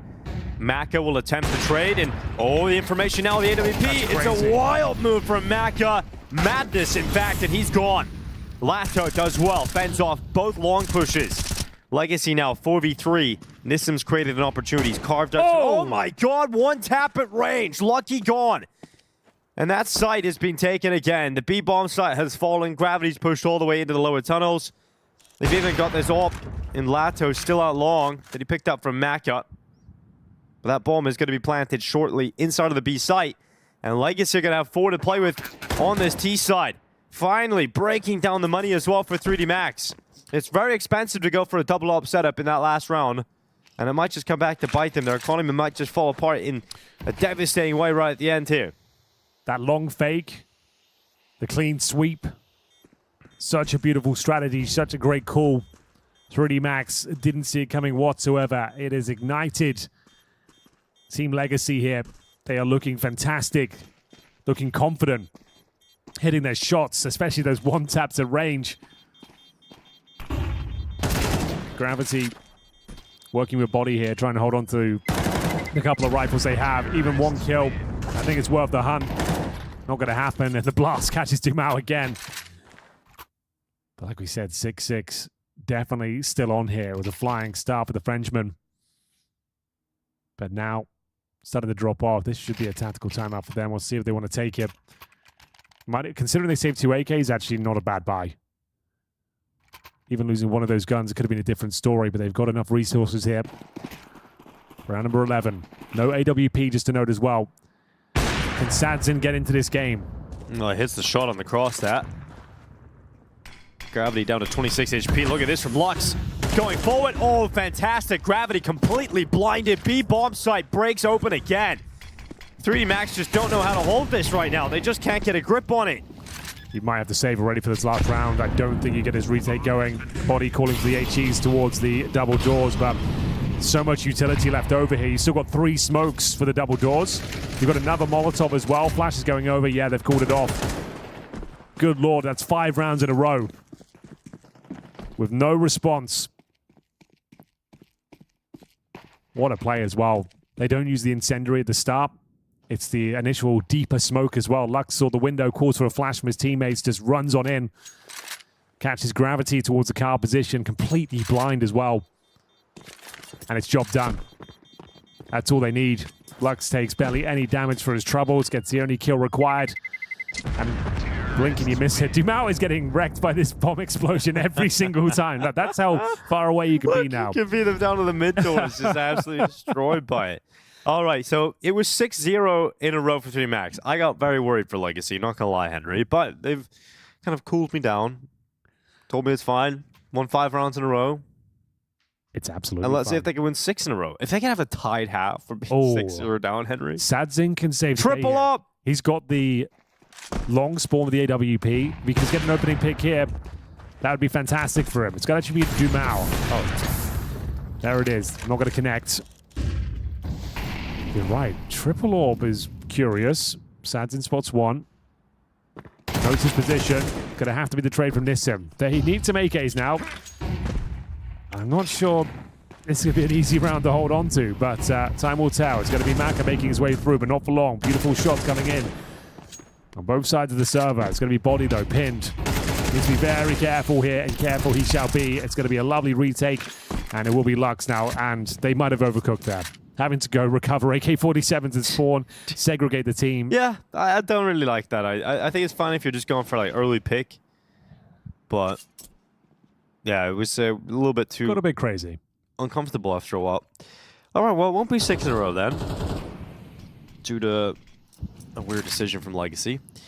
And it will be a 7-5 lead for 3D Max, but that's still great. You know, when you're 6-0 down. You're forgetting the Lux had a great game in the first map. He's feeling himself right now. Sure, not a fantastic showing. The bomb is in the triangle of death, Henry. The trifecta of doom. Yeah. Body's low HP though. He can Molotov him out. That's the start to this one. Okay. Okay, forget that. It's a good try. Dude, that's just instant death. All right, yeah, Body. Okay, bit of a hollow. Loud over there in Shanghai. Bit of a hollow finish there for 3D Max. He was 6-0 up. Legacy have a couple of players not even turning up there. We've got Sadzin 1-9, Lux 3-10. Still a very competitive scoreline. The job is not done yet. It is going to be 7-5. Dust2. Legacy have been up and down in this map. Massively down to kick things off, but now switching things over. See if they can find a pistol victory themselves. 3D Max will go on the T side now. The triple orb setup. Not sure that's the play, or whether they'll be doing it again. That was a bit of a rough one. Like the idea. We've seen it before over the years. But yeah, like the fact they committed to it for so long. You normally just take those initial shots, pick up the AKs, but they got themselves in committed positions. The bomb goes down and then have to run back to spawn, find the AKs. Yeah, it seemed like there's a moment of madness for the boys. But here we go. The Frenchman now on the T side. One smoke, double flashes and a Molotov. Could just be a long take with this smoke crossover, Molotov for the car. Time will tell what they've got up their sleeve. Towards long they go. Smoke down double doors, though. It's the only smoke they've got, so you'd assume they'll make their way up towards short rather than long. It's difficult to cross against these USPs with Glocks. Tanking a bit of their own Molotov, but it's an A split coming through. CT's trying to cut this one down to size. Focus on one area. Dumao gets the first, but he's in a lot of trouble now. Maybe he's not. Dumao still alive somehow. All the kills coming in for Legacy, and of course Dumao pulls off that final one as well. How has he got away with that? I have no idea. Sure, he was good for one, but the fact they don't trade him out there is ridiculous. The P2000 is ducking and weaving in towards a pit. We've got to see this one from his POV. That's the moment you think he's dead. Lato, sure, he goes down, but he does alleviate pressure. And just showing his head with 8 HP, you can see it's a really frustrating finish there for Maka at Legacy. Right back into it. Great CT pistol, looking for the 2-0 in more ways than one. The second half, there will not be a force buy. It's going to be Glocks only. 7-7. Looking pretty promising right now.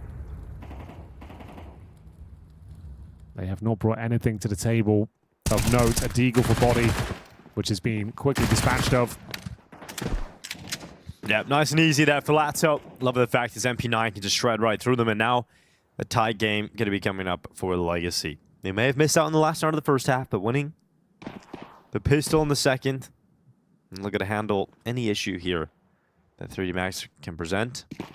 The scoreline will be 7-7 from being 6-0 down. Nice shot from Sadzin. Going to connect, soften them up, and Lux will mow him down. And Lux is starting to get back on the board now as well. If he can return to some of the form, even a fraction of it that he had on Nuke, then it would be a fantastic addition to Legacy's defenses. The buy is here, and you know, you've got the AWP out for Maka.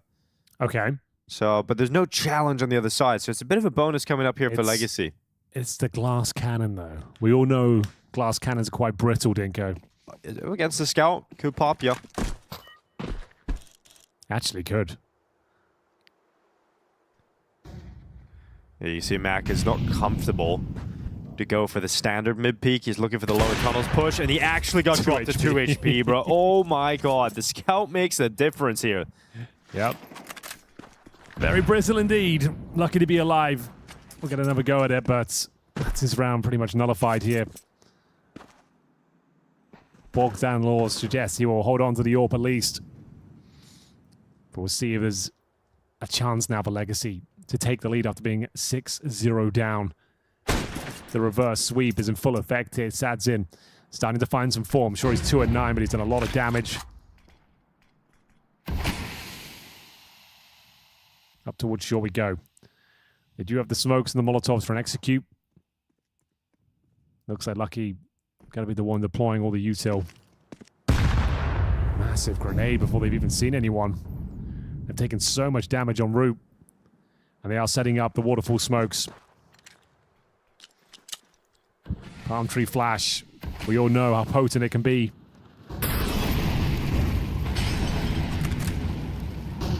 Dude, how is the fire not spread? They'll overlook this position now. Oh, they do go in to check it still. Gravity is still going to fall, though. Lux is ready for a second kill.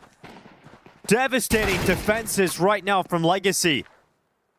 2 HP, remember, on Maka because he took that initial damage. So he is a long way from being able to get involved in this. Lucky's going to plan for him at short.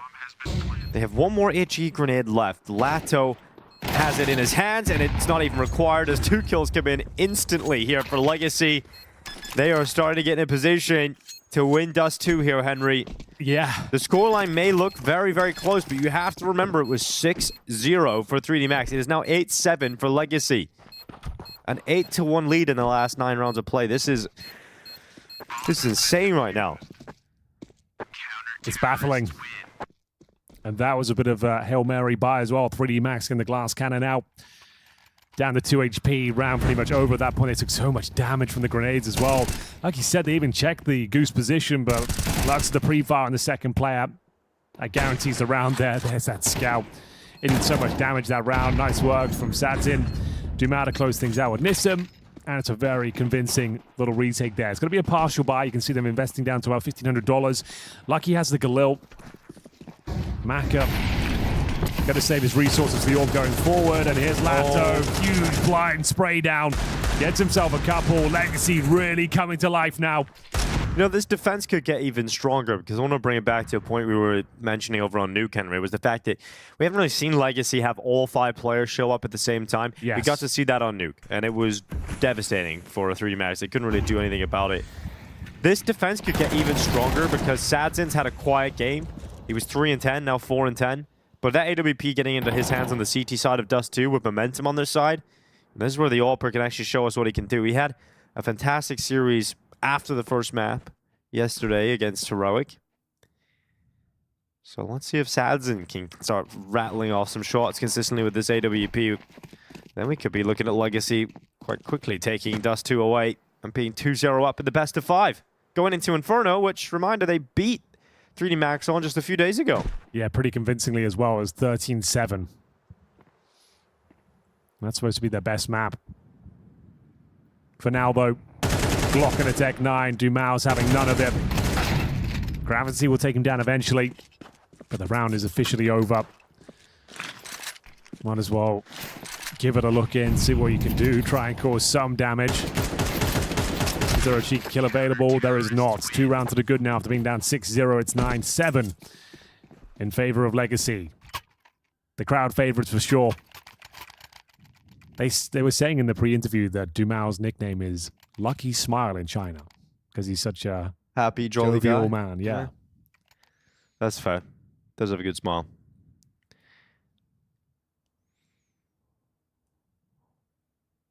Let's see whether they can keep the luck going. It's going to be 3D Max.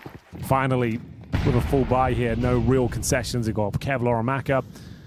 Mid to B smoke being deployed by Gravity early.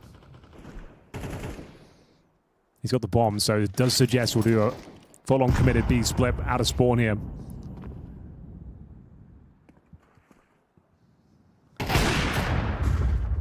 Sad's in trouble. Fall back. Yeah, retreats. Now Lux is up next. Flash goes forward, not going to be effective too badly, but ends up getting dropped by bodies. He charges through into the B bomb site. Lucky. Fantastic work on the AK. Dumao's coming in to see what he can do, but it's just one and then dropped by Maka. 3D Max changed the pace up a little bit. Explosive into that B bomb site. And Lucky very effective in cutting 2 down. Now Sadzin. He's going to try and hold on to this AWP. He's going to tuck himself into the longhouse, but they're starting to hunt already.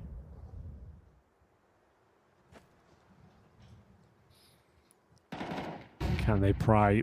Oh. The Orb at his Okay, grass, Mac, trying to get some help from the crowd. Get some crowd noise, yeah, going on here. Oh, that's very naughty, Mako. Yeah. Yellow card. Yeah. Well, Sadzin misses his opportunity. He will lose his weapon. And an 8th round for 3D Max. buy will return straight away here for Legacy, though. They built up some money, but this is fantastic work from Lucky. Catching Lado jumping at the back of the bomb site and then able to react out to the left side very quickly. Yeah, it's not bad at all. Really nice sequence. Lucky needed that. Finally finding some form here in the second half. HE to cross. Back to a more default setup. That's unfortunate for Sadzin. Wasn't quite ready for that pacing towards lower B. Flashbang is spot on. Both players blind though, but it will be Dumao to find the first body. Gets a trade in towards middle. It's going to be Latta going down. It's Nissim who's got to deal with this now. On towards the scaffolding. Flashing through his Lux. Dumao taking all this intel. Difficult spray, but connects the dots. Down goes Maka. In towards B we go. That should be enough from Nissim, but he wants a bit more. Very convincing finish here. Flashbang goes over. Confirms the last player in the form of body. Finds a beautiful shot. That's a solid hold, and they are back to their winning ways. Double digits. 10-8. Very convincing round. Dumao, the perfect backstab. Funnels him in towards B. Can't ask for much more output than this. The flashbang over the top. Spots his head. Rips it off. And they are looking great here. 2-0. Is it possible? A fantastic performance on Nuke. A recovery on Dust 2. Are the Chinese fans chanting Boa? I think they are. That's pretty sick. The catchphrase is working, Henry. Gotta love it. Oh, timeout here for 3D Max. Yeah, money's okay, actually.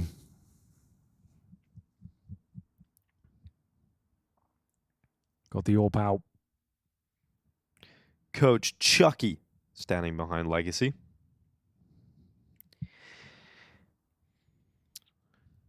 Yeah, I mean, for 3D Max, it's kind of it.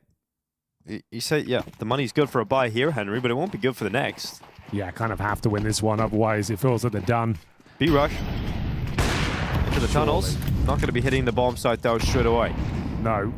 Got to try and get some presence in towards lower. Maka will have to do the heavy lifting here. Aware of the possibility of CT sneaking in towards lower. Going through the motions, could boost in towards his position as well. Not going to do it. Clean face towards short, no one home.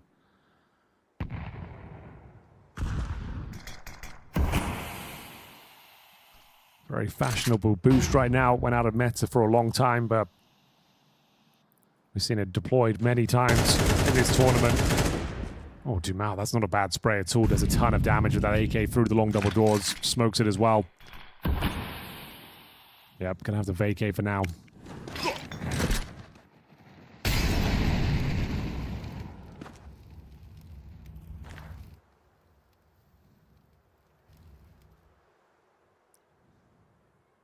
Well, a catwalk push coming in for 3D Max. Execute from body. It's going to be heavy towards Sadzin, and you've got Dumao waiting out long. Here come the smokes. And here comes the push. Can Sadzin shove him away? 35 seconds. Just biding his time, waiting for the peek out, not able to take it. Palm tree flash goes up, and he'll go again. This time closer, but no cigar still. Up. As Sadzin needs some help. He's missing shots. There's nothing here. Dumao, usually so good in these positions, only the one. And it didn't look like the strongest take of Cat really from 3D Max, but just missed shots from Legacy. Yeah. And it has opened up a chance for the French to win this one out. Nissim coming up through short, needs to be sharp, just isn't. Yes. And that's it. That's going to be a 9th round for 3D Max. Sadzin needed at least one bet. Not having the best showing here on Dust 2 in a very streaky tournament. Sometimes electrifying, sometimes non-existent. Yeah, he needed one kill, man. You had 3 repeats, you need one. Yeah, some challenging shots, but he knew they were coming. Had them fully flashed. Couldn't find the all-important connection. And now money's going to be a little bit tight for Legacy. 3D Max pull one back there on a compromised setup. The Tech 9. AK's in the AWP. 2 players survive here. 3D Max. It's now a 1-round game.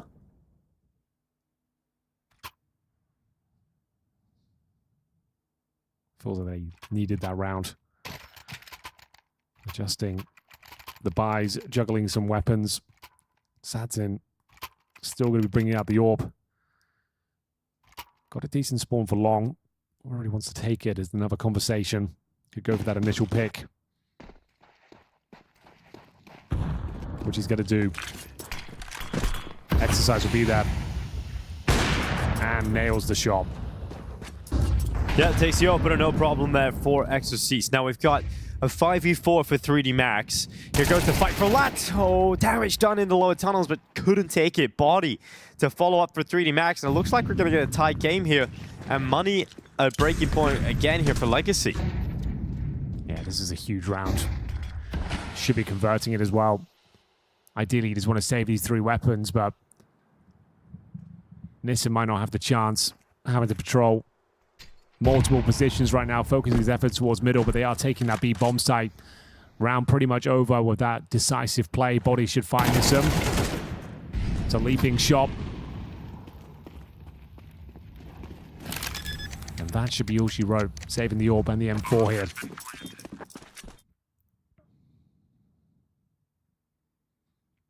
Five players survive a 3D match. Man, that previous round feels so rough for Legacy. You know, you're 10-8 up, you have your 3D Max's money at the breaking point. If you just imagine if Sazin gets a pick on the initial hold, if Lux is a little stronger there, gets one. That A-bomb site defense should have produced a lot more. And it has allowed 3D Max into the game again.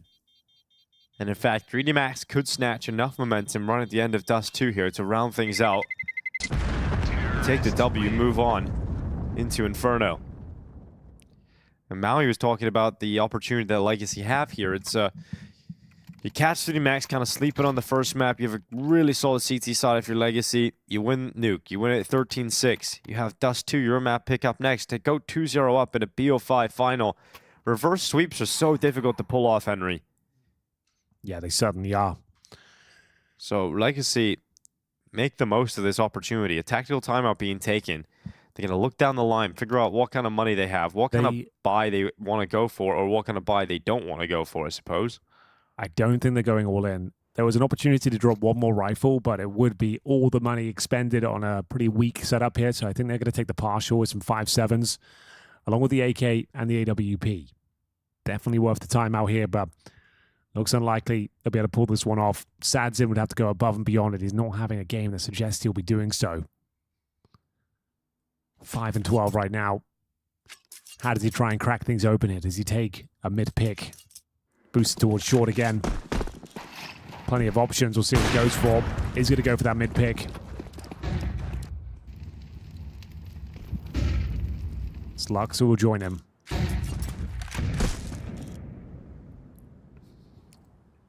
Mid-speed smoke again.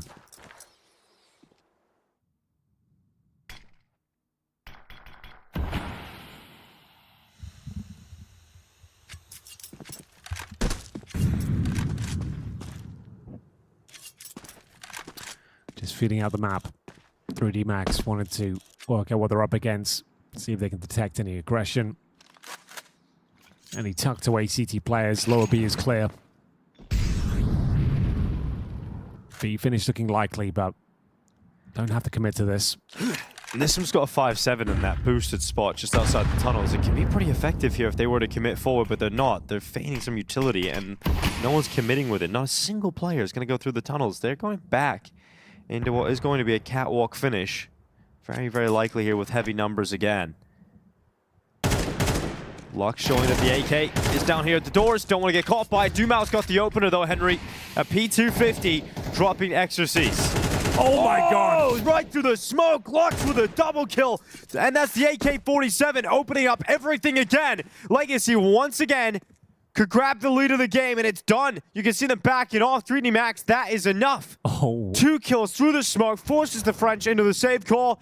The Brazilians snatch the lead again, and it's done in the most unlikely of rounds. We were starting to look at a scenario in which 3D Max were getting into a position to close out this map, but that has just reopened the conversation entirely again. Did Dumal just peek the long doors and find a long-range P250 kill? You can see the Def was taken top and middle.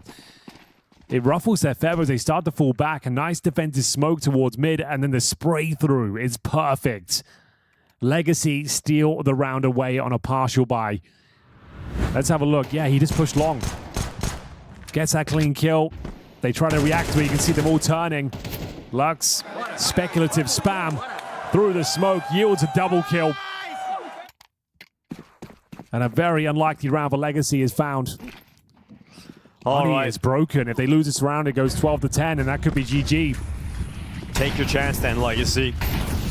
That is a huge opportunity. Dumao, that is mental. Running into the long corner smoke, jumping out to his death. Dumao lives and certainly dies by the sword.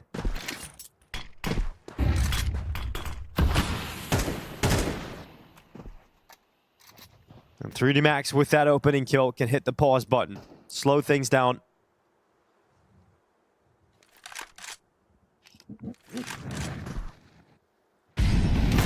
Because of the way... Oh, Sadzen, you need a shot here. You need to land one. Grenade. Well, that'll do. He's got a kill based on the HE grenade. Maybe not the AWP, but... Nice nades. He'll take it. Now comes Body. Look at this. The B push. Nissim, does he ever consider it? Now the shot goes up. Oh, actually going early on it. Body trying to fight the CT player. Alerts Nissim to him, so no longer does Body have that element of surprise. 3D Max now realizing they have to leap these final 3 into the A bomb site. But there's still so many players around from Legacy. You've got Lux down towards CT. He's gone up for the headshot. Gravity's down off the top of the site. And Maka now going into the peak, taking that range fight. But Exorcist is the man to find Lux. And that plant is confirmed. Sadzen couldn't stop it. And a 3v3 with so low HP here on 2 players of Legacy. Yeah, I don't think you go for this. Call it off. Give him the round. That's going to be Lato. Outstaying his welcome here. They're still giving this a look in. It looked like the round was over, to be quite honest with you, and now it certainly is. It definitely is now. I don't know why they went back into that. Like you said, the HP was so low. Nissim feels like he can do something with this, but Mac is going to find him. A bit of a fumble there. Well, could have done with a save here because Duma has barely any money. At least a lot of their teammates do, so, you know, he can figure it out. But a tactical timeout required here, Legacy. Oh, this A bomb site defense is just looking very weak at times. This is where it all kicked off. Dumao, the leap of faith through the smoke. That is crazy, isn't it? At that point of the game. Would you agree, Henry? Oh, yeah. Like, it was such an all-in maneuver, so unnecessary. I don't think it cost them the round. There was still moments that they could get back into it, but I agree with you. Saving there was definitely the right call. And now you're going to have to take concessions across the board, sacrificing all those helmets. There's one kit. Putting Dumao on a FAMAS as well. Like, that's... You don't want one of your best rifle... Your best rifler, actually, to be in this scenario. You've seen how many times Dumao can make the X Factor play. Actually makes a bit of a wild move in the last round, but never nice to have him on a FAMAS. Especially at 11-11 on the second map of a best of 5.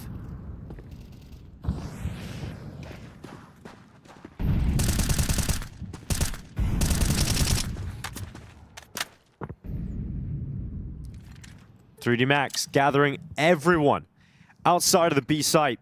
Okay, this is kind of massive. Good nade. We've talked about how weak the A bomb site defense has been. It's going to be Nissim tested on B. Oh, he's got nothing. Not a single kill, and Lato only 1. That's it. Save call for Legacy. 12 for 3D Max. If Legacy are to win Dust 2, it's got to be in overtime. Really nice change of pace there. 3D Max haven't showed much presence in towards that B bomb site. Early execution, confirming there were no players down in towards lower. Nothing at short. They didn't have the intel. Found that timing. The flashbangs were spectacular. Trading out the 1 kill find by Lato. Nissim got nothing. And they will be finding map point first. Sadzen has to save the AWP. Has not had a good showing on Dust 2. That's a very convincing round. 3D Max will have everything they could possibly want for round number 24. Sadzen, would he hold on? Oh, he might be going down here. He's in trouble. Yep. Gets away with it. Well, that's fortunate. Needed that. Still smiling. And it all comes down to this. Sink or swim for Legacy. Can they find the reset? Take us to overtime. Considering they were 6-0 down, they'll be happy with that. But it's a challenging round here. Lato on the MP9. Dumal still on that Famous. MP9 can miss him as well. Shadow advantage for Maka. Knows the defensive setup now. Helps himself to the mid doors. This is a crazy play, and I think it works out for him. Beautiful work. Well, it's an opener for 3D Max. He's at the closer, though, on the B-bomb side of this map. Nissim, a single kill. Not enough, as Exorcist will drop Lux, and 3D Max are going to be taking Dust 2 away, 13-11. Legacy had their chances, they had their opportunities, but in the crucial rounds, not enough was done to defend that A-bomb site. And the B site takes a battering in the last two. 3D Max withstand. They started with a 6-0 lead on Dust 2, closed by Legacy. It looked like the Brazilians were going to find a way to take a 2-0 lead in the best-of-5 grand final, but 3D Max will prevent it. They're looking to tie things up, but it's not dead yet. Legacy still going forward, and all of a sudden it sats in, but it's down to a 1v1, and he quick switches in the open, costing him his life and costing them the map. It is 3D Max to tie things up 1-1 as we go even in the final. Yes, 3D Max take Dust 2. But man, Legacy had their chances, and we're probably going to do a very unkind death segment coming in. Because talk about Sadzin, more like big Sadzin. That was depressing to see. I mean,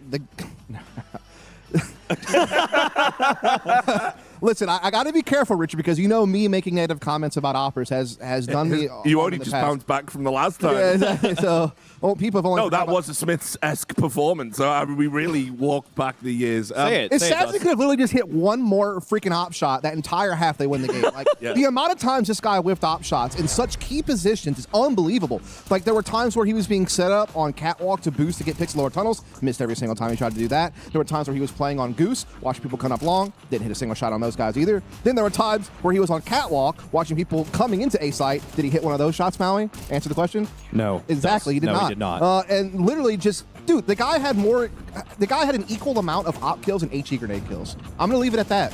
Exercise had an equal amount of op kills in this game to Sadzin. And he only took one op shot. And it's crazy because like yesterday he was insane. He like couldn't miss. I know, yeah. Night and day performance. Oh, 100%. Sadzin is not going to look back at this game favorably. This is one that you got to shake off immediately. Yeah, you have to. I'm going to say this. I think it was a little bit difficult on some of those, and I'm going to praise 3D Max. All right, I'm gonna take the high road on this one. The team that I praise so consistently for being. What's this? What's this? A giant bus coming my way.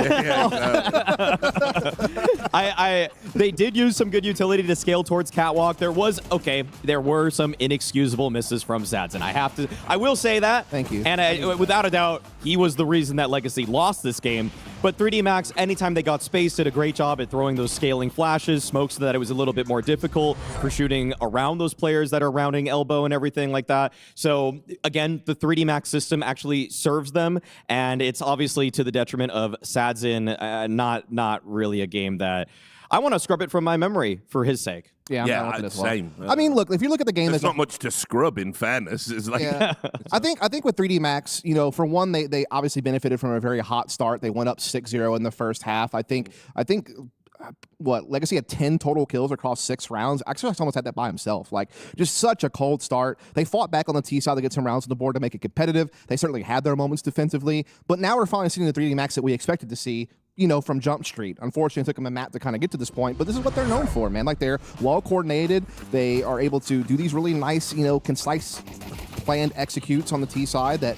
can really rattle people with their utility layering and how they space and how they scale. But also there were just times where, and I feel like this is something that may be a byproduct of Gravity coming to the in-game leadership, you just see them go for like quicker, snappier plays sometimes that they used to never go for. Yeah. Or they'll cut Maka off the leash and let him just like, he had one round he just lurked out double tours with an op and kills the guy outside B. And it's just little things like that just didn't normally happen for them, you know what I mean? So it's like they've added another layer of unpredictability alongside of already having that great tactical tactical foundation they've had all year. Yeah, and you saw there as well highlights from Buddy, had a real solid game as well. We highlighted that in the pre-show, right? Like, he will go for those hard entry kills, and more often than not at the moment at this tournament, he feels like he's making them. He's been making a lot of space for his team, both aggressively on the CT side and the T side. I wouldn't say that game-to-game Body is always their best player, but he's definitely my favorite to watch because he realizes sometimes there's not going to be a perfect setup. He still has to take the fight. It isn't always a favorable duel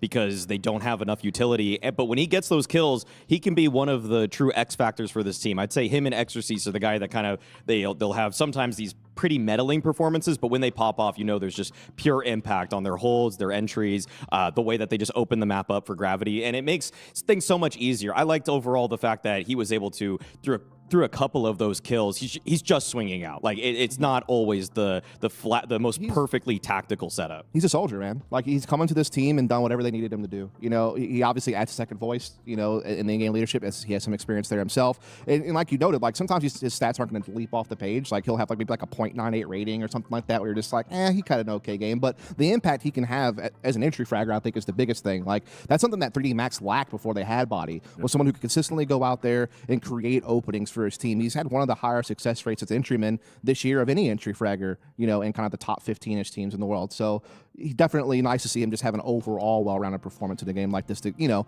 after getting knocked off your own map pick on Nuke in such a heavy fashion, to bounce back, take care of business here on Dust 2. Wasn't always pretty, you know, got kind of close, but they got the job done to tie out the series. There is some good news for Legacy because it's Inferno next.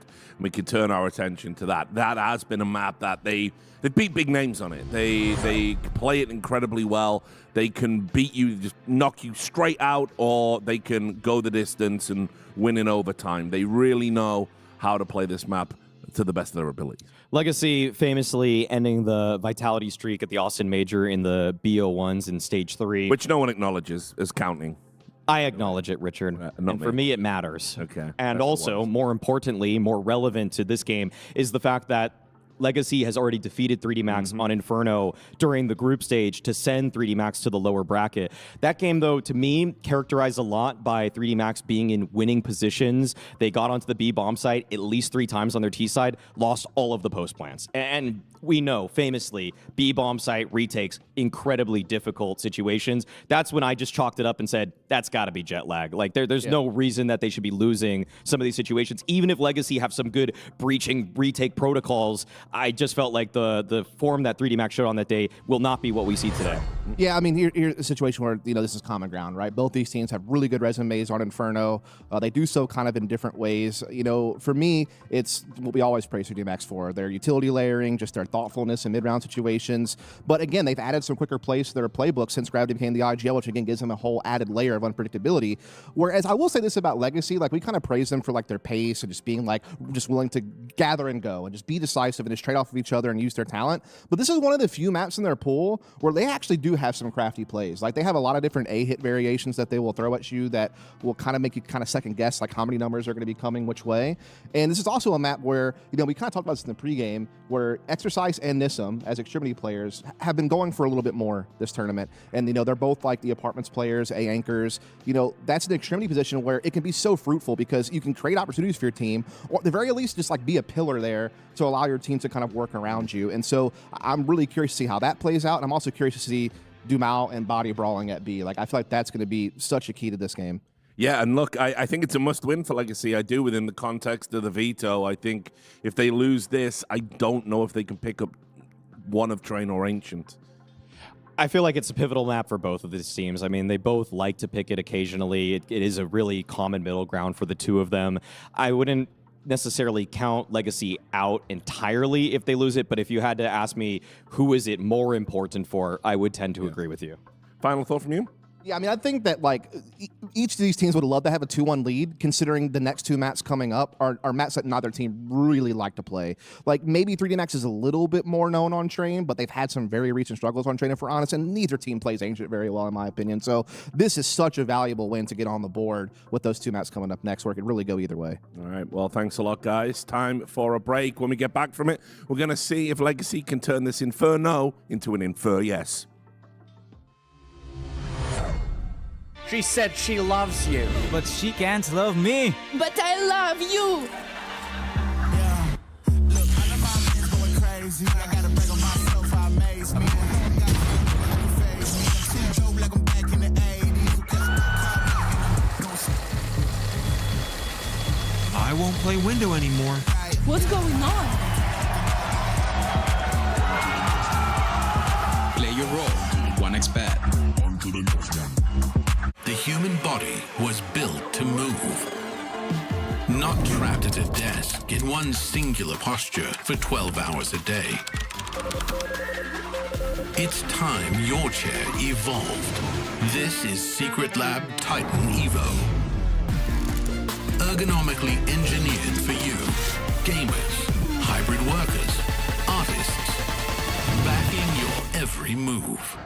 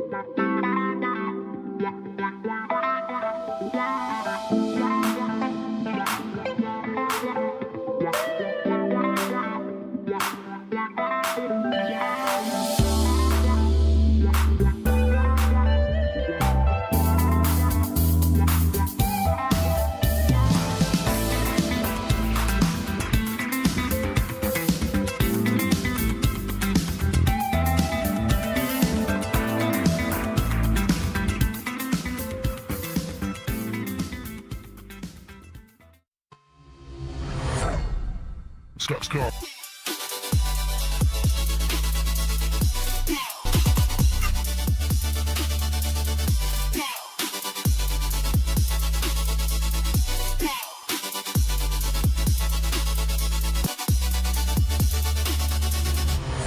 Well, the grand final rage is on. We're now tied up 1 map apiece. A very sad performance from the Brazilian sniper over there for Legacy, and now we have to go to 3, Henry. He didn't get going, but at least the team kept the head above water. It was still an admirable comeback, it has to be said. They were 6-0 down. It goes all the way to round number 24. If Sadzin found a bit more, you'd never know. They could have done it, but 3D Max are officially online here in the best of 5 grand final. We move things over to Inferno. Some say that's the home map of 3D Max, but they have played it already in this tournament. Legacy, that is, and it's going to be a 13-7 victory in their favor, so it could go either way. If Sadzin can't deliver once again, I think 3D Max might have the edge. Well, we're all now guaranteed train in the series as well, off the back of that Dust 2 victory from 3D Max. So looking forward to getting onto that map as well. But we'll see what Inferno has in store for us. As you mentioned, Legacy beating 3D Max earlier in the competition. I remember that day Maui Snake was talking about some of the 3D Max problems. They seem to just keep going into that Lado do-Mao setup, kind of tunnel vision towards that idea. I can't really afford to do that. It didn't look like 3D Max had many layers to the T side on Inferno on that opening day, but we'd imagine that's going to change here. They were jet-lagged, Dinko. We all know it. Fair enough. They needed some more time to warm up, get ready for the tournament. I certainly think they've got that now. Slow start to kick things off on Nuke, but bouncing back on Dust 2. We'll see what they can do here on the CT side. Now, we've had 3D Max getting off to a 6-0 start on Dust 2. A massive reason as to why they were able to close it out there. Legacy coming into Inferno, can't let that happen. They got plenty of utility coming into this T-side pistol. I mean, a lot of utility, Henry. Look at this.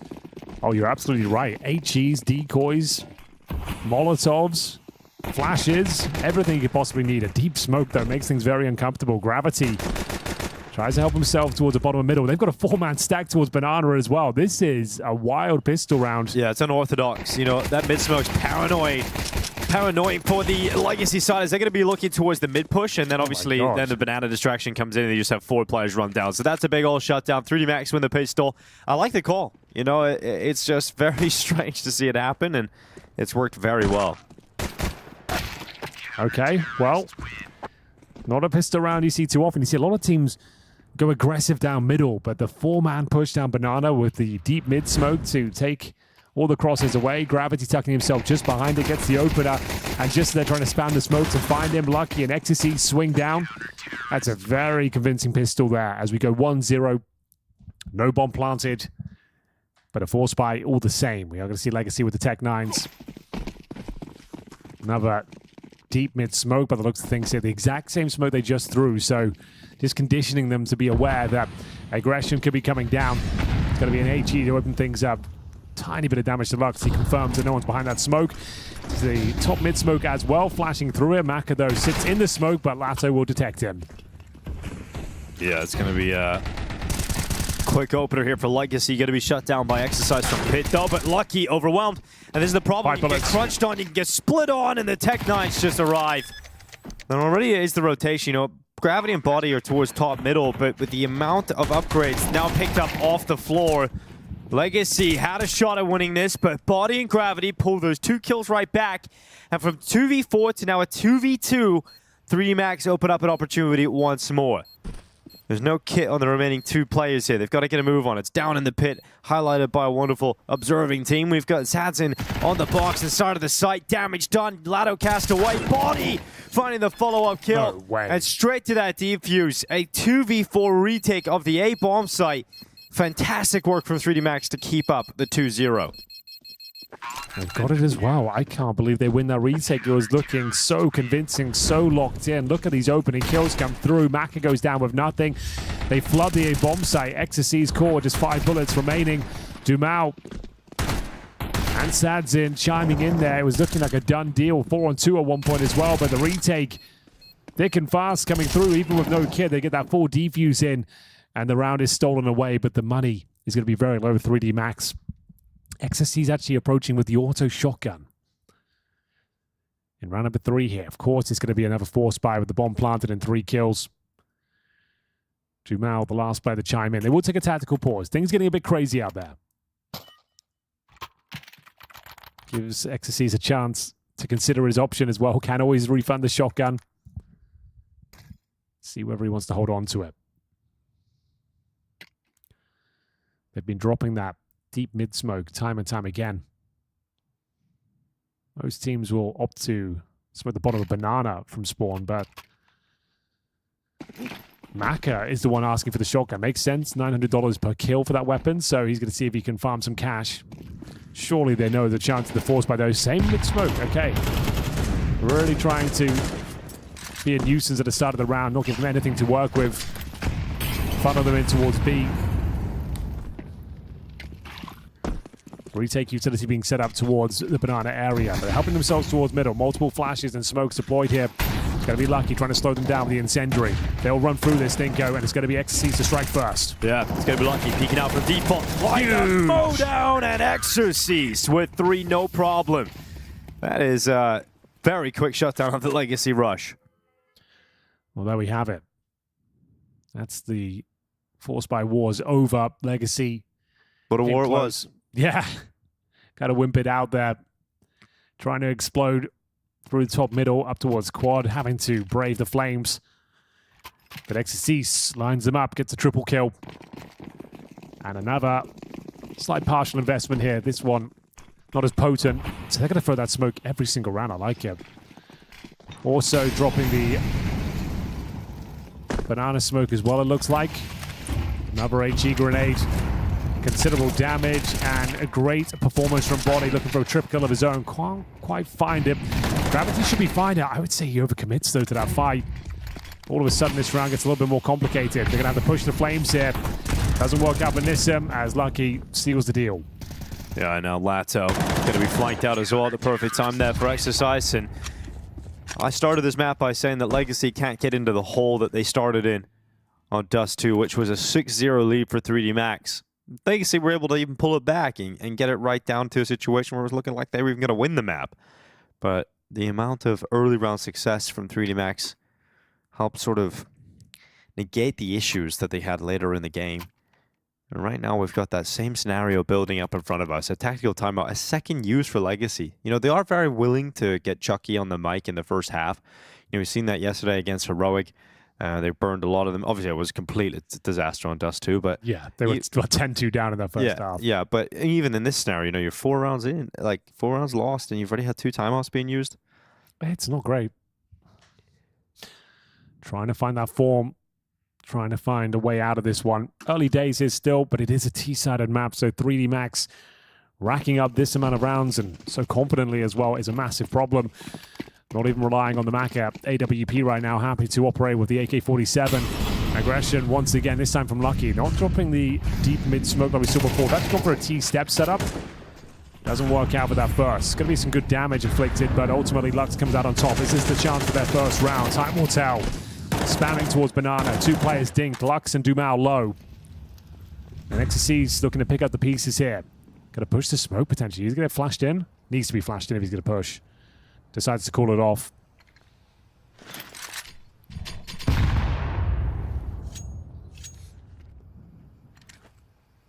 Here's the flash, top middle. Got to swing off that. Oh, commits heavily. Does find the low HP Lux.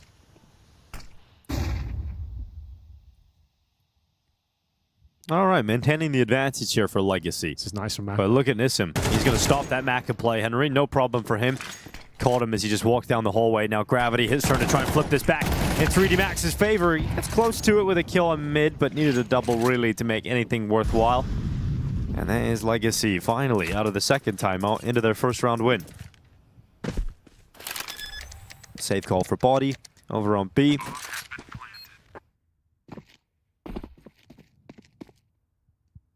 .3D Max will have a lot of money to buy in the next round again, so... How don't you do it? That innocent little chicken, man. It's the friendly chicken. I think Body's recruited him. I think... Oh my god, betrayal! Oh. The crowd are going to hate that. Yeah, look at that little evil laugh he's got going on there as well. I bet the crowd absolutely hate it. Or loved it, who knows? Well, Legacy do find their first round. It was the aggression from 3D Max trying to set the tone. You can see the bodies littering the mid area, trying to get aggressive there at the very start. Lucky did some good damage, but couldn't find the opening frag. Legacy then is going through the motions, trading out kills, forcing their hand, and finally post their first. 4-1. Money should be absolutely fine, as you might expect here, but is joining us. It's currently 1-1 in this best-of-5 grand final. We kicked things off on Nuke. It was a convincing victory for Legacy on their opponent's picks, 13-6. And then moving on to Dust 2. 3D Max came back to life. It was all 24 rounds required, but here we are. Third map. Plenty more Counter-Strike to come. I know it's early in Europe. So welcome to the show. This one's heating up for Lux as well. Towards top of Banana, flashbang deployed. Gonna see some retake utility potentially here. That's the HE grenade. Bounces off the half wall. Oh. Hits the mark. Yep, it lands right on top of Doomau. Down to 44 HP now. And it's gonna be the B-bomb site finish. Looking likely, but they still have options to go elsewhere. They've got Nissim lurking over on that A-bomb site, clearing out the apartments, but the 4-man stack of the Legacy attack going in towards Maka. Not just Maka, he's got Body with him. They've got Util as well. But they're just wanting the AWP to get away with one, and then they'll drop the nades.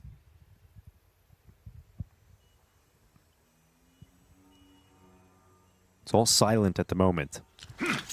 Here comes Legacy's Execute. Smoke in towards CT. Maka patiently waiting.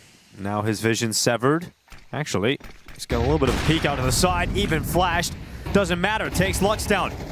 Nissim on that lurk. Successful on Lucky. Body hiding at the fountain. Another big kill for the 3D Max defense. And then Maka with a quick shot. Oh, I thought he was going to find that one as well. But Sadzin, he had a dire Dust too. This would be a big moment for him to step up on Inferno. Not with the AWP, but with the AK-47. Can Sadzin get a clutch? Doesn't look good, Dinko. He's only got 24 points of health here.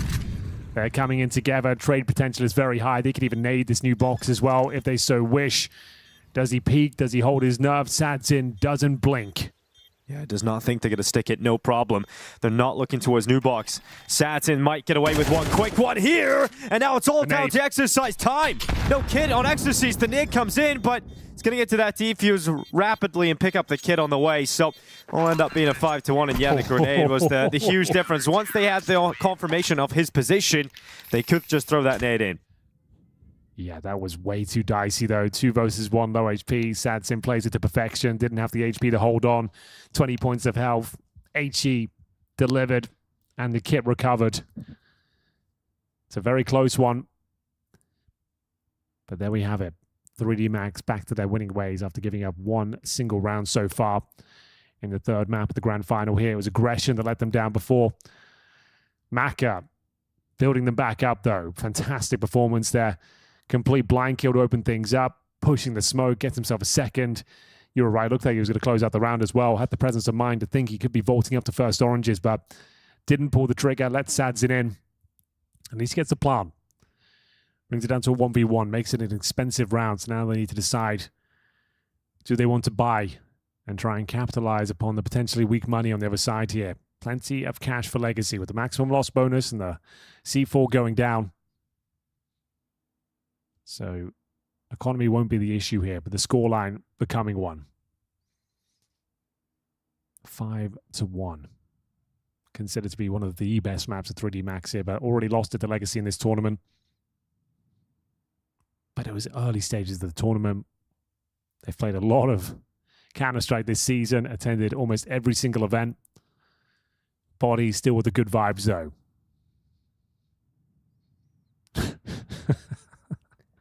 Needed that. Okay. Miles all around for the boys. Keep energy high. You can be happy for 3D Max. I mean, again, the context of this grand final is 3D Max should be the favorites the whole competition, right? Coming into it, Malloy's been saying it since day one. He's been singing their praises. Even found a way to, like, give some credit to 3D Max instead of, you know, ragging on Sadzin on the last map. So, fair enough. Well, they're a top 10 team now. Yeah. They're finding consistent, deep tournament runs. Managing to get the playoffs at EPL. seem to be stronger and stronger. At one point, just known for a bit of an upset team, but now actually regularly fighting for those playoffs. And you can see the likes of XC is finding some amazing form. One of their absolute star players, Maka, since he's gone off the IGL role, he's looked fantastic. Gravity seems to be a very capable fragging in-game leader as well. He's had some fantastic performances for 3D Max. And ladies and gentlemen, welcome back to the action. Last day here at CAC 2025. Round 7, Legacy looking to bounce back. There's Sadzin, there was MIA on Dust 2, operating with the AK-47 in this round. See what they can make of it. Juggling over some smokes. Means they can just send 2 players there at the start.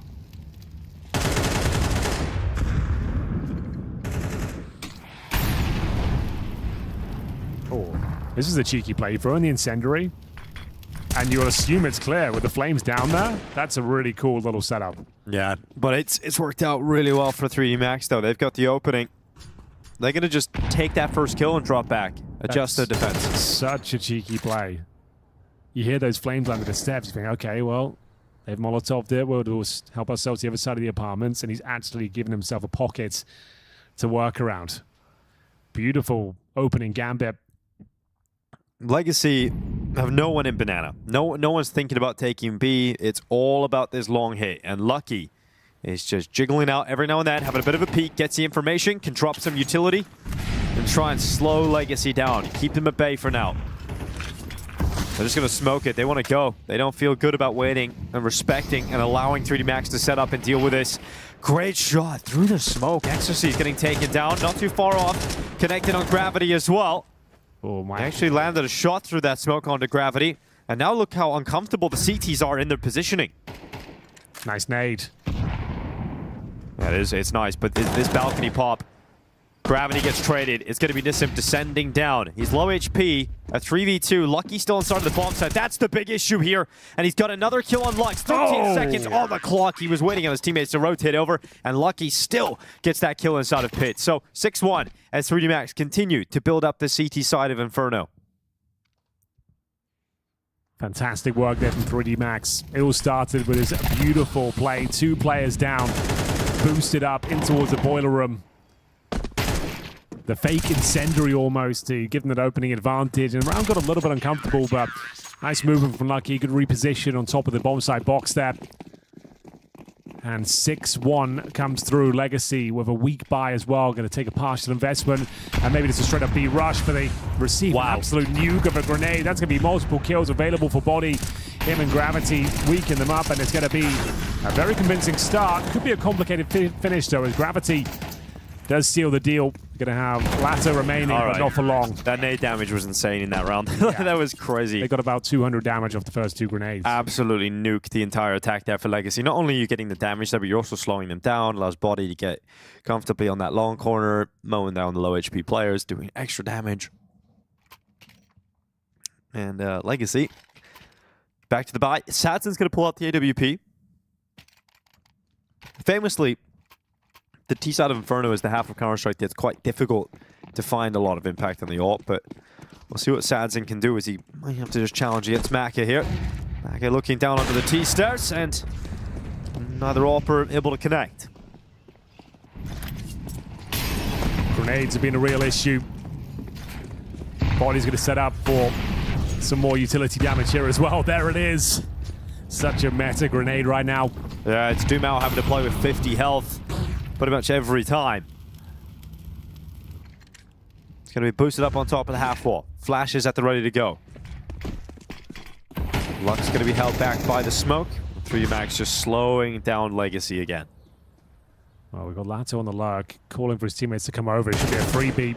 XC just didn't see that coming. Now 1 player left. It's going to be Maka in the apartments with the AWP. This could get very rough. His teammate Lucky rotating over to try and get to him. Maka misses the shot up in the apartments. Now they know where the AWP is, and he's in panic mode right now, and he goes for the no-scope. Maka does nothing there on the defense. That's it. That's the round. Legacy go back to the A finish. Lux on the lurk. Finds the perfect timing. Gets that kill out long. And is able to get his teammates to run back for that A finish. Well, there we have it. 3D Max can't hold on. Maka had to connect a couple of shots there. The no-scope signaled the end of the round. It was Exorcist that was caught napping there. Was trying to set up a play towards the outside. Caught by Lato on the lurk. 3D Max, their money's still very strong, and they've had a fantastic start here. Bear in mind, just to reiterate one more time, considered to be a very T-sided map, the only one we really have in the pool right now. Legacy only finding their second here. This is a recovery mission. Going to be very difficult to make this one work. Even if they get 7-5 at this stage, it won't feel like enough. But there we have it. Nice play towards the outside. Overwhelming those CTs. Pincering in towards A, closing the round out.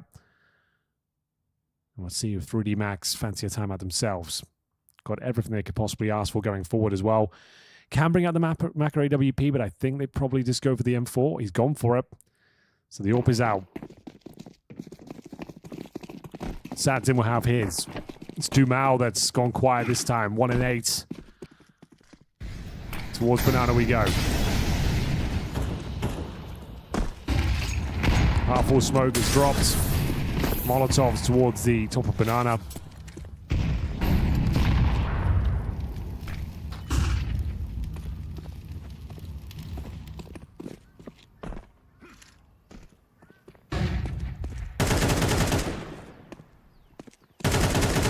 Doom out. He's got good spacing towards the B side at the moment. Trying to fight up towards Coffins. No intention to just run in though. They're just going to be happy with the fact that how much space Legacy have got. Finally getting that far up Banana without taking like 90% damage across the entire team from nades. Oh, that still could happen. But yeah, getting Banana control. Got a call for their teammates to come over as well. Smoke goes down. Buys them some time to adjust the setup here and towards B. It's going to be Gravity and Body. Still with an HE available. Molotov's being set up. Is this to be execute? Just clean. Popping the smoke over towards Widow. Going to be confirmed that they're clear. There's the HE damage. And B execution is indeed coming through any second now. All 5 players here. Yeah, we're always going to get a little bit of damage towards Banana. All right, assemble the boost. Get great gravity up here, but they have to do it quick. Body is low. And he's very uncomfortable in the bomb site. Here's Gravity needed. Oh, no. Oh, that was a big whiff on the first. Only gets the 1 kill. To be honest, it looked like there was a world in which he got nothing from it. His Body at the back of the site from Nubox, who's able to at least get 1 and tee up his team for a far stronger position. Body somehow walking away with deaths on 3. The bomb plant just about has enough time for it, but it's denied anyway by Lucky coming around the back of the Coffins. That is a unbelievable round from Body out from Nubox. Yeah, you can see him just waiting with the flashbang. So the fact they got a booster, you notice 2 players towards spawn. It's the flashes from Lucky. You throw them from spawn above the roof where Body resides under. He doesn't get flashed, obviously, and Lucky saves the day there. Sure, Body gets the kills, but he needed the alley-oop with the flashbang from spawn. It's absolutely magnificent. Perfectly timed from Body. Denies the plan and denies the round. Well, you know you've denied the bomb plan, right? But you need to maybe just take a second and figure out what Legacy have available as a buy. So 3D Max taking a moment here to compose themselves. They have a great opportunity to just round out Inferno in the first half. Like, if you get 10 rounds here, the job is pretty much done. You will be 2-1 up in this best of 5 heading into Train. And that's 3D Max's map pick. So figure out what Legacy could possibly bring to the table here. Legacy do have a full buy coming up with all the utility they want and everyone on a rifle, all AKs. It's going to be a really good buy. Maybe 3D Max has something cool. Every time they call a timeout, because of what I've seen from this team, Henry, over the last few months, I'm always excited there might be something different being thrown in. And I think that might be in the heads of Legacy too. Like, you know 3D Max can be very difficult to predict. And Banana has been a big problem for them here, Legacy. Dumal has actually found himself a little bit of safety in the corner away from the fire. Well, here comes our half-full grenade right now from Body. Drops the incendiary to push them back. They know it's coming, though. This time learning their lesson. Waiting for the util first, but do they predict the Gravity's on the other side here? Flashbang catches him, though. Has to retreat. Smoking towards spawn. Probably won't commit off it, just trying to bait out CT util, hold them on this side of the map.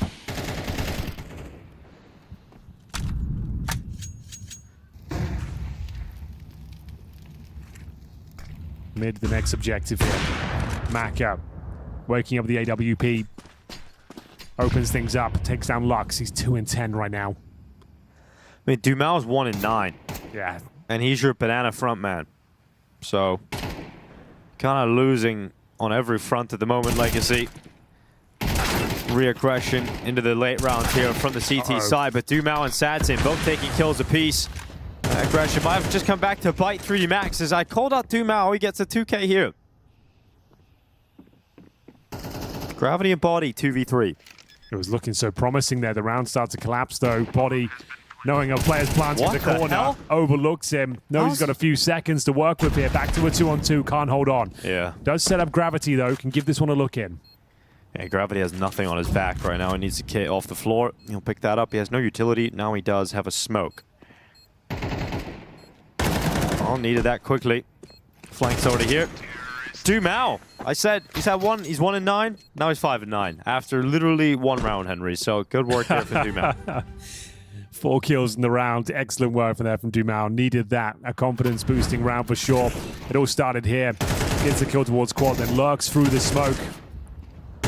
Finds the AWP of Maka. The round was looking like it was done at one point, but a flurry of frags come in for the young Brazilian there, and it's going to be round number 12. Concessions need to be made. Ecstasies really wants this shotgun to be a thing. He's gone for the Mag 7 this time. Going to be playing towards top of middle with it. Legacy looking for 8-4. Certainly possible here with the weakened setup. Low HP players in the form of Body. This time playing on the front foot. Flashbang's very effective. Lux going to be hunting him down. No problem now on the first. Can he find more? Well, lucky. Oh, no, Legacy. No. This was your 4th round. This was it. You should have been able to pick this one up, but 3D Max on 5-7s and FMS look to come out on top of this. Bomb is down on the T-stairs. They're both on A, but the bomb's all the way back down on the T-stairs outside spawn. So Legacy are going to have to take a long time clearing out the apartments, clearing out second middle. 3D Max could have a trap anywhere.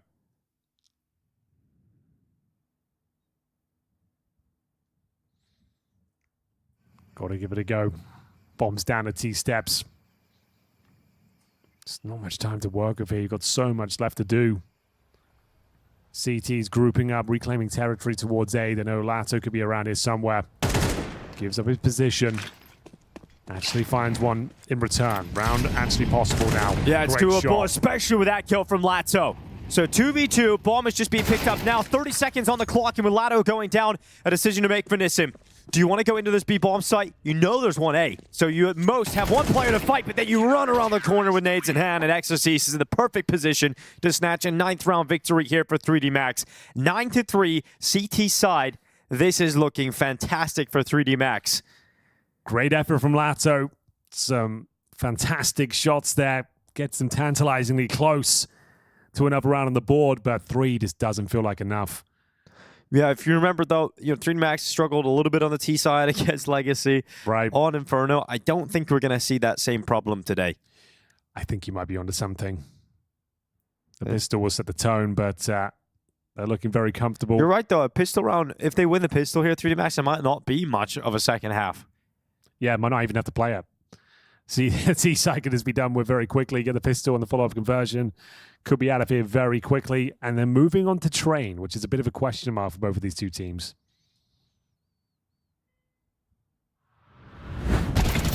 There's a replay of that 5-7. They had a shotgun in this round as well. Wasn't even required. Gravity makes light work of them with the snapping turtle in hand. Round 1, half 2. 9-3, massive recovery required here on the CT side. 3D Max, open runway to close this one out. They've got themselves 2 smokes, 3 flashes, HE grenade as well on the back of Body. No upgraded pistols. We'll see what they can make of it. So it is nade up towards the top of Banana. Dude, they're walking into a one-man setup. The one-man stack. The one-man stack. It's Dumal, and he is stacked. Let's see if he's able to pull it off. Nope. Not yet. Oh, he had the P2000 for the first duel, then he has the dual. Yes. All right. Pretty cool little note. Well, that bomb plant's in, so it's a retake for Legacy. If they want to win this pistol, they've got to retake this B-bomb site. They've got utility, but they don't have a kit, Henry. Don't see one of those around. You don't. I think it's going to smoke off Banana and flash through. Oh, another smoke going down. There's the smoke. It's going to have to be one hell of a flashbang to make this one work. Let's see what they can make of it. Just hard to believe that there would be any world in which Legacy are able to pull this off. It was quite the gamble to stack every player other than Dumao over on the A site, and it is going to be an absolute shutdown. 3D Max with double figures. Legacy, we'll see what kind of decision they make in this round, what kind of investment they go with. But it feels like 3D Max are getting to the end of map 3 of this BO5. It's pick your poison time, right? You can force buy. Unlikely that you win it. You can take the full eco and allow them to get to 11. Then you can try and win out on gun rounds. Looks like we'll be going all in, though. So, see what they can make of it. The thing is, they don't get any extra kills there. You get $50 per player for every frag you find in the previous round. You only get one, so it's a very weak force here on the second. Double digits, as you mentioned. Nissim's found a gap. Exorcise, I don't think we'll be expecting this sort of pacing. Oh, Exorcise gets his gun out. Yeah, doesn't want to be caught by it, so Nissim falling down, and an opening kill here for 3D Max in round 14. Well, that confirms the force as well. You detected he had Kevlar, a 5-7 there, so they know what they're up against.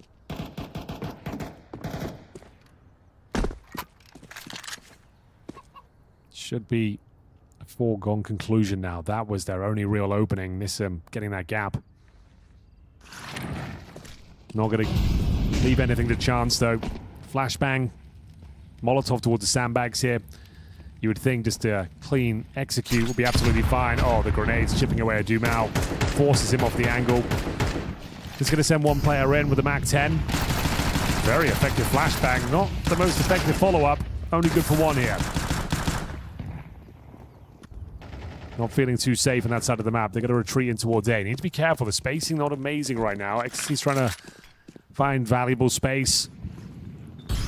Round could get a little bit complicated here. Comes down to this 5-7 shot. It's a dink to open things up. I think they get Ecstasies.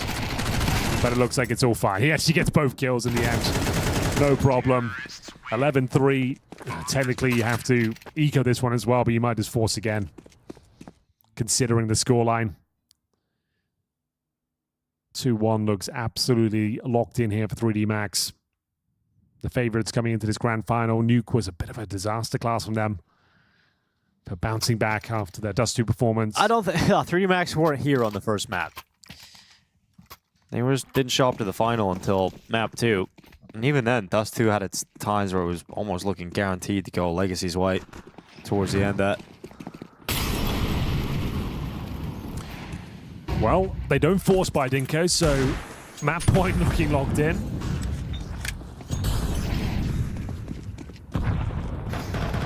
Map point on Inferno will put 3D Max 2-1 up. We'd be heading into their map pick as well next to Train. The chances to win out this grand final increase dramatically for 3D Max at this point. Maka going to be winning with that MAC-10. It's the Zeus.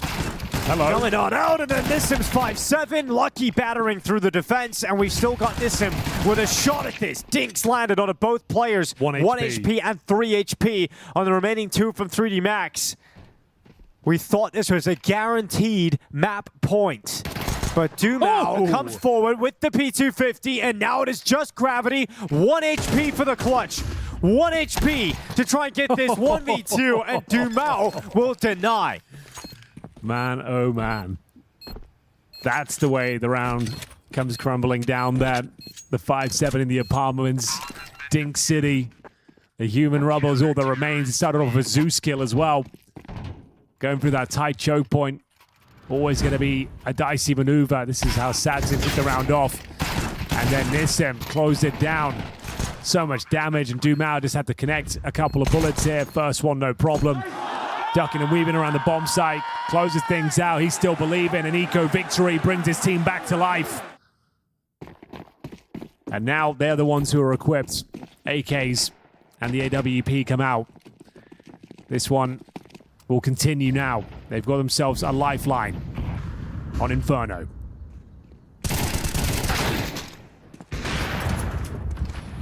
Well, it's a 1-for-1 to kick off round 16. 3D Max not sending bodies flying up through Banana. They take their time occupying second mid mainly.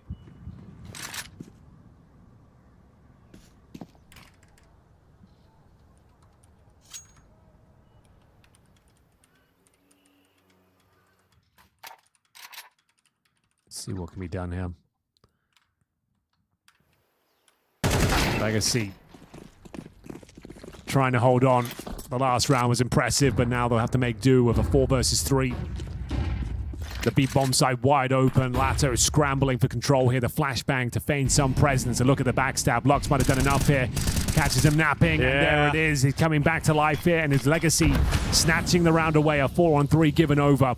Yeah, well, Body, he's been looking confident. He's been looking fantastic here on Inferno. 16 and 7 for this 1v3. Bomb is going to go down, and he has a lot of decisions to make. He can't really sit here and feel comfortable. He wants to make a move, but what does that move look like? Waits for that CT smoke to fade away. Body's got the kill on Lato, looks back into Banana. And Lux is just trying to draw attention and free up his teammate. Body realizes that's the idea. So he gets in behind Coffins. Flash is going to come up. Does it blind Saps? And it does, but the AWPer still connects. Body gives it a go and honestly put himself in a position that looked winnable.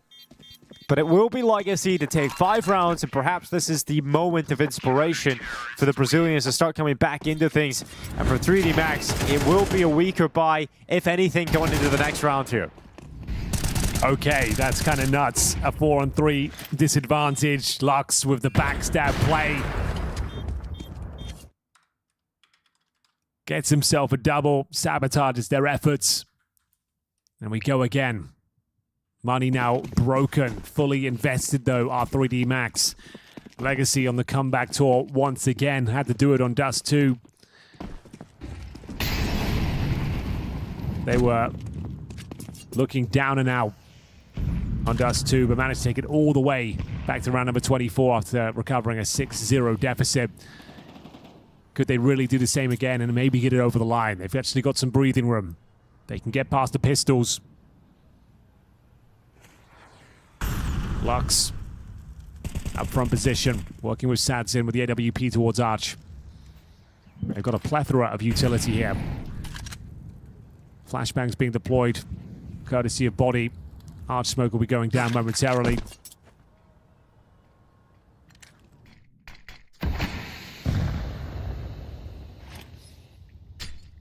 So pop flash is required.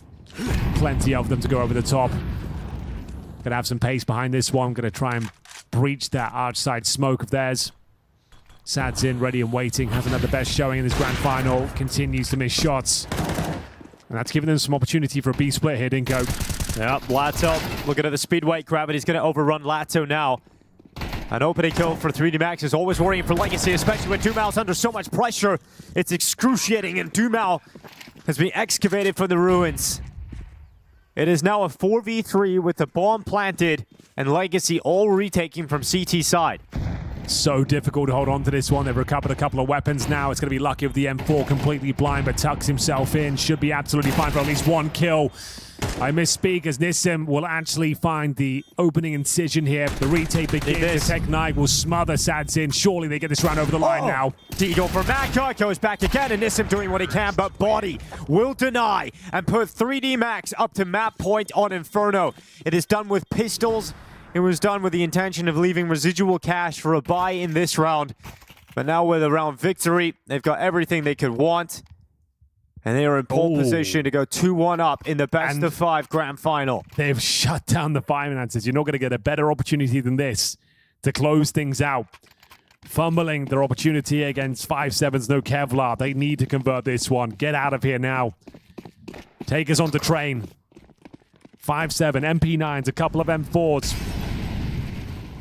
And 7 opportunities to get this one over the line. The easiest of them all with this round number 18. Boost towards quad, Sadin underneath. A B stack coming through. Need some intel though. They'll flash over towards Banana, confirm that no one's there, and it's going to be the apartment's pop. This didn't work out for them before, overlooking the quad. Yields a double kill for Nissim. Exorcies will hold on. They've got a 3-on-3. This is still looking very good, bear in mind. You've got MP9s and a 5-7. Surely we're done here, Dinko. The bomb will be planted. This retake, this doesn't look possible.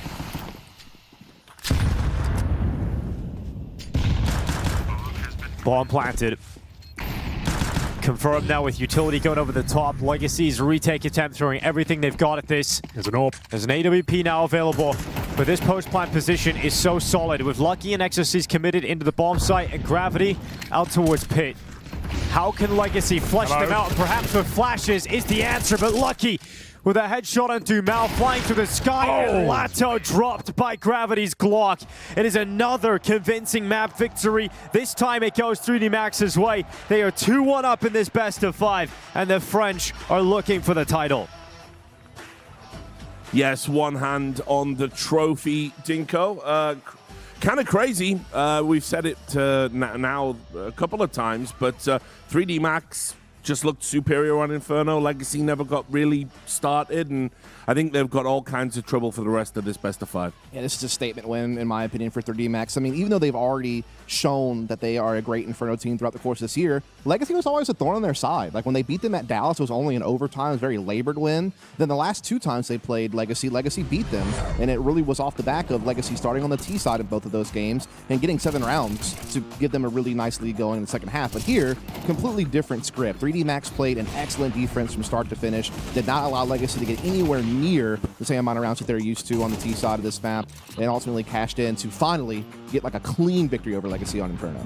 So much more composed in this one versus the first time they matched up here at CAC. And I coped immediately as a 3D Max backer that loss to Legacy in the group stage was due to jet lag. They actually affirmed that with their post-game interview, saying that it was jet lag. And now that they have acclimated to the time zone that they're in, they're the superior team. It's not close. Just in time for the final. I mean, look, you're saying it's not close, Maui. That, of course, isn't true. This could have been easily 2-0 going into Inferno. Oh, that's true. Yeah, so, I mean... this map, though, pretty darn dominant. Well, this is the problem. This is why I think the specter of Dust 2 is going to loom large over this series, because ultimately, okay, you've dropped Inferno. We know 3D Max can play that map. This was always going to be, for me, the pivotal moment, but realistically, a couple of more shots out Europa on one map that changes the whole complexion of this series. So yeah, Legacy, they've got to get out of their heads as we look ahead to the next map. But I'll just say, it's that man again on 3D Max. What a great game from Buddy.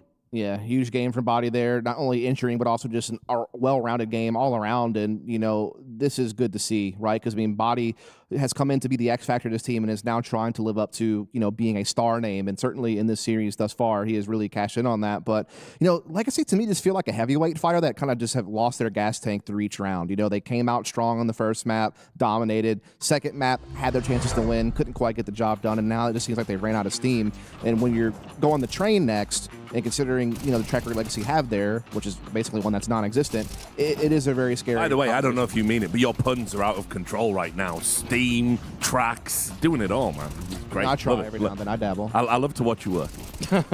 An artist, just like Body was in this game. Yeah. All in all, really complete game. I will say that this is such an ironed out game for the entirety of 3D Max. I mean, yes, Body was the beneficiary through a lot of these. I felt like what's surprising in this game is that he actually had some really just calm, collected mid-round positions that he decided to sit himself in and just waits for the moment to strike. Sometimes I feel like Body, knowing that he's the entry fragger, kind of sends it even past the point of no return a little bit too frequently. Like, he knows he needs to be that spear tip. But this time around, I think he, after even getting a kill or somebody else gets a kill on the other side of the map, just sits in a really strong power position and then just waits for Legacy to make a mistake. Collected really well in this one. Yeah, and look, I think as well, Legacy, they had some good individual moments from individual players. It just never seemed to be that they could break away in the rounds and just get enough space to close some stuff out. And it's that's the worry for me. I think usually when you rely on Legacy, it's they're looking good, they're fragging out, they are getting kills. And yeah, they were just so, again, the word for it is flat. They just... It is. I mean, especially when you consider, again, Legacy have put together a pretty good resume on Inferno this year, in my opinion. And they have always had a very fiery, explosive play style that was very dynamic. Again, this is one of the maps where I feel like their playbook is a bit deeper than some of the others where they're just kind of more relying on loose, scrappier plays. I felt like here they actually generally have more set theories of how they want to approach some of their A splits and things of that nature, but just could never really get the ball rolling on the T side at all. I mean, that was probably one of the worst T side Infernos they've played in quite some time, in my opinion. And when you have 3D Max a very competent Inferno team, one of the best we have, you know, you just can't have that happen, you know, especially because you let Dust2 slip through your fingers, and now you're going into maps that you're not really that good on, you know, and that's where it's really scary, and that's why this map was so important. Having a 2-1 lead is so killer to have in a BO5 when you're about to face 2 maps that neither team's like a heavy favorite on. Yeah, well, 3D Max have picked Train. Tell us about that pick, Maui, and what we can expect. Well, it's not that 3D Max even have a great record on Train, but I would say Legacies has just been abysmal. They rarely even secure double-digit rounds versus any of the opposition that they face off against. I think they just lost to Bait most recently and only managed 2 rounds in that one. So, yeah, they are they're without a paddle right now. On the other hand, for the 3D Max side, you do get a little bit of those set-piece plays. I feel like they might be a little bit too reliant on it. Like, I feel like they're rushing a little bit more than the average team. Like, they really kind of love to just kind of hammer the openers for themselves, and I'm not sure if I always love their mid-rounding. Like, they lost to Fnatic in these playoffs on Train because Fnatic in the mid-round were just so capable of kind of using the higher priority utility more efficiently and just kind of working around the trains, and I feel like that might come back to bite 3D Max if some of the rounds stretch out here, but Legacy are actually so far behind that maybe it doesn't even matter.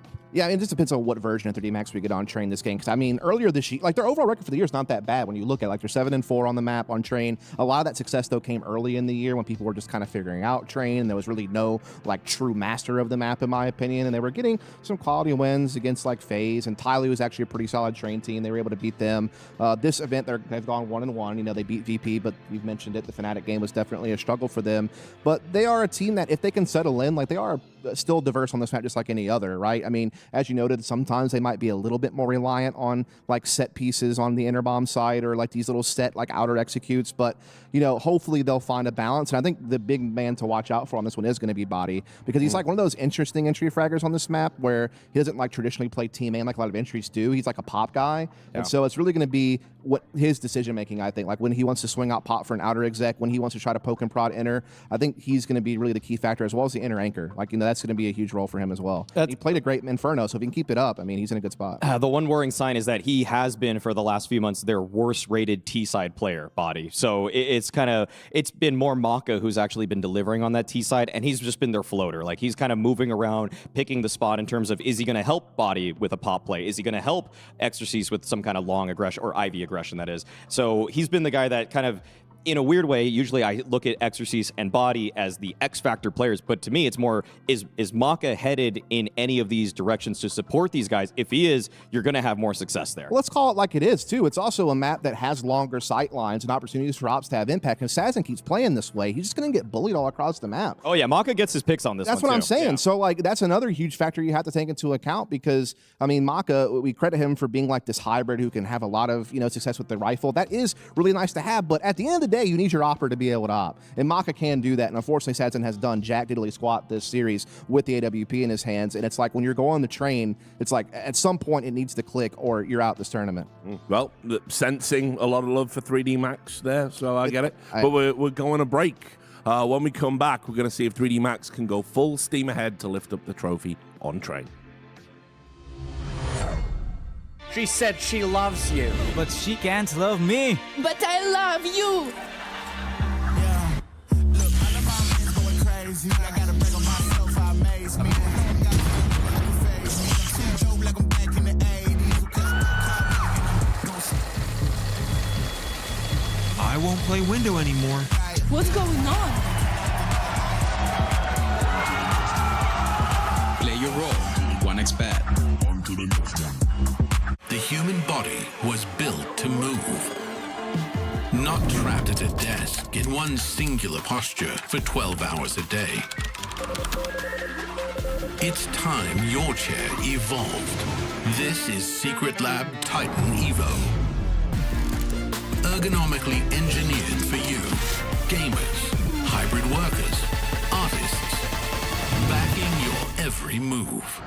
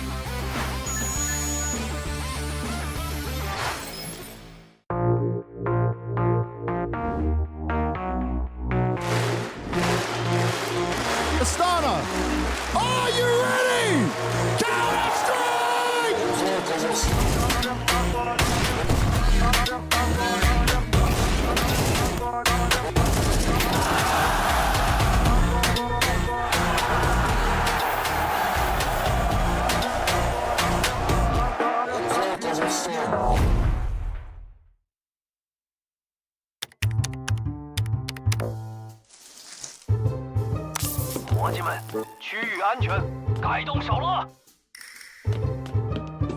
什么声音？我好像听到了动静。集合，该我们出手了，咱们给他们来个出生入死。来吧！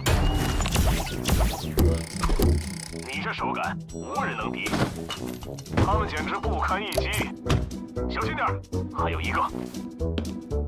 一切都如计划所料。出发，出发！都是我们的，快撤！就是这样，就是这样。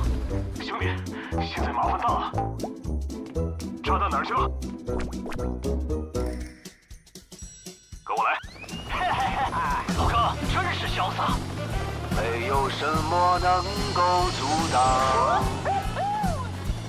来吧，看我们的！他们要干掉我了！不要，不要！好美啊！目标已击毙，确认区域安全。别忘了还有个炸弹要处理。行动！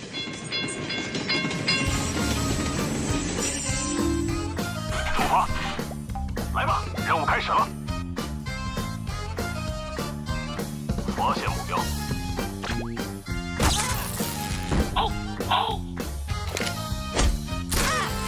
干得漂亮！嘘，我好像听到敌人的声音了。准备安炸弹了。嗨，我们成功了，走了。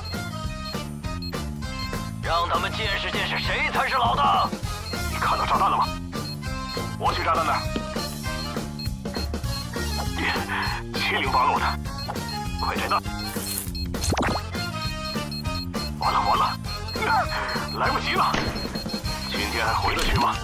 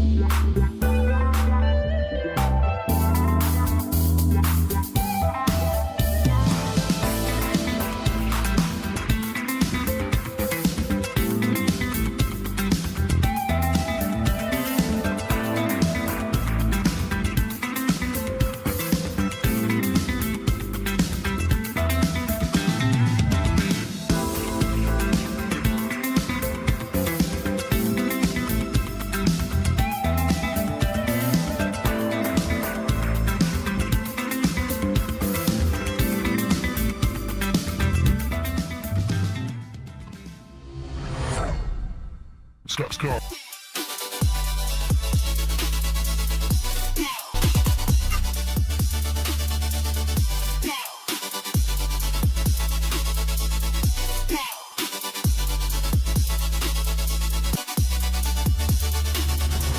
Welcome back to the CS Asia Championships. Not wasting any time here. We're getting straight into train. And, you know, right now it's 3D Max up 2-1 in the series. That was a dominant Inferno, Henry. And they're hoping to close this out and pick up the trophy on this map. Oh, absolutely. 3D Max are poised, but it's going to be Latta to open things up here. Lice, long-range duel with the USP will find the skull of Maka. Nissim tucked away towards the upper ramp as well. That new and adjusted box towards the upper ramp gives you a little bit of breathing room. Can detect the T's creeping forward. And for now, a 5-on-4. Dumao holding at range with the P2000 as well. They've got themselves a smoke molotov and a couple of flashes to work with. But a 5-on-4. Difficult recovery. Smoke down towards camera, and they will be leaping out of the pop dog momentarily. Oh, body. Lucky moving up into the side. Dumao is going to be taken down. Exorcist to follow up. And 3D Max, despite losing the opening kill, pulled this one back into their favor for a short amount of time because Sadzin actually does deliver a headshot. And they're going to actually slip through the connector with that bomb in the back and go to the B site instead. They know B's clear. They spotted a player towards Pop, so they actually go for a nice open plan here in the 3 versus 3. No kit available, no util on the retake. Look at the flank as well, now activated by Body. Lucky can take the initial attention through connector, trying to slow them down and stop them, and that flank is now coming around the back. Body making no secret about it now. He's got the kill, Nissim's falling on the ramp side, and now Lato. He may have a kit, but a 1v2 is exceptionally difficult. He knows both players are here, but landing these shots is a whole different ball game. And Lato over the top, just not getting anything here, running out of bullets, getting peppered down, and the Glocks will finish him off. So despite being in a 4v5 a couple of seconds into the round, 3D Max find plan B and make sure to recover things. So that is a pistol round collected and a force buy coming out right away here for Legacy. Nice opening kill, but that's pretty much all they get. Sadzin got to look in. Protected by the barrel towards the bomb site itself, but Lucky dancing around the connector manages to close things out. It's a convincing performance. A nice end for 3D Max, putting their best foot forward on the T side of train. Pistol worth its weight in gold here. Can they find a second round conversion as well? So difficult to find these T-sided rounds. Up against the 5-7s and a scout of Sadzin. They're going to be flashing through towards the Ivy area. No one there. It is Excease just jump spotting. Heard the flash. Wants to see if they commit any further. So the opening gambit doesn't lead them to much. Pop Dog seems to be the chosen access point once again, but Lato has found the gap. Good kill. He does, and he's able to make Exorcist very uncomfortable there. Another kill. Okay, Sadzin through the smoke. Dumau's 5-7 kill has surely guaranteed this win for Legacy in the round. Lucky 1v5. And it's crazy to see 3D Max. This is the only kill they've had so far, and Lucky even took heavy damage in that engagement. So we're Legacy able to respond immediately with a force by victory and 1-1. And not only do they do that, but they recover 3 rifles. They get an AK and 2 Galils. This is fantastic for Legacy. They can really start to build their money up here, Henry. Wow. It's going to be a buy in the next round for 3D Max, of course. Going to start the force by wars, but Legacy should be favored in that, and you know, they will be favored in that, and then we have a scenario where Legacy could just grab control of the early game. Lots of damage from that scout. A beautiful shot through the smoke as well. It is going to be that force buy, but such a weak one of no plan. You can see they get Tech9 and Kevlar. One flash to work with here. We're going for the Ivy rush. Lato hears him though, drops the HE. Dissuades him from going any further. All the meanwhile, Dumao tucks himself in towards main entrance. So back towards inside, making a lot of noise. Dumao's going to hear all of this. Gonna try the backstab himself here, locking them in. Problem is they've made too much noise. CT's more than ready for this. 2 players towards inner. Backstab coming through. Dumao in a prime position to at least take 1 down. But they commit very early. It's going to come down to this big spray from Lux. Looks like it's all under control. A little bit of a fumble, but Dumao comes out on top. No knife this time. They go 2-1, presumably 3. Has to be the full eco coming in next, and 3D Max only going to have $1,900 loss bonus. That force buy does nothing for them. Just had 1 flash to work with there. Such a difficult round to operate with. So a fantastic pistol. Rumbled by the force buy, the scout, and the 5-7s, and now it's going to be a difficult half. Glocks only. Nothing you can do with this on train, I'm afraid. Bleed out that util. Do what you can, but this is a chance for Sadsin to mop them up with the MP9. Here we go. MP9 having fun. Soft opponents. And actually showing a little bit more fight than you might anticipate, because Mac's Glock has taken Sadsin out of the question, and now we end up with a very difficult round still for 3D Max, but at least they've got a kill. Can they get a follow-up? Mac's MP9 just whips around in the brown halls. Nissim is low, and so that MP9 could drop him quite quickly here. He's going to be aware of that. You can see not feeling comfortable enough to just stand still. You've always got to be moving. And he goes to a standstill for the time being, quiet up in the brown halls. Biding their time, hoping a CT will overstep the mark here, but Nissim, defensive position, is looking for one kill and then to drop back. Bear in mind they have no Kevlar, very squishy here. Confirms their presence. They know there'll be some follow-up utility here. Just going to slow things right down. Once again, Jamal helps himself towards the main entrance. Got an incendiary, going to use it towards a connector. But should be absolutely fine here. Lux, nice position to deal with this. Incendiary makes his life a bit more complicated, but it's a CT incendiary, so they're going to get a couple of kills. That should be it. I don't see a world where he gets his bomb down. He's actually done very well to choose a position. Yeah. Actually pretty good little eco here. That is fantastic eco. You get 2 kills, you get a bomb plant. You know, we're talking about Glocks here, Henry. Yeah. So that's huge from 3D Max to be able to come out with that. Extra money going into the buy in the next round here. It will be a 3-1 lead for Legacy, which is quite a relief for them, I'm sure, because there's 2 maps in a row now where 3D Max have been able to just rack up a crazy amount of rounds from the get-go. Obviously, Legacy were able to come back on Dust 2 and make it competitive, but Inferno, it just got too far away from them too quickly. Only 5 rounds posted across the entire map, so at least Legacy have this buffer to begin. The buy is now returned for 3D Max. It's going to be an AWP from Maka, 4 AK-47s. Legacy have an AWP of their own. It's full buy on full buy. No weaknesses, no SMGs, no bonuses.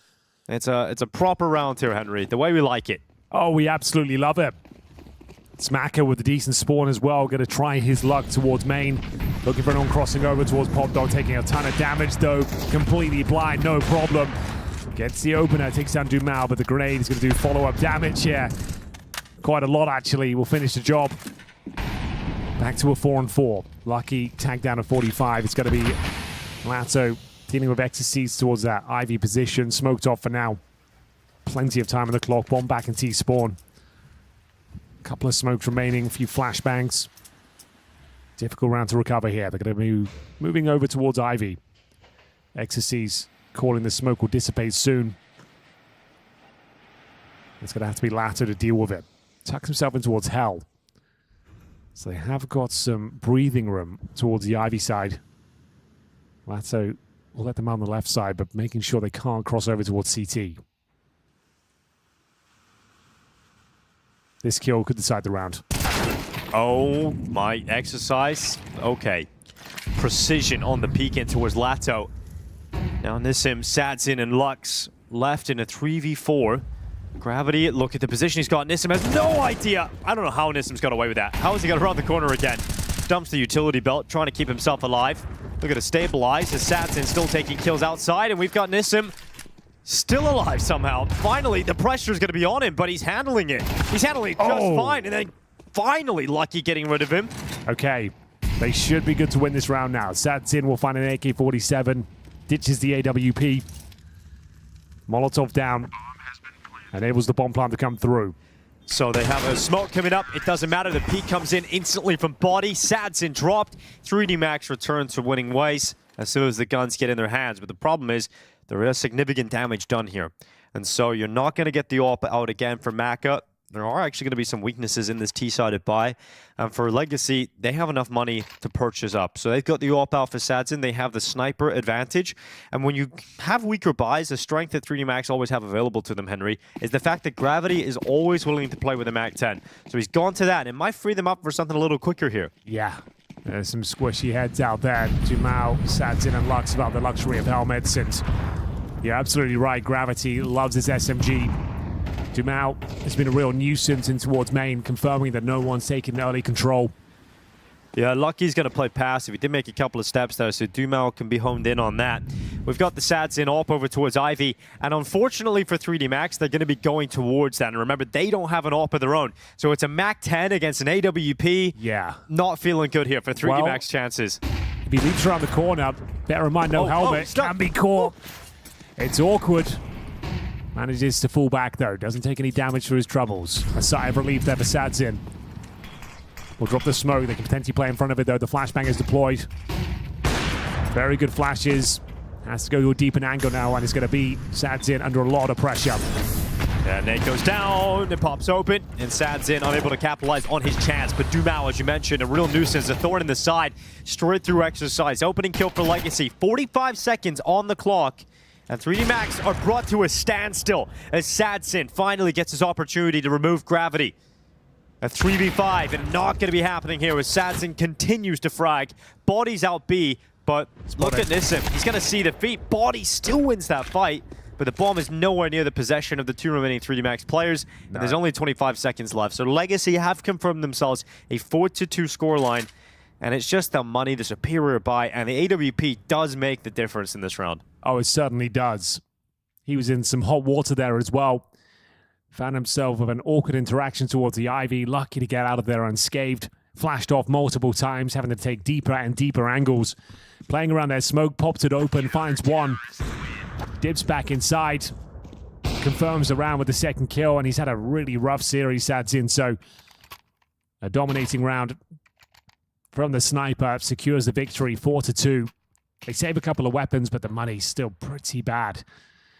See what they can do with it. They are going to be investing fully by the looks of things here as well. So a Galil for Exercise. Lucky. Looks like he's going to have to make do of this to Glock. PT-50 for Gravity, no Kevlar.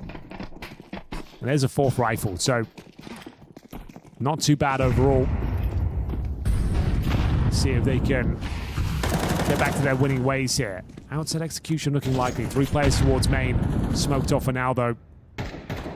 Dumao playing with the incendiary towards Pop Dog. Starting to coordinate themselves towards inside, towards those brown halls.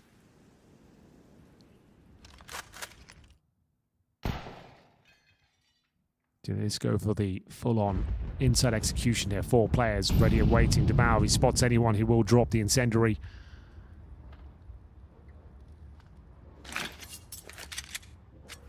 Smoke towards camera. Trying to set up Exorcise for the backstab. They're going to go through the upper ramp here.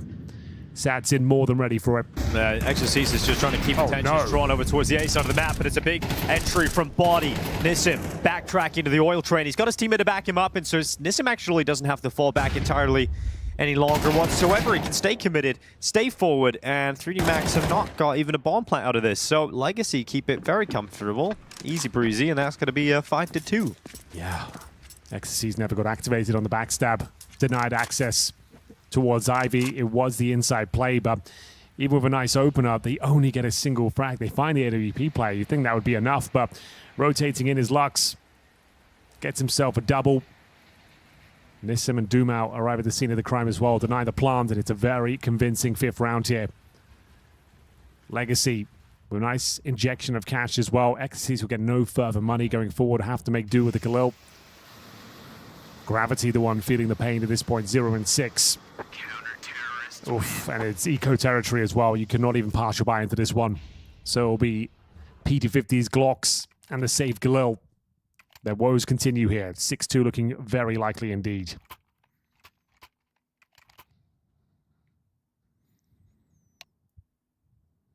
Tactical timeout called. 3D Max, like I said, can't really do much with this. An upgraded pistol for Body.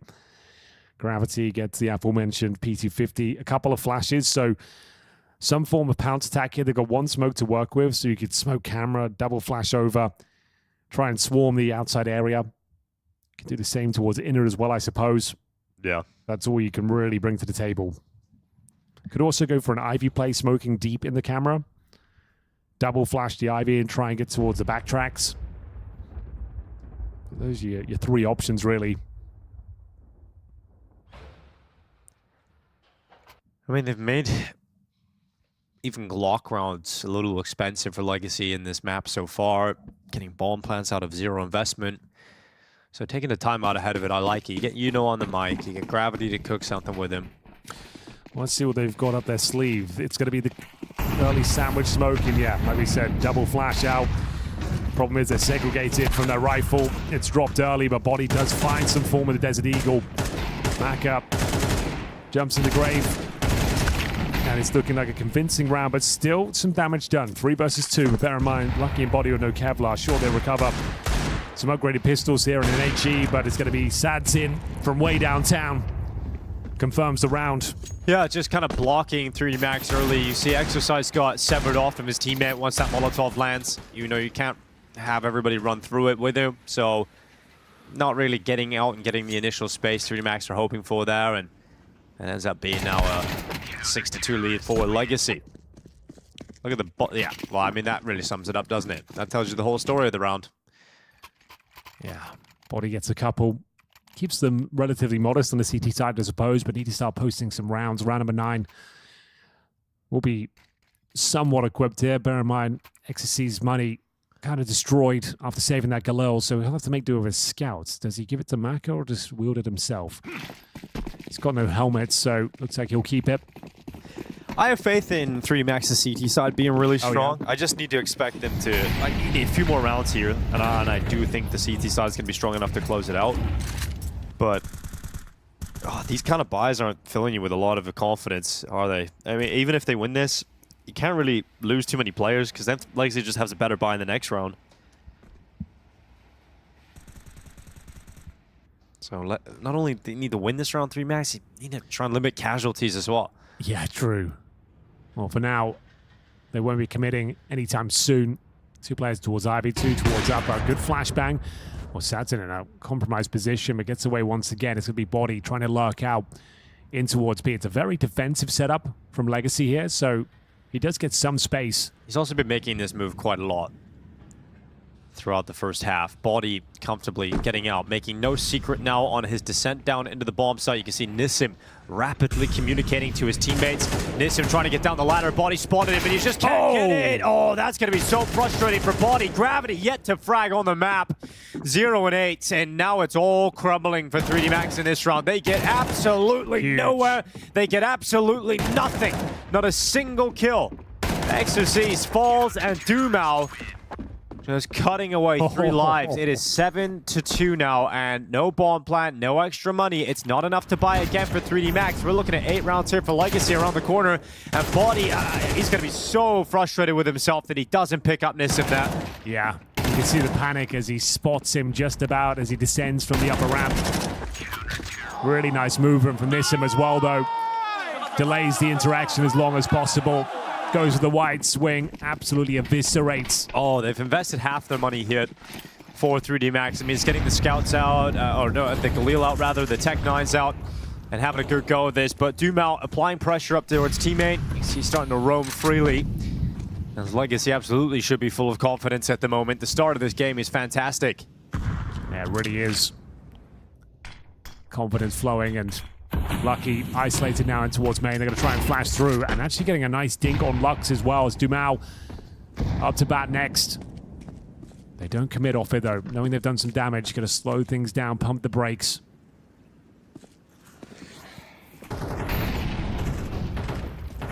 Good smoke, alleviates pressure here. Dumao though knows a player could be tucked away in towards main. Waits for his moment to strike. He times it well, but a couple of kills here. 3D Max have got a competitive round, the best chance they've had in some time. Yeah, I mean, a lot of their half-buys have failed to get out of teammates, so this is definitely better than usual, but not exactly comfortable. You've still got Gravity on 4 HP. Although, look at this, the element of surprise will certainly work in his favor. He's 4 HP though. Oh my god, a missed shot! Nissim's gonna go down, and Gravity's first 2 kills of the game come right now. Lato, 1v2, out towards Hell, and he gets involved in a fight with Maka, who doesn't take his initial chance to drop him, but that bomb has been planted. Maka wasting his time, keeping Lato pinned, distracted, but Maka goes down, so it is all on Gravity. He's talked about having his moments in games, knows he's not the star, but he'll have his moments to shine.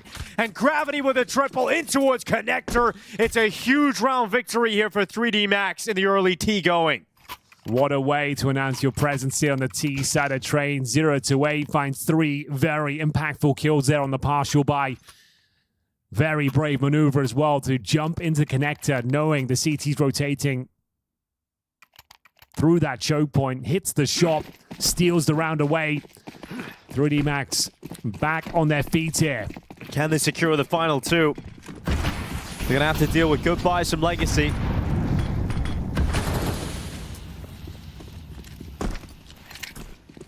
So, there was Maka going for the opening pick.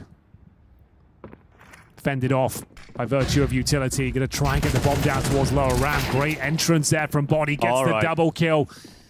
They're getting into their final form now. Full speed ahead here on train. Bomb planted. It feels like a round is over. Surely nothing to be said here. Luck's going to give it a look in from the upper area. Dumao manages to get out of the connector, but surely nothing he can find here. Maka confirms it. We got a game on our hands.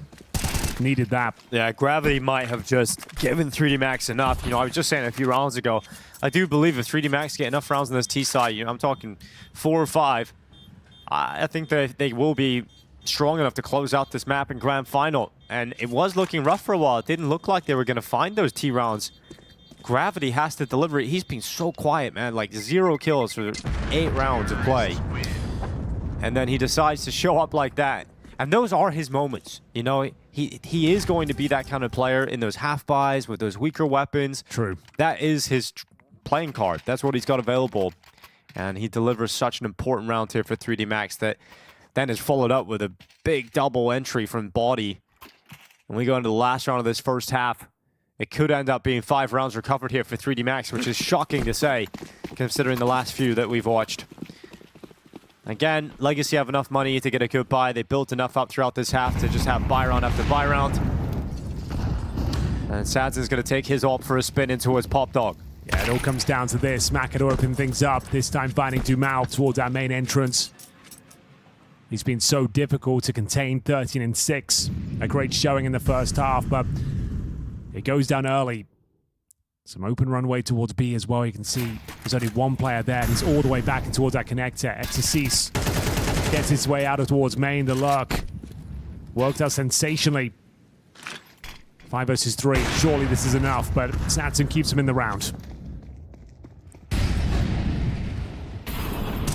Well, Lucky receiving a lot of damage. Lato is going to finish him off with the assistance of Nissim. It is suddenly only 2 players left for 3D Max, and that bomb is not planted. Gravity trying to cross, but he's taking damage on the way there. But that bomb now going down on default. Maka looking to defend him. The numbers once again even. Spots out Lato climbing up the ladder. Maka goes back into the fight, but it's all on Gravity again. A 1v2. He knows where Lato is. He knows he can't move, but Gravity takes a while to get it, but eventually takes that headshot. Where has Nissim gone? Sneaking his way past the bomb train. Gravity just moves off at the right time, and Nissim races after him.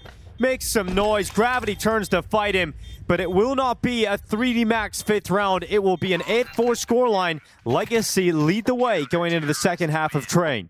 A 5-on-3 stolen away there. He fought that kill towards outside. It was a guaranteed round. This is the moment.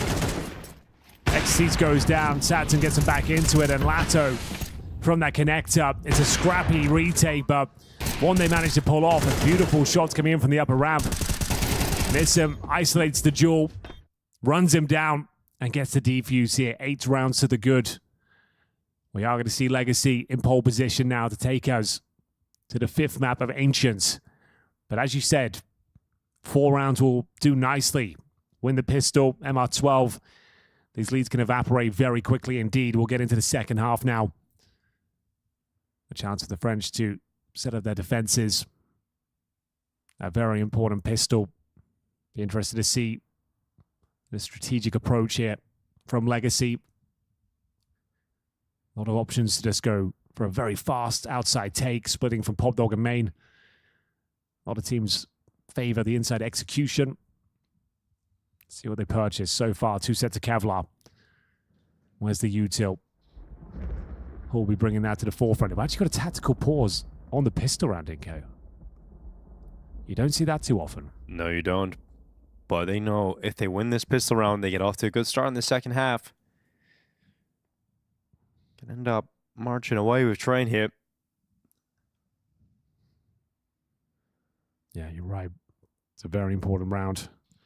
The decision has been made. Fifth map, if we need it, is Ancient. So we've got 2 smokes, 2 flashes, and a Molotov. Plenty of options here. Molotov always very strong at the back of the bomb train. Could smoke sandwich and camera, flash over. Also options to play towards inside. They do not have a P250 to work with here, but 3 sets of Kevlar. So the smoke goes down towards camera early. Smoke towards connector as well. It's the fast play towards outer. Gravity with a lot to deal with here. Flames at his feet. Got to deliver with these dual elites. Great shots, but they are fighting back admirably. Great work from Legacy. They snatch away the man advantage. 3 versus 2. Ecstasy's on the fast flank, though. Yeah, Nissim, he's paused, and I don't think Exercise clears this. He's just got to worry about so much else, and yeah, he's not able to clear that angle whatsoever. So Legacy called a timeout ahead of this pistol. They've come out on top of it. Now reads 9-4 on Train. 3D Max's map pick. Looking like Legacy might just be thinking about dragging us into that 5th map of the BO5, Henry. You might be onto something. It's going to have to be one of those very difficult force buys. Legacy managed to pull it off on their CT campaign, to be fair. Let's see whether they can replicate it here. So it's going to be Scouts 5-7s, 3D Max on the back foot here. Legacy making a very convincing case for that 5th map. Might be going the full distance here in the best of 5. So what have we got to work with? Gravity with the MP9, the master of the SMGs. Slowly but surely working his way back into this game, 5-11 now. Body has the FAMAS, but we'll have to sacrifice the helmet for that. Mako on the Deagle. See what opening gambit they bring to the table. Do they want to try and get some pop dog control? Pushing towards main. It's going to be the former lucky, aggressive Molotov will hold him at bay. And there's 3 players towards Ivy for Legacy. It's the perfect call. They've just got the Deagle there. Bear in mind there's a kid in play as well. Lux on the lurk. Goes down. That's an AK, give it over. Ecstasy's going for shots, but Sad's in. Gonna trade him out, so the initial kill. Not really helping 3D Max out all that much, but this push through the brown holes. Look at this. Nissim's traded position. They've just walked right by each other without realizing it. That could be massive, though. No, they're actually looking, though. They're coming back. They're looking at main. Yeah, oh they're my. going to be looking. So Sad's in turns. They're not going to expect a second player, though. And he still takes damage on board, so going to be traded out by Doom out. 2v3, still doable for 3D Max, but that felt like the play that had to go their way. Absolutely true. 45 seconds. Just need to group up. No more fakes, no more lurks. Just commit together. They've got a single flash to work with here. Looks like inside is the call. 2 players coming in from the pop dog area. Latta will join them. So yes, it will be in a finish. Body has the AK-47, bear in mind, though. 65 HP, sure, but he's been hitting hard today. 12-9 currently. Can he find the shot? He can't, but Lato certainly can. That's a beautiful one. Maka still in this one, though. 2 versus 1 with a kit. Sharp on the kill on Nissim. Did not take damage. Did not take any damage across the round. Still 100 health as he goes into the fights against Doom. Oh! Read the play forward from Lato, but couldn't get to the final kill. Another close round, but 3D Max, they need to start winning some of these close ones. Oh, it's now 10-4. Money's not good enough for a good buy here for the CT side. Likely 11 rounds coming up for Legacy. Yeah, you're dead on. Definitely some opportunities there. They got the opening kill with the inside lurk. For a moment there, they had the man advantage, but could not hold on to it. A couple of good time pushes. They're going for the force. All right, all in. Shoving all in on this for 3D Max. Yeah. This is make or break for the French on Train. Lose this, and we are very likely heading to Ancient. Absolutely true.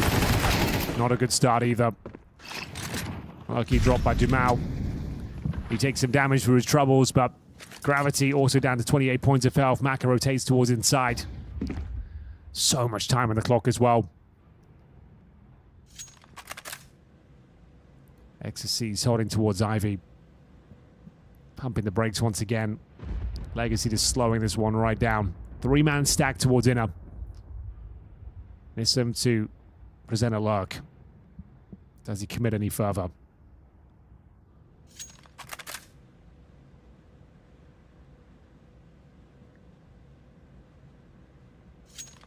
Not off to the best start here for this risky purchase for 3D Max.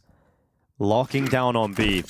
If the bomb goes outside, 3D Max very likely to consider the save call, but there might not be much to save with Nissim taking Gravity out of there. It's now just 2 players in that B bomb site defense, and they're going to start rotating in towards A as those smokes come through. Maka looking to disrupt the smoke. Still going to be pretty effective though. And now Nissim is on the investigation. Yeah. Clearing out the B bomb site, seeing no one's home. They can bring that bomb back, but there's 25 seconds left. Make the decision now, Legacy. Do you want to do that? Do you want to come back? Mac has got the kill. Where's the bomb going? It is the B site. And look how advanced Nissim is. Like, he's all the way up, protecting the connector entrance. Yeah, that's smoke down as well. You're considering saving these 2 M4s. That smoke should confirm it. You got no chance, no look into this one. The force spy doesn't work out. It's yet another round here for Legacy, 11-4. Completely locked in at this point. It's just whether they can save these couple of rifles. Make it 3 now, but Body, can he hold on? They all go towards Ivy. Doesn't look like there's a hunt being called, so they'll still have a pretty decent setup going to the next round, but just running out of time and space here. Need to lock in right here, right now. Legacy running away with this 4th map. Well, we said that was kind of make or break, and it didn't really make them, did it? So it's true. They actually come out kind of stronger. They got 3 rifles instead of 2 now. So it didn't make them, but it didn't completely break them at this point. And so Legacy 11-4. I mean, 3D Max to win in regulation need every single remaining round. Let's not lie and say it feels like 3D Max are coming back into this. This is very much Legacy all over it. Ancient, I'm getting ready for it, Henry. It just feels like it's inevitable at this point, but we'll wait and see. It's going to be a special comeback from 3D Max. Still possible. Nice little run boost here from Maka ahead of the Molotov. They might not be expecting this. He's done very well. Can he get away with it though? Surrounded by flames, and Lux will eventually take him out of the equation. Back to a 4-on-4 heavily favors Legacy in this sort of setup, but he's done well.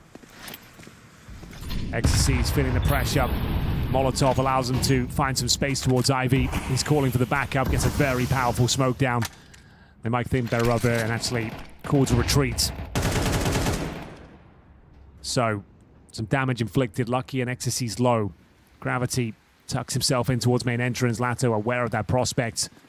Looking for any lurks here. Sadzin needs to be on high alert as well. Back to inside by the looks of things here. 1 minute remaining. To Mao. Holding towards up. Players rotating over. It's going to be Body. Very defensive position. All alone towards inside right now. Hunting for intel. Gravity confirms that no one else is home towards main. XC's rotates just in the nick of time. Lucky not far behind them. So they've got the setup to deal with this. Utility coming in now for Legacy onto the B-bomb side. Body's going to spot them. Khalil no longer in his hands as he has no life left. His Exorcist and Lucky stepping up right at the end to shut down that Legacy final move. Yeah, really nice play. 3D Max hunting for intel at the perfect time there, confirming main was clear. Nothing towards Ivy, able to rotate multiple players over. Sure, they lost a player towards upper ramp, but no chance of converting the round. It all started here with Maka. The audacious maneuver, braving the Molotov, comes down to a 4-on-4. But Lucky had 1 bullet left in the M4 there. That's crazy. What a shot. And they 1 bullet. Literally back in this game now, Dinka. Look at this money. We have got a chance here. CT side of trade. Still a long way to go, but yeah, absolutely taking the first steps on that comeback road. So they're going to take the eco. I don't think this is even a partial investment. Lux will get Tech 9 Kevlar, but just Glocks otherwise. The long road to the comeback starts here, but it's certainly possible. AK's picked up on the CT side. Lucky and Gravity to wield them. Initial utility exchange towards main. Lurk smoke down for the T side. Lucky's having none of that. Deagle shot misses out. There's Gravity to open things up. 7 and 13, but that's a nice opening pick.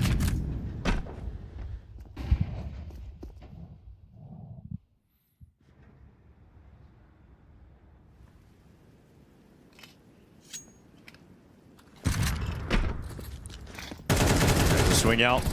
It's going to be Nissim, the first victim, and completely closed out by the rest of 3D Max. Not a single player going down. So in terms of ticking off the boxes that are required to come back into the game, Henry, the first few are there.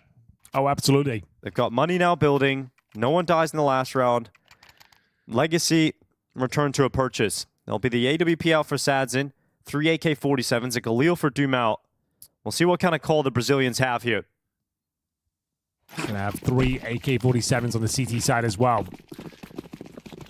We've got a real game on our hands here, mark my words. Lato, Sadzin, working that Ivy position. Body looking to get stuck in once again. HE allows some control of the brown horse here. We join the Gravity as well. Do they want to boost up? What's the next maneuver here? Looking to just lock down the brown holes in this position.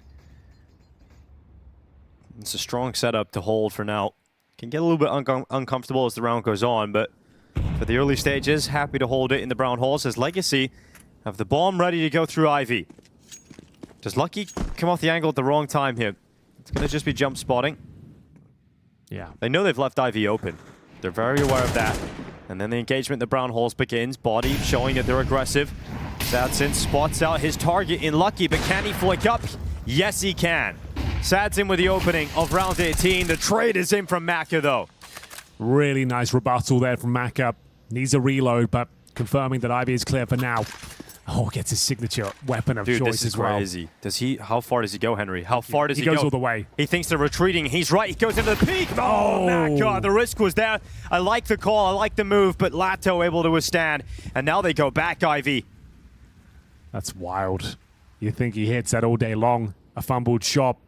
30 seconds. So you got left if you're Legacy. Lato's going to keep walking. Gravity waiting patiently. Important headshot, but he's lost Exorcise. And so it's Body and Gravity left together. Body. Oh, no. What? Nissim! How is he That is that? a disastrous engagement. And it's opened up the chance here for 3D Max. Legacy looking for map point on train. 3D Max desperately trying to hold on. Lux on the wraparound. Goodbye, Gravity. And hello, Body. 1v2. No smoke. One flash. No kit. Dumao in con and Body dropped. It is Legacy up to map point on train. And that 5th and final map of this grand final is just around the corner. Yeah, it really is. They did everything they could to stay in it, but this lack of Ivy presence was their unraveling there. Maka pulled it back to a 4-on-4, went for that crazy maneuver though. It actually looked to be very promising, but as soon as he misses the shot, the round spirals. And even with Nissim missing the sit-up towards the brown halls, they managed to come out on top. Lux finding the player towards Hell has given them 6 map points here. Taking their final timeout to make sure that it's this one, that they don't need 6, they just need 1. And there is a good buy for 3D Max. You've got Mac on the AWP, there's 4 M4s, but what 3D Max are looking for now is a very difficult run of rounds. They need to win 6 in a row just to force overtime. And every time you start to doubt Legacy, when you think they've fallen apart, they find a way to get back into the series again. Oh yeah, absolutely true. And it's a team effort again, Henry. It's more like Nuke, right? We're seeing Dumao top fragging, 17 kills, but it's Lato just in behind him as usual. But there's no weak link. There's no Sadzin complete disappearance. He's actually hitting some impactful shots here. Well, won't have the luxury of the AWP. He'll have to make do with the Galil this round. Body has been very aggressive, and this time he is foiled. Sadzin, just as we call him out, he manages to get a lovely opener there. Is that enough here? Gravity advanced up through Pop Dog. Molotov, as they realize it's a possibility, that sound cue will give them confirmation that Gravity is aggressive and they're just going to hunt him down. Lux goes through his own Molotov and he celebrates it. He loves it. Okay, that should be enough, Dinko. Exorcise. He goes down with nothing. Okay, well, Train is back, Henry, which means we can get a little bit of 1Gs going on. Exorcise is going to push up and remove Dumao, and numbers once again even. I don't know if Lux is going to be too celebratory if this round goes against Legacy.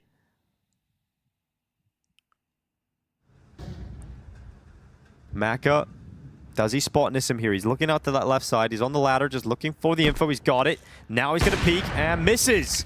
That could be a big problem here for Maka. Nissim tries to get through the gap, but Maka, aware that he would have crossed into the bomb site, ready for that pathing, deals with him. Now Sad's in health, cut low, as Exorcise should move forward to finish him off, and he will do so swiftly. Takes a dink on board. And we've got Lato now 1v3, Henry. 30 seconds to win this. Bomb down.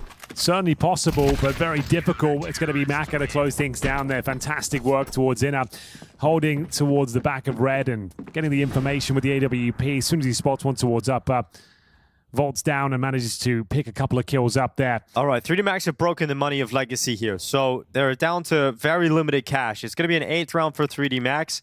Legacy actually going to go for a force buy. So if you don't win on the force, not only is it 8 rounds, it is very likely 9 because you'll have to take an eco in the next. The thing is, though, Dinko, we know Legacy can be a real nuisance with these sort of buys. It's how they closed out the first map. It's absolutely true. On Nuke, they managed to get the upper execution in with the Tech 9s. Stole it all away. Gravity's going back for more. He did this aggressive stance in the last round, but this time he's got Body going with him. But Body only gets one, and so does Gravity. And there we go. The Pistols have got 2 shots right back. And an even number situation with 1:30 to play with for the T side. Yeah, they recover a couple of rifles there as well. So this round is back on. Sad's in his low.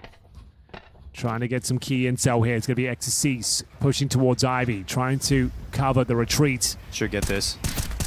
Lato, you don't want to get engaged in that with a MAC-10. It's got utility. He's going to use that instead. No way. Just doing damage. Getting Lato low. He's on 9 HP. Should be enough. Maka looking to plug the gap at T-main. Your Legacy feeling quite claustrophobic, I'm sure, at this point. Yeah, they've got time, but what do they really do with this one? They can smoke camera, Molotov bomb train, but you're just so low. It's looking very unlikely you can do really you want to anything save? with this. I mean, you got good rifles. That definitely is an option on the table.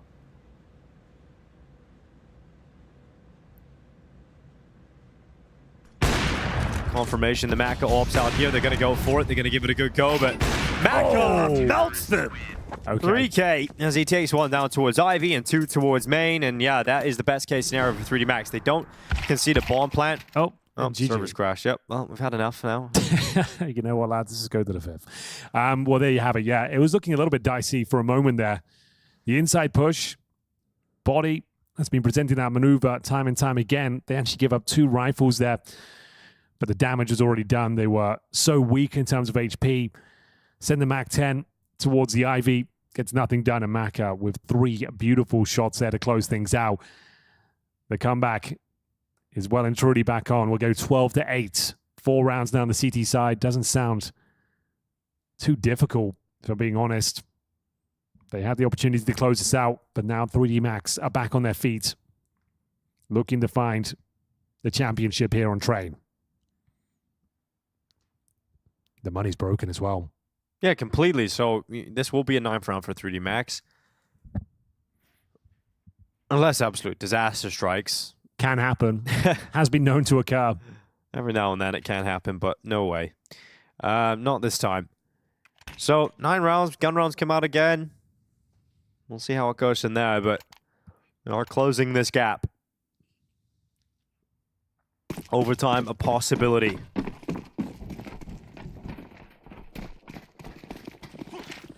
We're back into the server. The round has been reset. And Gravity, how committed is he to this? He goes around and Dumao's taken down. Go for the peek. Oh my god, Gravity. Not comfortable there, is it? That's making things a little bit more complicated. Still good, still fine. Grenade doesn't catch Lux. He gets out of there with the M4A4. There's some get out of the way. So, is there any world they close down the map? It doesn't look likely now. Body once again. Forward position. Doesn't let them have any access towards the B bomb site whatsoever. Now you're just hoping to get a couple of kills with this M4. Farm some money if possible. Maybe a bomb plan. Nice opener, but without the Kevlar, with no nades, you just don't think there's any chance. And that confirms it. Lovely shot there from Body. And that's all she wrote. A moment of excitement. Quickly recovered though. 3D Max, 3 rounds away from overtime. It's feeling possible now. Definitely feeling possible, but here comes the buy now for Legacy. They're not going to have this ads in AWP. Can have AKs out on every player at least.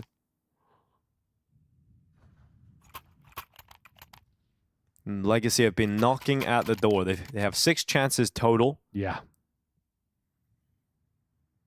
But they are running out rapidly. They're halfway through them. Let's see what kind of call Legacy have for us here. Dumao getting over towards main. They just do his standard utility to try and stop Maka from getting towards pot, but Maka is racing forward. AWP, close shot. Lux close line, and Maka, he loves a repeat. He loves a follow-up, doesn't he? He's such an aggressive player, so active on his feet. And nearly getting that second, but it's Body now who moves forward and takes that space that Maka fought so hard for. What a beautiful maneuver from Maka. Continues to dominate the server here. A very convincing performance. No doubt in his ability. Smokes off towards upper as well. Can focus toward the steps. That should be round secured. Double digits found. 5 versus 3. They're going to try and deal with him. The thing is, the CTs objectively should probably just fall off the angle here, but Maka really is feeling himself. There's a risk associated with this. Now the smoke's going down. Yeah, okay, get the hell out of there. Oh my god, another barn burner of a shot from Maka. 3 kills in the round. On for the ace right now. He ain't falling back. He's just holding on, cutting them down, and Lato, the last remaining. Maka doesn't want to go for the AWP reload yet, but now feels comfortable to do so. Body protects him, and that ends up being a 10th round for 3D Max. Single-handedly picked up by Maka. Wow. They love this aggressive setup, don't they? Maka braves the flames, goes for the all-in maneuver, hits every single shot en route. The third was a thing of beauty. Gets himself the quad kill, needed to reload the AWP, and Body to get that final kill. 2 will do it now, no bomb plan, another partial buy. Yeah, this is what Maka can do as well. He's talked about as the X-Factor player, the player that has breakout moments and rounds that can just reopen the game for 3D Max, and that is absolutely one of them. Now they're up against Pistols. This will come down to the final round of regulation. Unless someone can find a disgusting opening. It's the double AWP setup.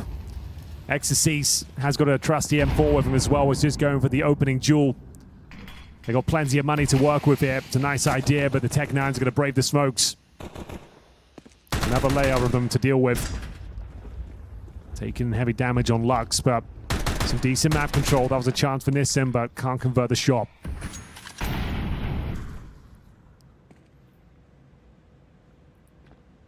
And waiting just behind that Ivy smoke.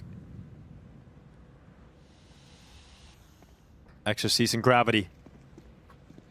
Close by. They're going to be the first line of defense to try and deal with Legacy's Pistols.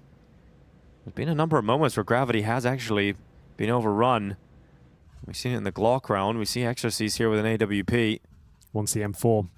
You see how he's got it now. Rifle picked up. 35 seconds, limited time. Here comes the play forward. A good thing he picked up the rifle because Exorcise farms 2, but then Gravity does go down to a pistol again. A 3v2 now in favor of Legacy. And 3D Max, are you gonna lose the round like this? The map like this? Body 1v3. Legacy was saving for the next one. It was Pistols. You had 2 players at Ivy. They fight all the way back to this point of the game just to watch it fall away. And for this best of 5 grand final to go 5 maps, Body's trying to prevent that from happening. He's got it down to a 1v1. And Body looks to guard them here on Train, but he can't stop Nissim. Legacy fight all the way forward. They get it onto a 5th map. And we need every single map in this grand final to decide who are the champions in Asia. That's right, Dinko. We have got the 5-map face melter that everybody wanted from these two teams. It is going to go the distance. The last 2 maps been, kind of all over the place from Legacy. We've seen the bad. There we saw the good. Crazy comeback from 3D Max at the end. We thought we might have OT on the cards, but in the end, Legacy hold their nerve. Yeah, I think it just came down to the fact that in a game where T-side rounds were very hard to come by, Legacy just had that little bit more, a little bit better individual decision-making and some of the micro moments, better individual performances, firepower-wise, and, just able to get themselves a decently comfortable lead from the CT side as well to build off of. And 3D Max, you just felt like they were scrapping the entire time. Like they were kind of flying by the seat of their pants, trying to figure something out. They just never really could. I mean, it took them to the last 3 rounds of the half to even put rounds 3 and 4 on the board. So it was just a tough lift from them. Very difficult to watch T-side from 3D Max as they win the pistol, lose the 2nd round, and then Legacy's able to string so many together. I really wish that 3D Max kind of went with a little bit more of what they did at the beginning of the year on Train. I feel like maybe this is what's kind of catching them off guard now, is that it's almost like they're trying to follow the meta, trying to draw the rounds out, get a little bit of space, see if you can kind of slink your way into some difficult positions to deal with. But really, at the beginning of the year, I liked more of their faster hits, the B hits. I feel like on this game in particular, the only time they were really going B was when they had scrappy buys. We rarely ever, I think maybe once the whole first half, did we get a full B exec, and I think it actually worked. So it took them till way too late to figure that part out. But yeah, to lose in that fashion, it's just heartbreaking. I mean, like, you did so many things right on your CT side, but then unfortunately the early Ivy defenders in Gravity exercise, they couldn't multi-frag, and it was fish in a barrel at that point too. Yeah, crazy to think as well, because as you can see, Body was still doing his thing at 3D Max. He's had a great series,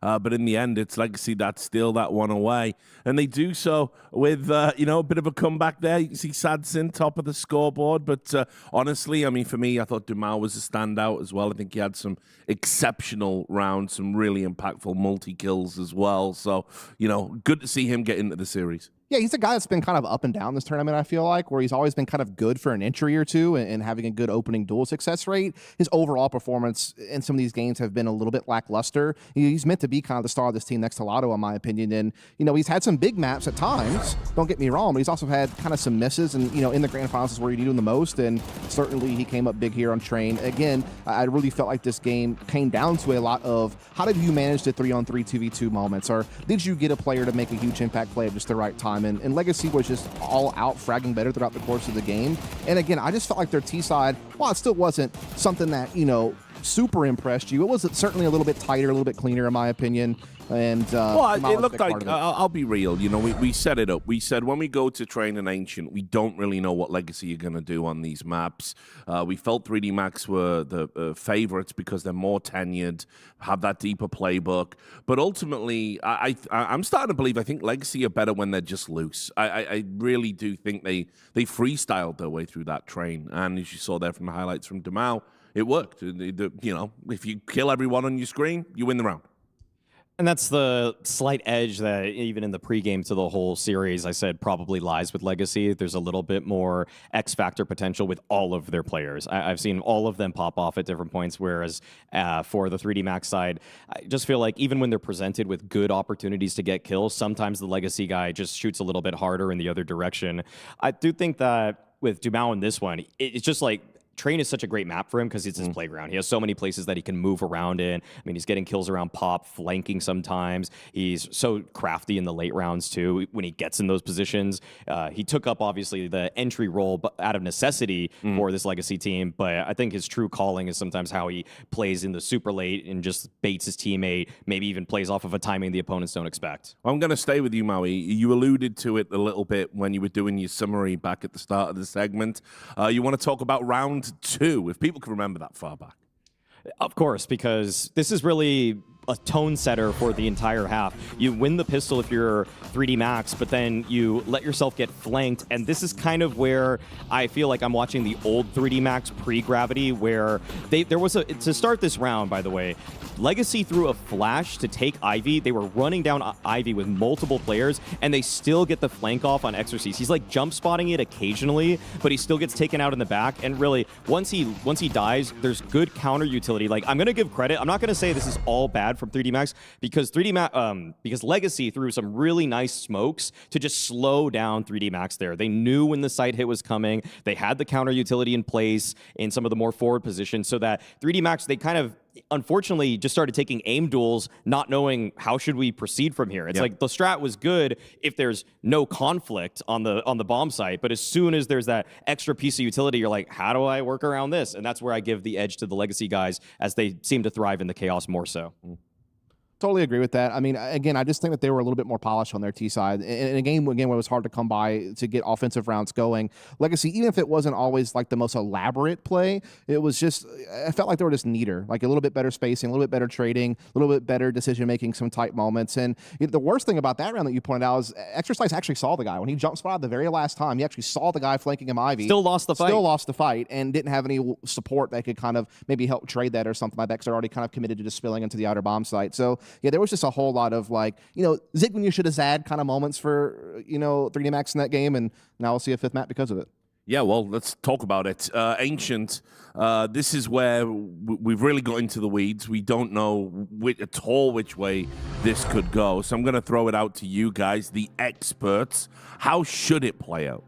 This is a tough one for me, because I feel like 3D Max, kind of late last year and early into this year, we're actually a pretty solid Ancient team. Agreed. Like, I think that they actually were one of the teams that really developed the meta of mid control even further than other teams were doing. Their flash layering was so damn good. So that it was just, typical 3D Max stuff that we always praise them for, like how they use their utility, how they attack together as a unit, how they get edges strategically, because sometimes they lack firepower against lead opposition. But they've lost their last 7 out of 8 games on Ancient, and they have nothing going for them. Like, both of their sides have faltered. They've tried moving personnel around. Body was playing B initially. Now he's playing middle. They've changed some defensive stuff as well, and like nothing has really panned out for them. Meanwhile, even though Legacy's record on this map is not that good, their T sides have been so strong for them throughout this year. It's really just been defensive issues for them, and that's what we need to see from them in this first half, is to find a solution to that, because their CT sides are what have let them down in all these losses on Ancient lately.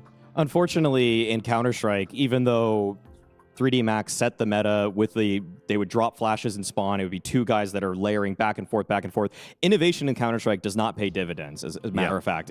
People just steal your plays. People end up seeing exactly what you're doing. They hone them, and then if they have better personnel than you, they're just running the same plays as you with better people in those positions. And that's kind of, I think, what's sort of befallen 3D Max, is now they're the ones that are behind, like, the meta's not really advanced too much more past that in my eyes, but it's just that now everybody's so well aware of what they're doing. And Legacy, even though their T side is generally better, yesterday versus Heroic, Sadzin actually had a really great game on here. I mean, he was totally in command of the A bomb site when he had the AWP there, just multi-fragging like crazy.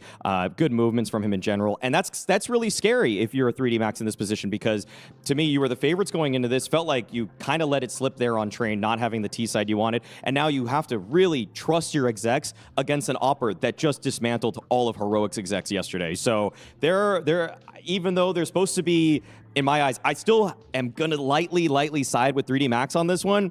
It's as dicey as it possibly gets. Yeah.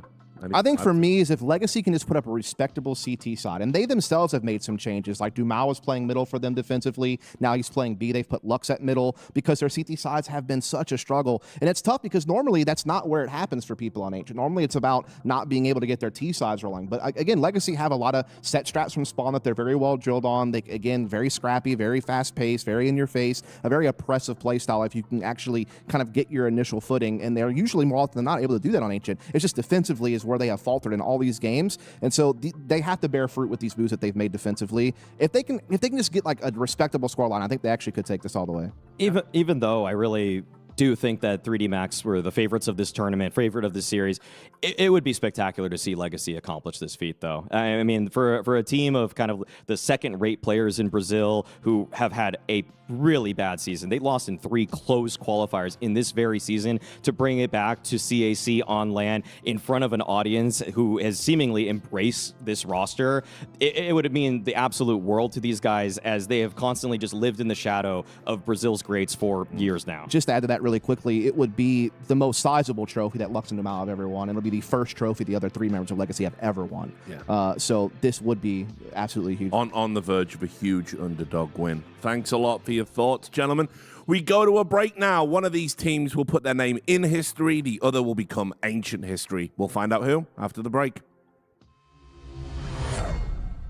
She said she loves you, but she can't love me. But I love you. Yeah. Look, all of my friends going crazy. I gotta break on myself, I amaze me.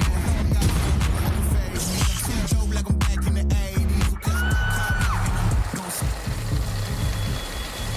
I won't play window anymore. What's going on? Play your role. 1xbet. On to the next one. The human body was built to move. Not trapped at a desk in one singular posture for 12 hours a day. It's time your chair evolved. This is Secret Lab Titan Evo. Ergonomically engineered for you. Gamers, hybrid workers, artists. Backing your every move.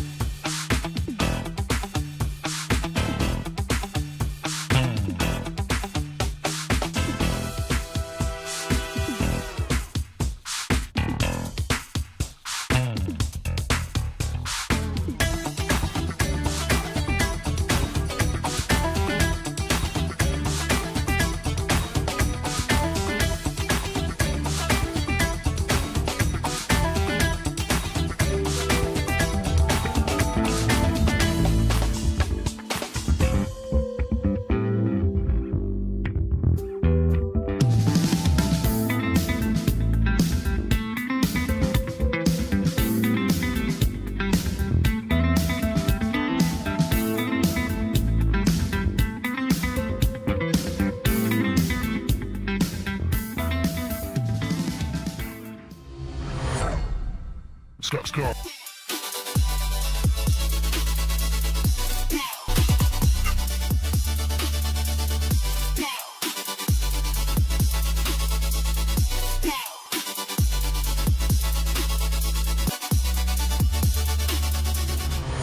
Well, of course, this grand final had to go to all 5 maps. Ancient is the decider to see who is lifting that trophy. It's the worst map, you know, that in terms of win rate for a lot of these teams. So I'm looking forward to seeing how this one goes, Henry. I think it's going to be crazy. It's going to be a scrappy affair. Both of these teams, like the fully sent at the start of the round. We saw Maka closing train out there with that audacious maneuver of the AWP. Expect to see plenty of high-risk maneuvers like that. Neither of these teams comfortable on Ancient. So yeah, it's going to be a barn burner of a finish. Not necessarily the cleanest and prettiest CS, but certainly going to be exciting. Yeah, definitely going to be exciting. But it does set up the whole conversation around overtimes, Henry. I'm predicting at least one here, surely. I think so. We deserve it. We're going to come to 5 maps. We're going to go the full distance. We want to see the last map come right down to the wire. Exactly. So they're on the stage right now. 3D Max versus Legacy. You know, Legacy having a lot of fun up there on the stage. Not a team that get to even dream of playoffs all that often, Henry. This is a team that make a lot of group stage exits. 3D Max starting to get into that conversation about making playoffs more and more. Yeah, they recently cracked the top 10. But look hovering around number 10 itself, but we're hoping they can show us what they're made of here, and the fact we get Ancient as well is going to be a really exciting finish. We need to see more from Gravity. I think he was the glaring issue there on train. Couldn't seem to find any form of 0-8 at one point. Managed to have some impact towards the end of the first half, but yeah, he's known as one of the better fragging in-game leaders after taking over from Maka. And Everyone looks exhausted. It's been a long, as Richard said, a face melter, all 5 maps. And a lot of Counter-Strike this tournament. Bear in mind, Legacy have not had a clean series at this tournament yet. Every single series they've played has gone to 3. Opening things up against Virtus.pro, they had a great victory, 13-2. Then played 3D Max, beat them 2-1. Lost to Liquid 2-1, beat FUT 2-1, beat Heroic 2-1. So yeah, it's been a long, arduous road to the grand final here. And of course, it's gone the distance once again. Yeah, well, this season, Ancient has been a real weakness for 3D Max against the top teams. You know, in Cologne, they lost it to G2 and Mongols. They went on to lose at EWC to Mongols again, and Na'Vi. They lost it at Fisher Playground. Not only did they lose it, but they lost 13-5 to the Mongols. Then they played FaZe. They got beat 13-3 by FaZe. Wow. The only wins 3D Max have had on Ancient are overtime victories against Inner Circle and ENCE. Okay. Yeah, well, that really does set the scene, doesn't it? They've played quite a few times. They've had 3 series throughout the year here. They've never played Ancient. We don't know what to expect. Not sure who to consider the favorites. It's going to come down to who can hold their nerve, who still has the energy. It all comes down to this, ladies and gentlemen. Welcome to the final map of this best of 5 between 3D Max and Legacy. It will be the French starting on the T side here. They get themselves a couple of Molotovs, Dinko, and a smoke. All right, not sure what to expect, but I'm here for the ride as we get into the final map of this grand final at CAC 2025 in Shanghai. Yes. 3D Max charging up into the B lane, over the top of Heaven, and Lux has opened up a couple of skulls. Dumal's there with him, and it's just Maka left, all on his lonesome. 3D Max get destroyed in the pistol, and Lux is on his feet. He took his hands off the mouse and keyboard and dies in the Molotov because of it. Kind of not ideal, but still... Does get the 3 kills. Premature celebration there, but can't really argue with it considering this performance with the P2000. Gets himself a triple kill. Lasso chiming in with the Julies as well. Clean shot. Finds that kill. Leaps out of his chair. Dies in the molly. Goes into the grave. But yeah, no bomb planted. Nothing to report there for 3D Max. No bomb plant, of course. Barely any frags. Maka gets 1. But it is going to be the Glock eco here. 1 flashbang to work with. They're going to head towards B. Wait for the initial bombardment of utility to subside, and then in we go. But Dumal having none of it. He takes an aggressive stance here, locks them in with a double draw smoke. Yeah, one of the great things about this grand final is both teams are fully national squads, right? Yeah, that is true. 3D Max is a French team, Legacy full Brazilian. Legacy are one of the only teams that are actually hanging on to this full Brazilian team. You know, we've seen MIBR go out and copy Furia and try and bring in some exports from Kazakhstan and Russia. They brought Klim in, they brought Kickert in. Furia obviously bringing Molodor and Yakindar over to their squad, but Legacy staying committed to Brazil.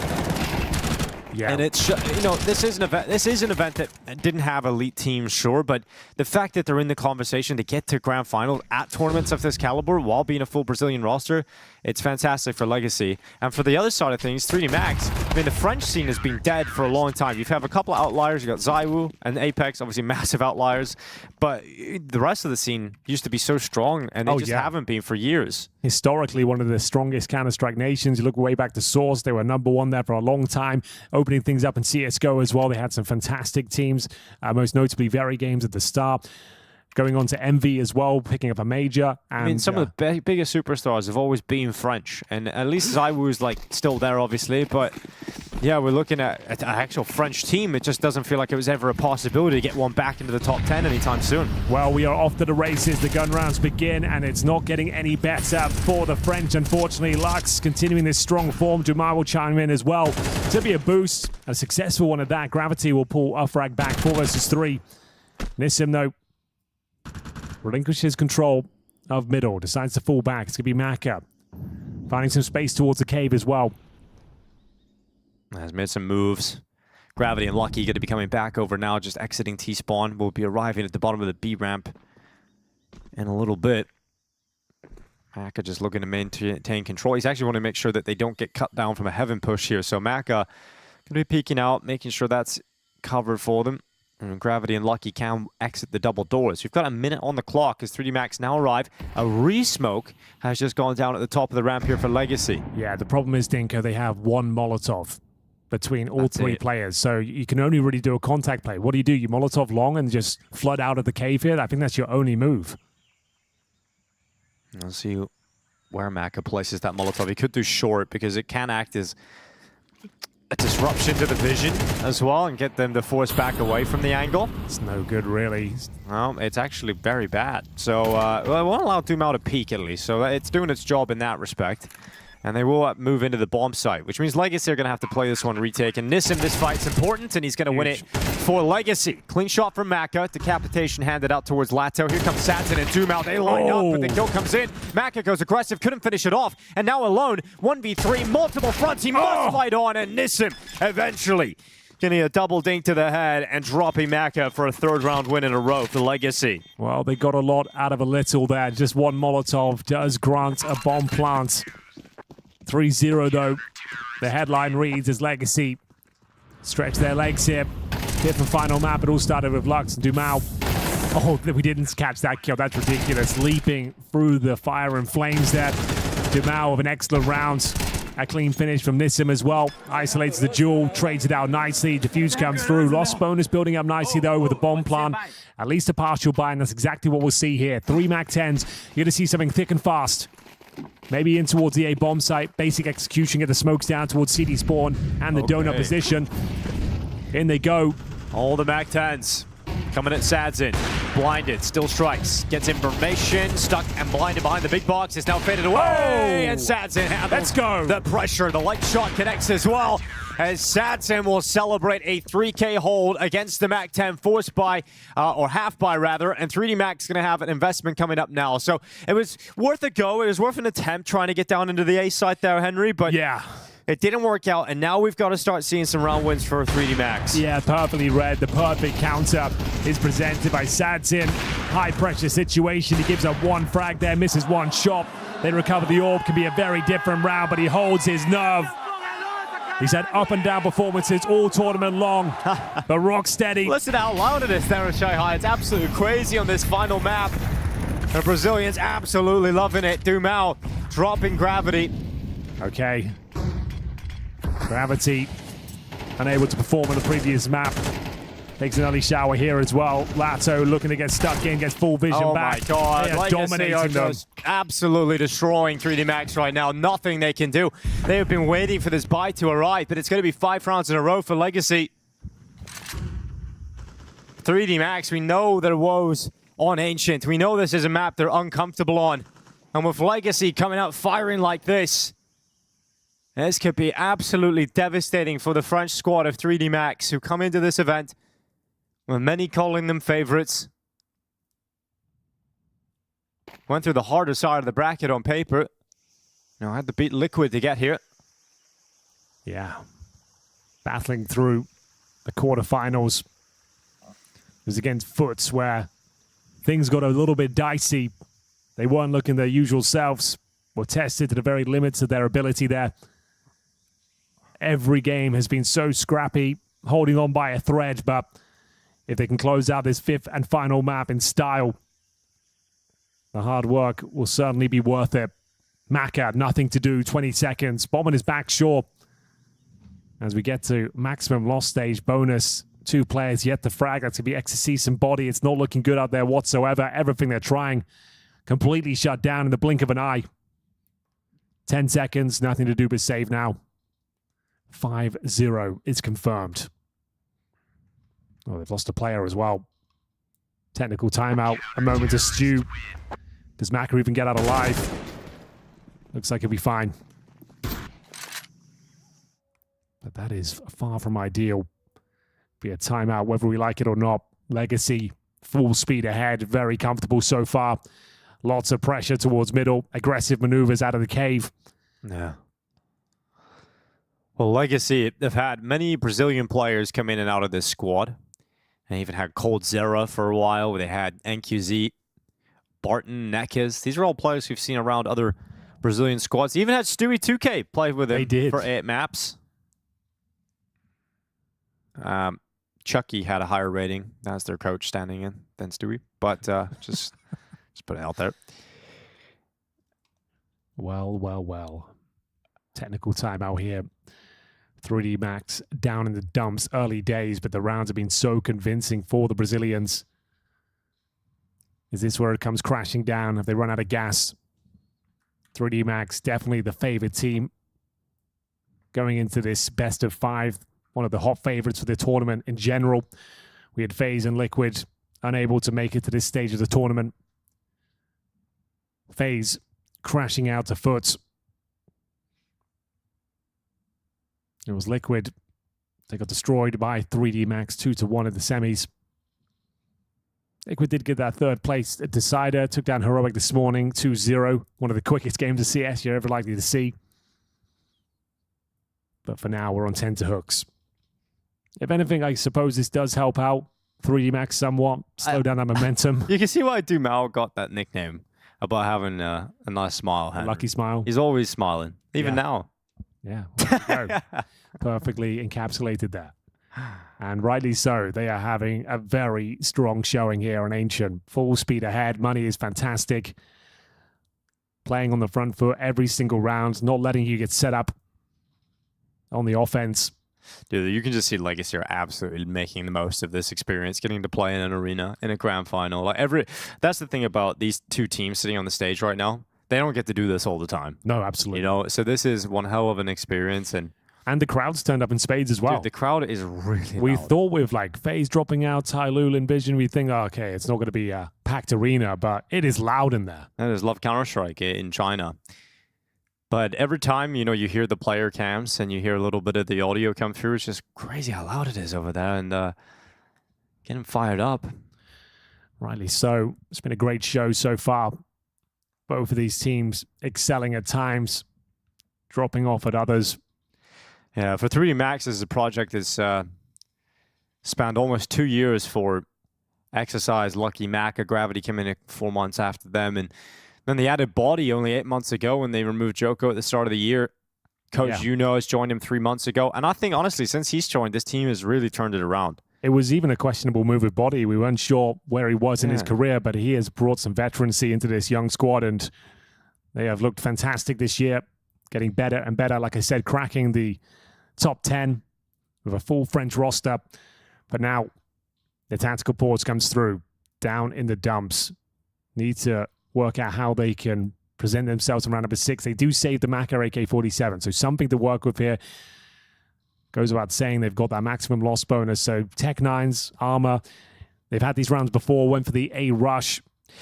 Honestly, it's not great to have a tech issue, but it was on the Gravity side of things. Yeah. I think it could benefit 3D Max in a way because it ices out Legacy's just ferocious start that they've had. It'll cool them off for sure. But we'll see if they go back to their winning ways. Thank you for bearing with us. We are back into the action here. 5th and final map here at CAC 2025. Maka will have to go above and beyond. He has a single flashbang surrounded by pistols. Smoke goes down towards red. And what have they come up with?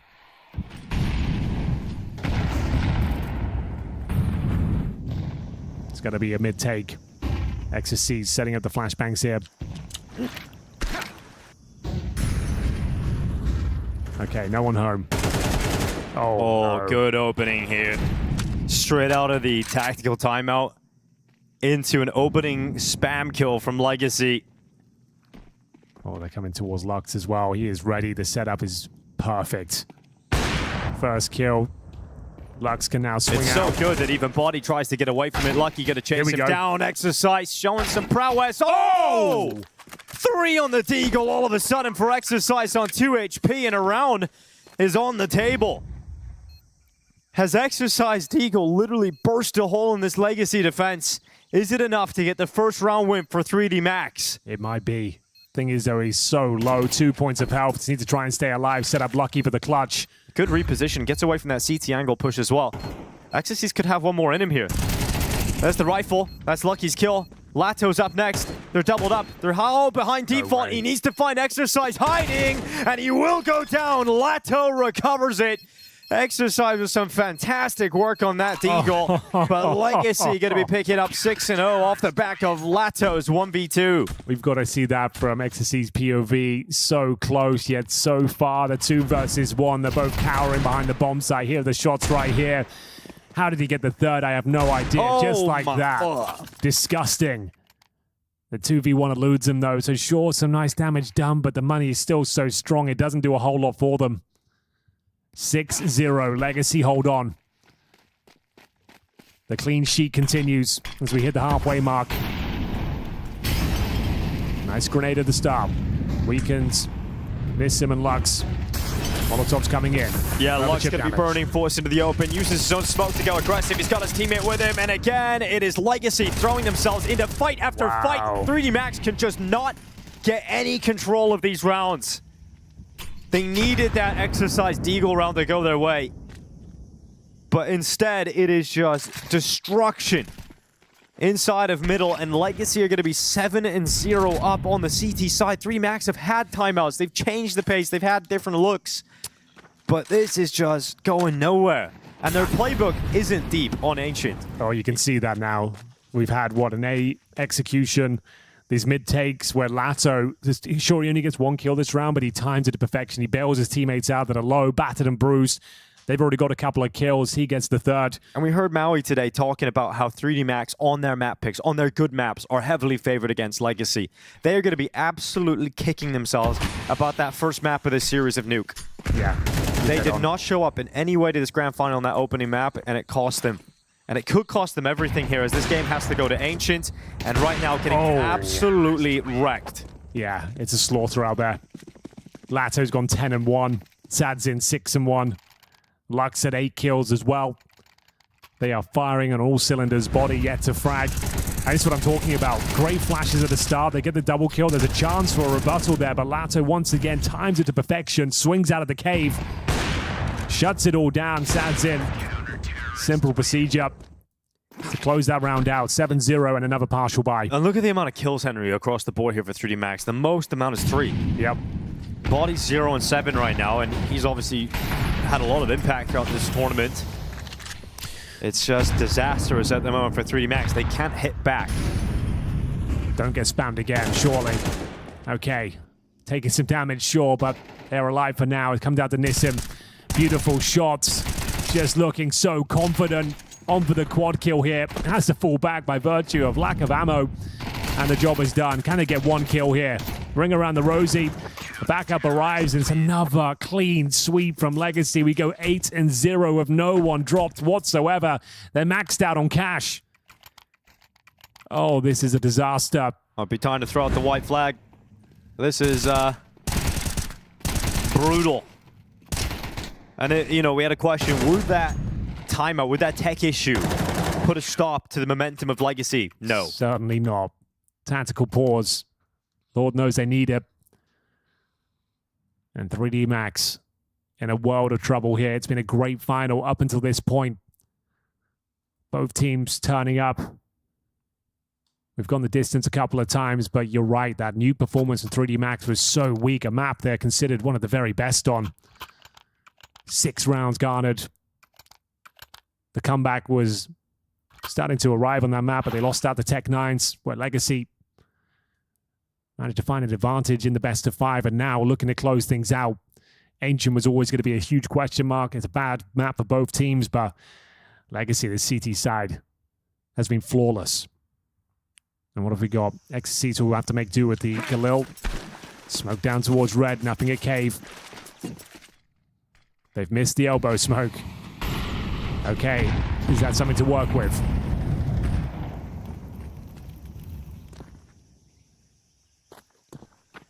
Well, at least they're not just being run at in this round, Henry. You know, you've got some space to work with if you're 3D Max for the first time in a long time. You're allowed to play up B lane. You're allowed to walk up mid.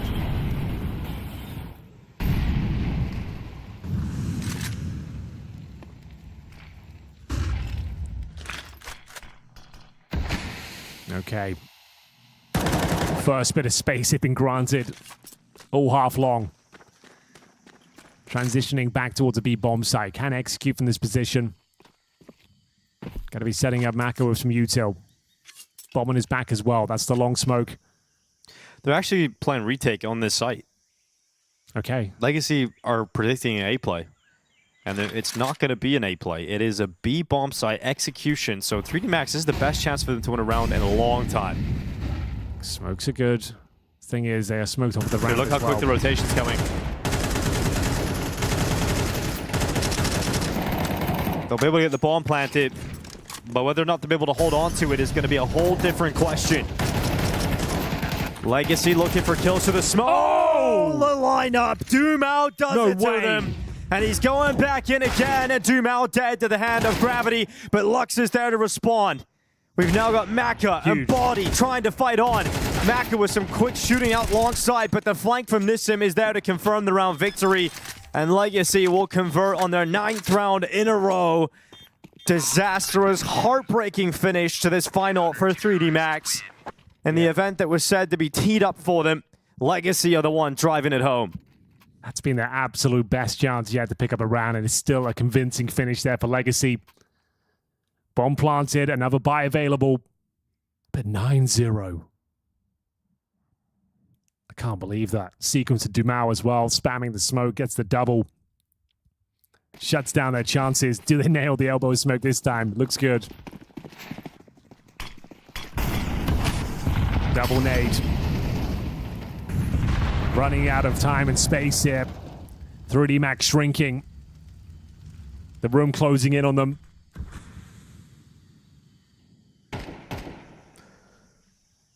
And it's going to be a pretty flat devo to kick things off. Smoked off towards B ramp. Just not wanting to take any damage at the start of this round. Been absolutely dominated across the board. Every maneuver they try, it's shut down quickly. But finally, a moment of respite. Re-smoke towards the red room. Going to try and get that mid control once again. It's been granted to them, but there will be a reaction. Dumao chomping at the bit to push down that B ramp once again. 3-man stack on this side of the map, and that's where 3D Max wants ahead. No retake this time, Dinko. Oh, it's the totem setup as well towards the cave. It's so powerful. Really difficult to dislodge this one. I think they've made the perfect call. Smokes along and short, Molotov into the site, Dumao and Lato, that combo, everyone missed shot. Always talks about when it comes to Legacy. Huge. But that missed shot opens up a window of opportunity, and Lucky jumps right through it. A triple kill on the B bomb site defenders. There's a quick flank coming in here from Lux up to the cave. He's kind of fumbled the movement entering there, and that's Lucky's fourth of the round. Lucky stepping up for his squad. At least saving the embarrassment of a 13-0. 3 Max need to grab the remainder of this half. XOC spotting Nissim, confirming his position. No. Oh, no. They one-tap on X. Okay, Lucky's gone. He can just get on it. Nissim looking for him, can't find it. Got to get onto it now. That's going to be tough now that he's got to the cave, but the nade's coming through. The spam's not there. The defuse being stuck and stopped by Maka. Nissim almost ripping the heart straight out of the Frenchman. The problem is, Dinko, sure, they win the round just by the skin of their teeth, but all 5 players are dropped as well. They take nothing into the next round. They've got a very weak buy up next. They get $3,500 per player. Lucky, a tremendous sequence, recovering a 5-on-3 deficit. Gets pretty much every single kill. It's uncomfortable. Nissim displays some great skill here in the 3 versus 1. It comes down to the minutiae, but here it is. He got Khalil's and a Mac 10. It gets harder after winning the previous round. No one on the A bomb site, though. You can hear Sadson. He knows the steps are coming towards him, but that donut smoke is up. He goes out aggressive. AWP gets overwhelmed. And 3D Max to the A rush catch off the Legacy defense. Oh my god, they don't let the bomb go down, Henry. Oh, this round's back on. It is absolutely back on. Wild from Lado, though. Man, you have a 3v3. Your teammates are a long way away. Yeah, that might cost them the round. Could be the second for 3D Max here. All signs pointing towards them. They'll give it a go. Money's absolutely fine.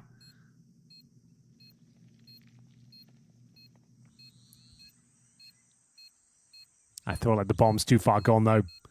Smoke on top of the C4, hope for the best. But that was their chance, I think, they're just trying to get some exit damage here. Well, if you can keep them here on the bomb site and let them... Oh my god, no way. Straight onto a defuse, stopped. Okay, Ecstasy, so the double headshot. Every round is so stressful right now. It absolutely is. But once again, like I said, damage has been done. It's still going to be a compromised setup going forward. There will be some Galils in the mix once again. 3D Max with the A rush. Finally finding some fortune on that side of the map here. Do they want to take another tactical timeout? They desperately need this 3rd round. Up against a fully equipped Legacy. What a performance in the 5th and final map here in Shanghai. 2 Galils, 3 AKs, bare bones utility. And we're off into it again. What a way to come crashing down. Maka ready for this peak. Can't connect the dots, so actually takes more damage than Nissim. Needs to be very careful now. Good incendiary. Buys in some space, can drop a smoke on top of it.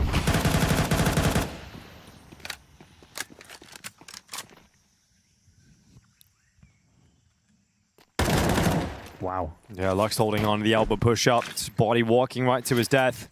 3D Max handed a deficit to kick off the last round of the first half here on Ancient. Lux forced into the open. Blinded. Utility dumping on his head as Dumao has to step up and respond. Oh, no. It's clean.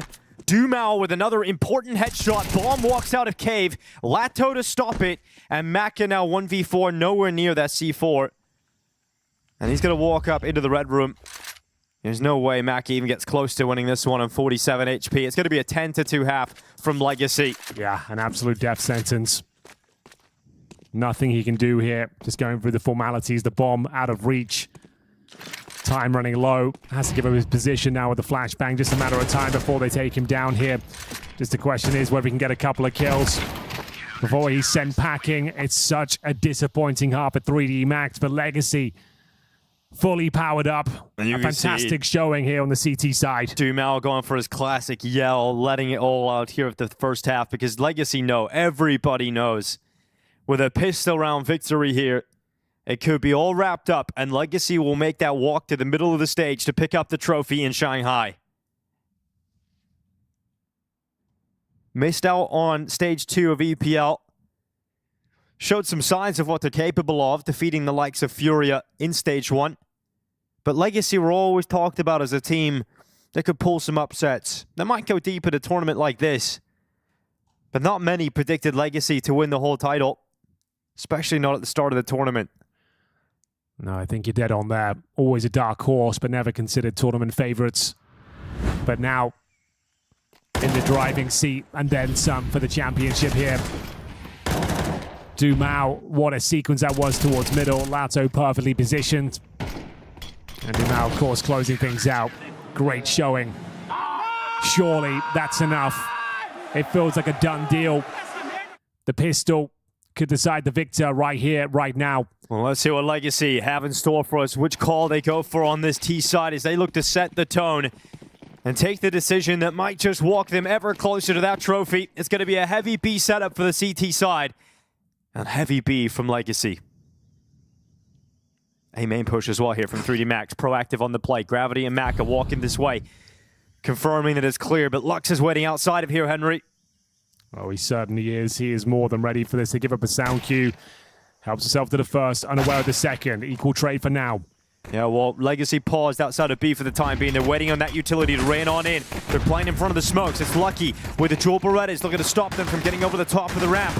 He's done a good job alongside Exorcist, and this does look like the pistol all day long. Satsin's a 1v2 though, and he's got the bomb as he gets away. If he gets down on that A side, gets that bomb planted, Henry, it's a post plant and a clutch, and he could absolutely win it. But they're racing here now. He's got time to plant, but not much else. A plant's good though. He get a really good force buy in the next round at a minimum, but I think he's actually got a chance at this, Henry. Dude, he does. Oh, goes into the fight straight away. Okay, well, the plan will do. Not the result they were looking for. Not going to be a foregone conclusion in the first round of the second half. But it could be a foregone conclusion in the second round because the force buy is going to be damn good. You know, getting a bomb plant is will allow a solid force buy here, and we know Legacy have shown some real firepower in these kind of rounds. Real nice B-hold, needed that. Lucky, the gunslinger, those dual elites, paying dividends, but yes, you're dead on. We know how potent a second round force buy can be, and 3D Max do not look comfortable on Ancient. Equipping themselves with firepower and utility, opting for the FAMAS on 2 players. A couple of M4s, Gravity on the MP9. 1 and 11 for Body. Can they somehow recover this grand final? Good start from Body.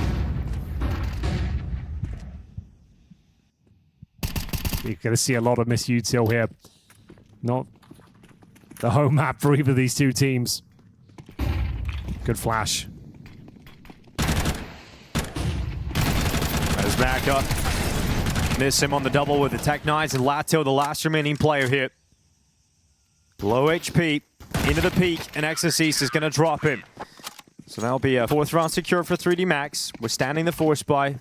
That's all they can do at this point is take the next step that lies in front of them. Oh, absolutely true. The game gets somewhat more interesting now. Full eco up next with no plant. Well handled from 3D Max. Got a bit dicey there with the Tech 9s. Closing them down towards Donut. Get a couple of kills, but that's about it. And some breathing room. Finally, 3D Max, the best setup they've had. Finally, a round that should be a clean one. Good grenade damage at the start. Nissim down to 11 points of health. Sad's not far behind him. Gravity starting to wake up here. Down but not out. There's the P for Gravity. The low HP of Sadsin could be finished off, no problem. Body recovering his game as well. He was 0 and 11 at one point. Well, Legacy organization has only existed since 2023. Yeah, set up by former coach Dead. How the 0-0 Nation Brazilian division split off, and they set up the company. It's been a long-term project to try and get into a position where you could even think about winning trophies, and now the opportunity lies in front of them. You do not want to let it go. You don't want to let 3D Max claw it back here on the CT side. We know that this map isn't good for either squad. We know we could see a T-side capitulation. Well, they were granted some opportunities at the start of the year as well with the major. Weren't supposed to be there. The Argentinian team Bestia couldn't make it to the event due to some mishaps with their visa applications. Well, they certainly made the most of the opportunity, did they not? They were the only team to end the streak of Vitality. Yeah. At best of one, you know. We started moving the goalposts to make it continuous for Vitality, but yeah, Legacy did beat them in a BO1 in the major. Made a name for themselves, and now they're here. A few rounds away from glory, their first significant trophy as an organization. Can they convert this massive lead? Not a comfortable map, but Nissim, he's feeling it right now. It's going to be Maka opening things up, gets the clean duel. Hungry for more, but gets a lot more than he bargained for. Breaking down the defenses. It's Exercise and Gravity left with 2 players left for the 3D Max defense. It's actually 1 for Gravity through that spam. So a 3v2 all of a sudden. Bomb isn't planted yet, but Dumao's moved forward, leaving it all on Gravity, and he's going to get caught eventually by Lato. 11-5 for Legacy.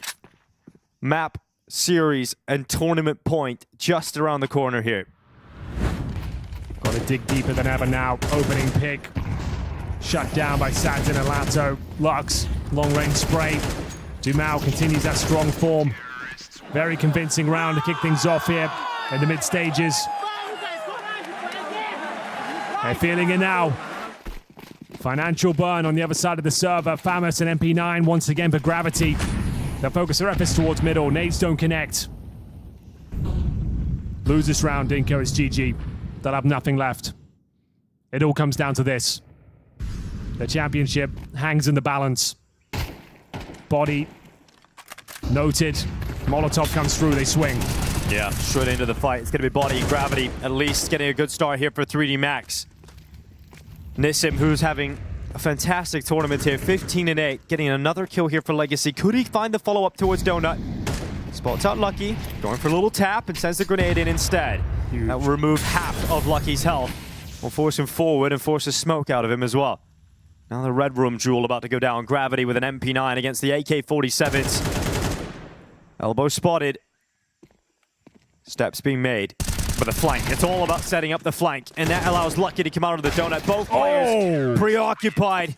And then Gravity hits the shot upon the Red Room peak, and it's a 3K to secure another round for 3D Max. Oh, absolutely true. Very significant round. Very challenging there with the Famous and the MP9, but the bait and switch towards the Red Room keeps them alive. It's Lucky coming out of the donut after receiving a lot of damage as well. Gravity presenting the footsteps, taking their attention away. And now Legacy feeling some pressure here in the second half. 11-6, tactical pause. Money's okay. They have got a buy there, but I would say partial would be recommended at this point. Really nice maneuver to close things down there. Lovely shots from Lato. Made things uncomfortable, but a clean finish in the end. So it looks to be a half buy here. The first tactical timeout for Legacy.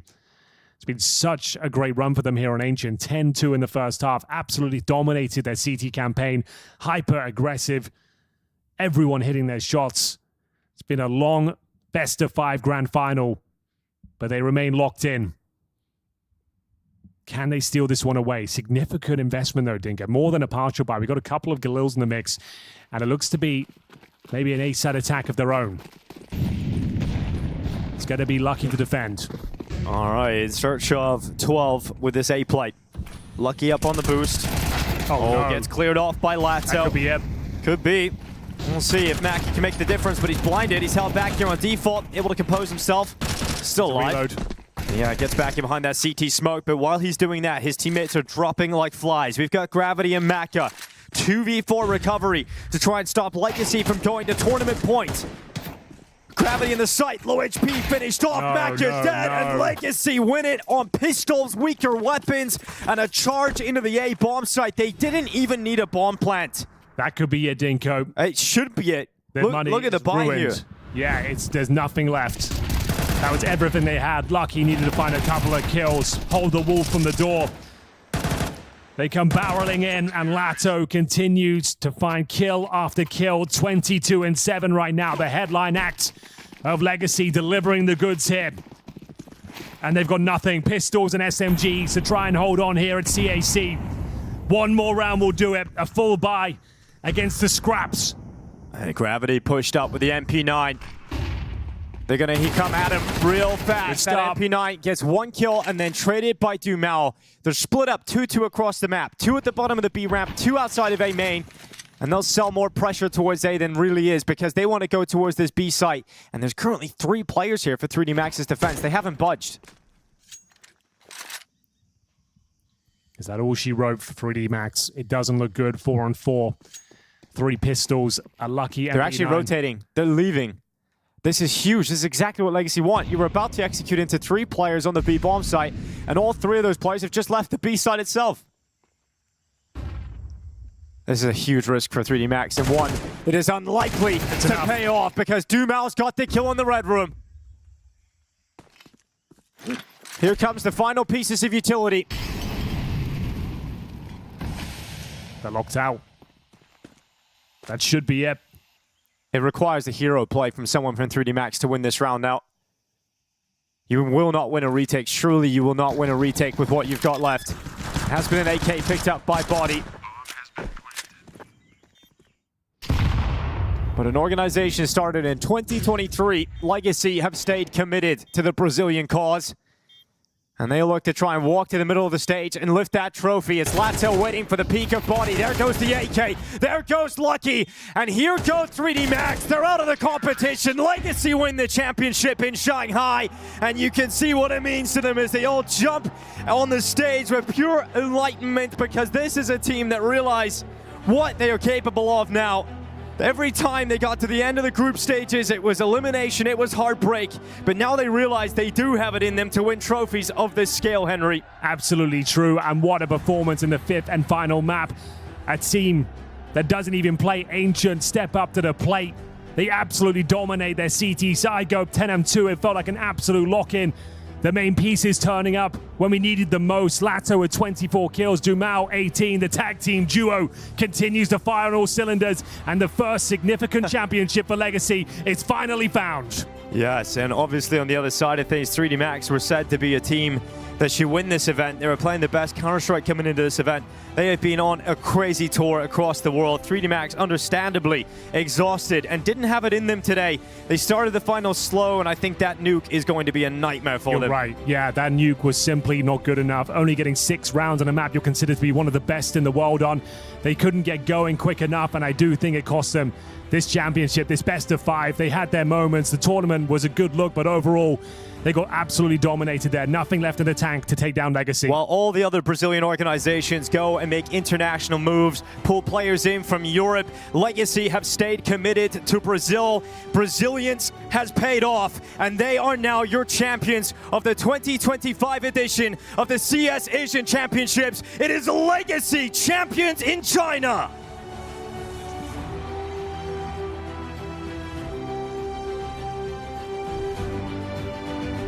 再次恭喜 Legacy！ 全场的粉丝，用你们最热烈的掌声和欢呼声，迎接2025 CAC 的总冠军 Legacy！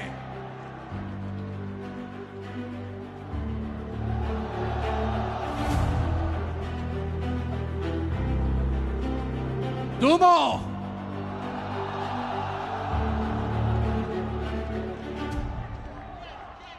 最后教练来，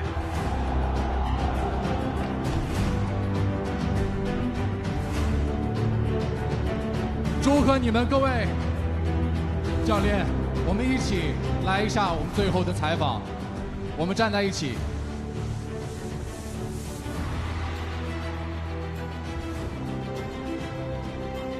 来 ，Sazin， 就在我的旁边。当然还是一样，我们往前一步。来，我们稍微往前一步。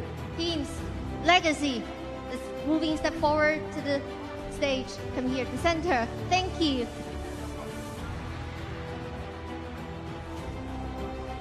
太棒了，太棒了！各位再次把掌声送给他们好吗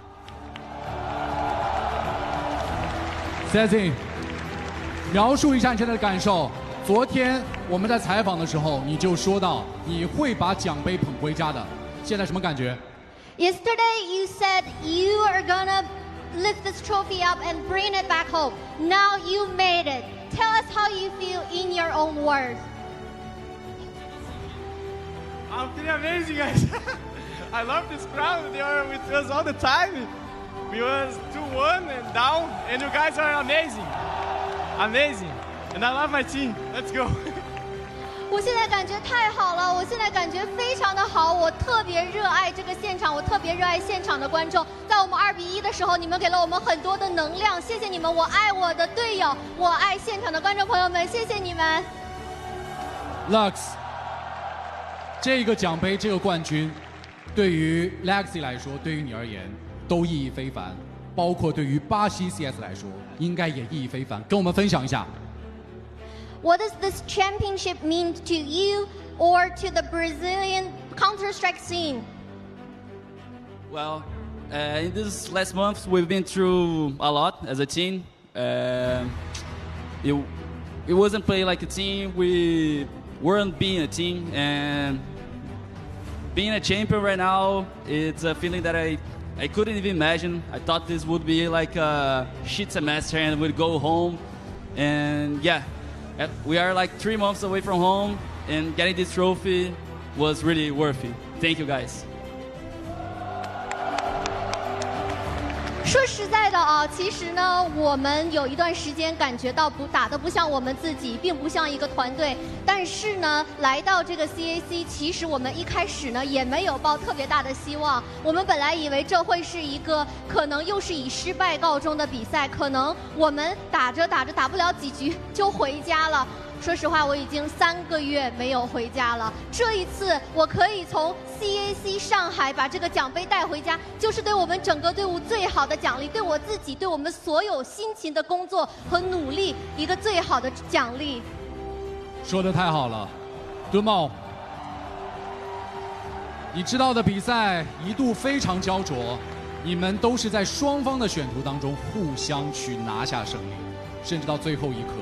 最后一张地图应该都已经拉满了，你们应该肾上腺素已经飙升爆炸了。所以，是什么关键因素让你们在最后时刻挺住了拿下胜利的 The match was incredibly close at times, especially you win the map they pick, they win the maps you pick. Especially in the last map, Ancient. At some point, we feel like this is it, this is one sweep, but they came back for a couple rounds. So we just want to ask you. What did you do better than 30 Max today to win this game? To be honest, it was tough, but I think what was in our heart was just really play the game and with power and faith in what we were doing. And I mean, it was tough to even close the games. They played very well. I don't think we had much difference from them. I think the only fact is that we truly want so much this moment to be here now, not only for us, but for people who are in Brazil, who are watching us, for people who are supporting us from the whole world. I'm very happy that the first time that we have together now winning this trophy.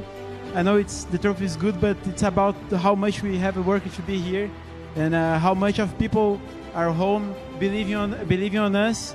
And I'm just very happy to be the first time in Asia, here in China. It is so special for us to be here in front of you guys. Thank you so much for your support. You were so kind and it was good the whole time. Appreciate it. Thank you for your support. Agora? Vamos?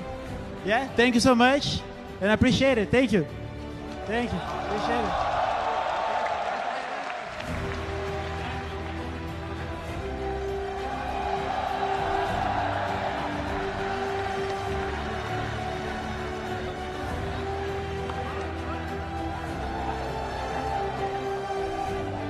他们要向各个方向的观众示以他们的感谢，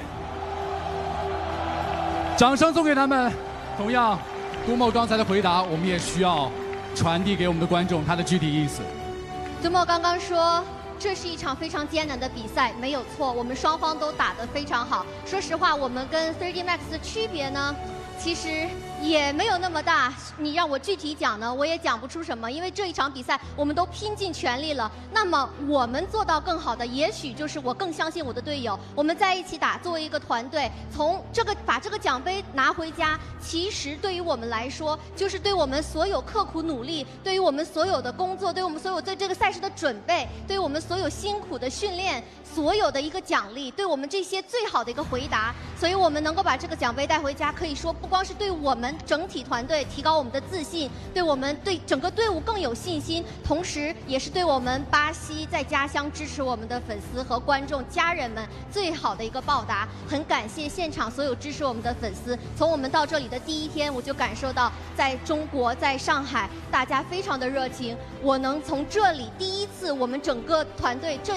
5个人，包括教练6个人，来到亚洲，来到中国，来到上海，能把这个奖杯捧回家。非常非常的感激所有粉丝的支持，没有你们，我们就无法赢得这个比赛的胜利。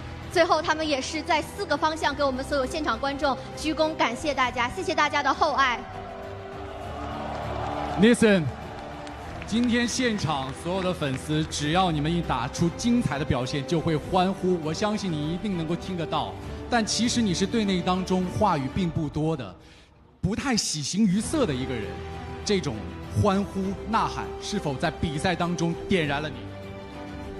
You know, through the player camera, we don't really see your emotions on your face. He's like a cool face killer, but I'm sure you can feel the vibe from the crowd. You engage the crowd. So what words do you want to say to the crowd, to the fans support you in Brazil? You can say your hometown language, anything you want to say to them. I want to say thank you to this crowd. It's amazing, like Dumal said. It's amazing. It feels so good. This feels like Brazil. And I want to thank to the crowd. Like Dumal said, it's amazing. The love for you guys, like a lot of photos, a lot of signs, and I feel like home.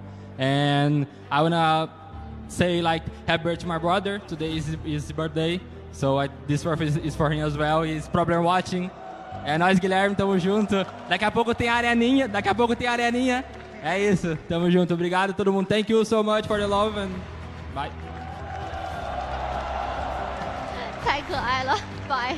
他刚刚说，首先，当然现场观众的支持，真的你们太棒了，你们是最棒的。我在这里感受到你们给我们加油打劲儿，我们非常的开心。然后呢，对家乡的粉丝和家人们说的话，他说今天是他兄弟的生日，然后他就对着镜头对他的兄弟说生日快乐。接下来他用一段巴西语，表达了他兄弟的一个生日祝福。当然了，感谢 Nissim。我刚才看到杜某他们正在享受奖杯带来的胜利的喜悦。Lado， 你是最后锁定胜局的那个人，你赢下了那个1v3的残局。我想知道你当时按下鼠标完成击杀最后一刻，你在想什么 You are the person who closed it out. You won versus 3 and you win that. So how do you feel when you click the mouse and win this game?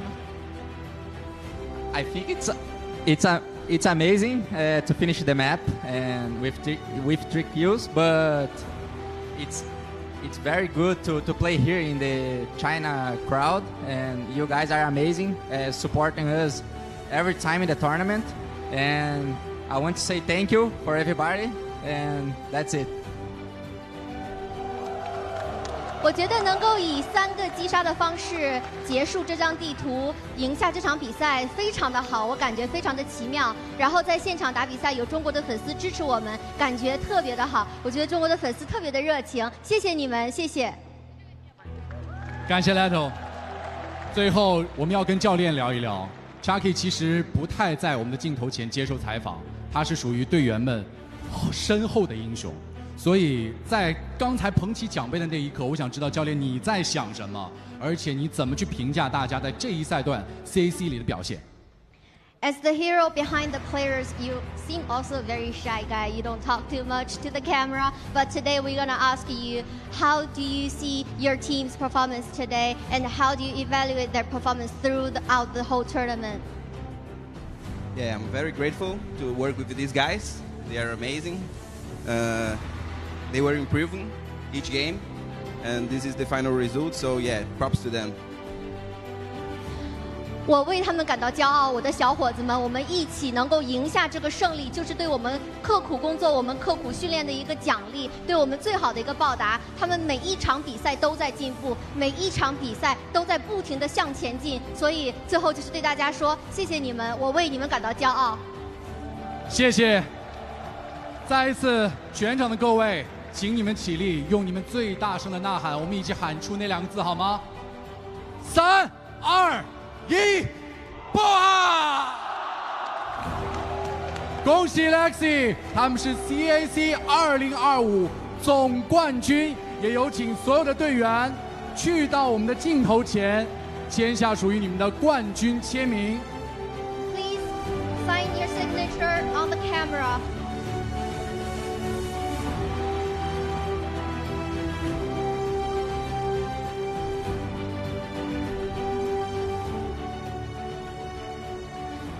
Yeah, we'll hop back in while Legacy worthy winners sign their signature on the camera there. So, guys, that's the story. We got the underdog story that has kind of been percolating under the surface. All of this 3D Max chatter, Maui, it was all exaggeration. I just got to say, fake news. That's how you do it. You sign the camera when you win the tournament, not just for getting to the semifinals. True. I'm just saying. Agreed. Also, Dumao looked really comfortable up there. He let the dogs out. Let's say that. I love it though for Legacy. I love. 3D Max for an amazing performance. This has been CAC. We're still here. We're still here. Oh, okay. Don't worry. You keep talking. Didn't want to interrupt. I mean, I'm just happy for Legacy. I think that this is a great journey for them. That overall through the season, it has been tumultuous. The 3 closed qualifiers that they were unable to get through already this year. The fact that, let's even throw it back to Austin, where they weren't even supposed to be there, having bowed out in the MRQs to Bestia, then getting an opportunity, slingshotting themselves from 10th in the NA in the Americas VRS all the way now today to 2nd. They are safely I'm amazed one of the best they didn't American thank teams. Bestia, by the way. It wouldn't. Should have done that. Been possible without you. Yeah, I mean, this is definitely an incredible underdog story. You know, for many of the players on this Legacy team, you know, Lotto, Sadzin, and Nissim, they have never won a LAN trophy in their entire careers. And, you know, for Dumao, I think his last LAN victory was in Brazil in 2019. So very far removed in his own right from any sort of accolade. And then for Lux, you know, the last one he got was with Pain, also in Brazil. So first international trophy for everyone that's on this roster. First trophy period for 3 players on this team.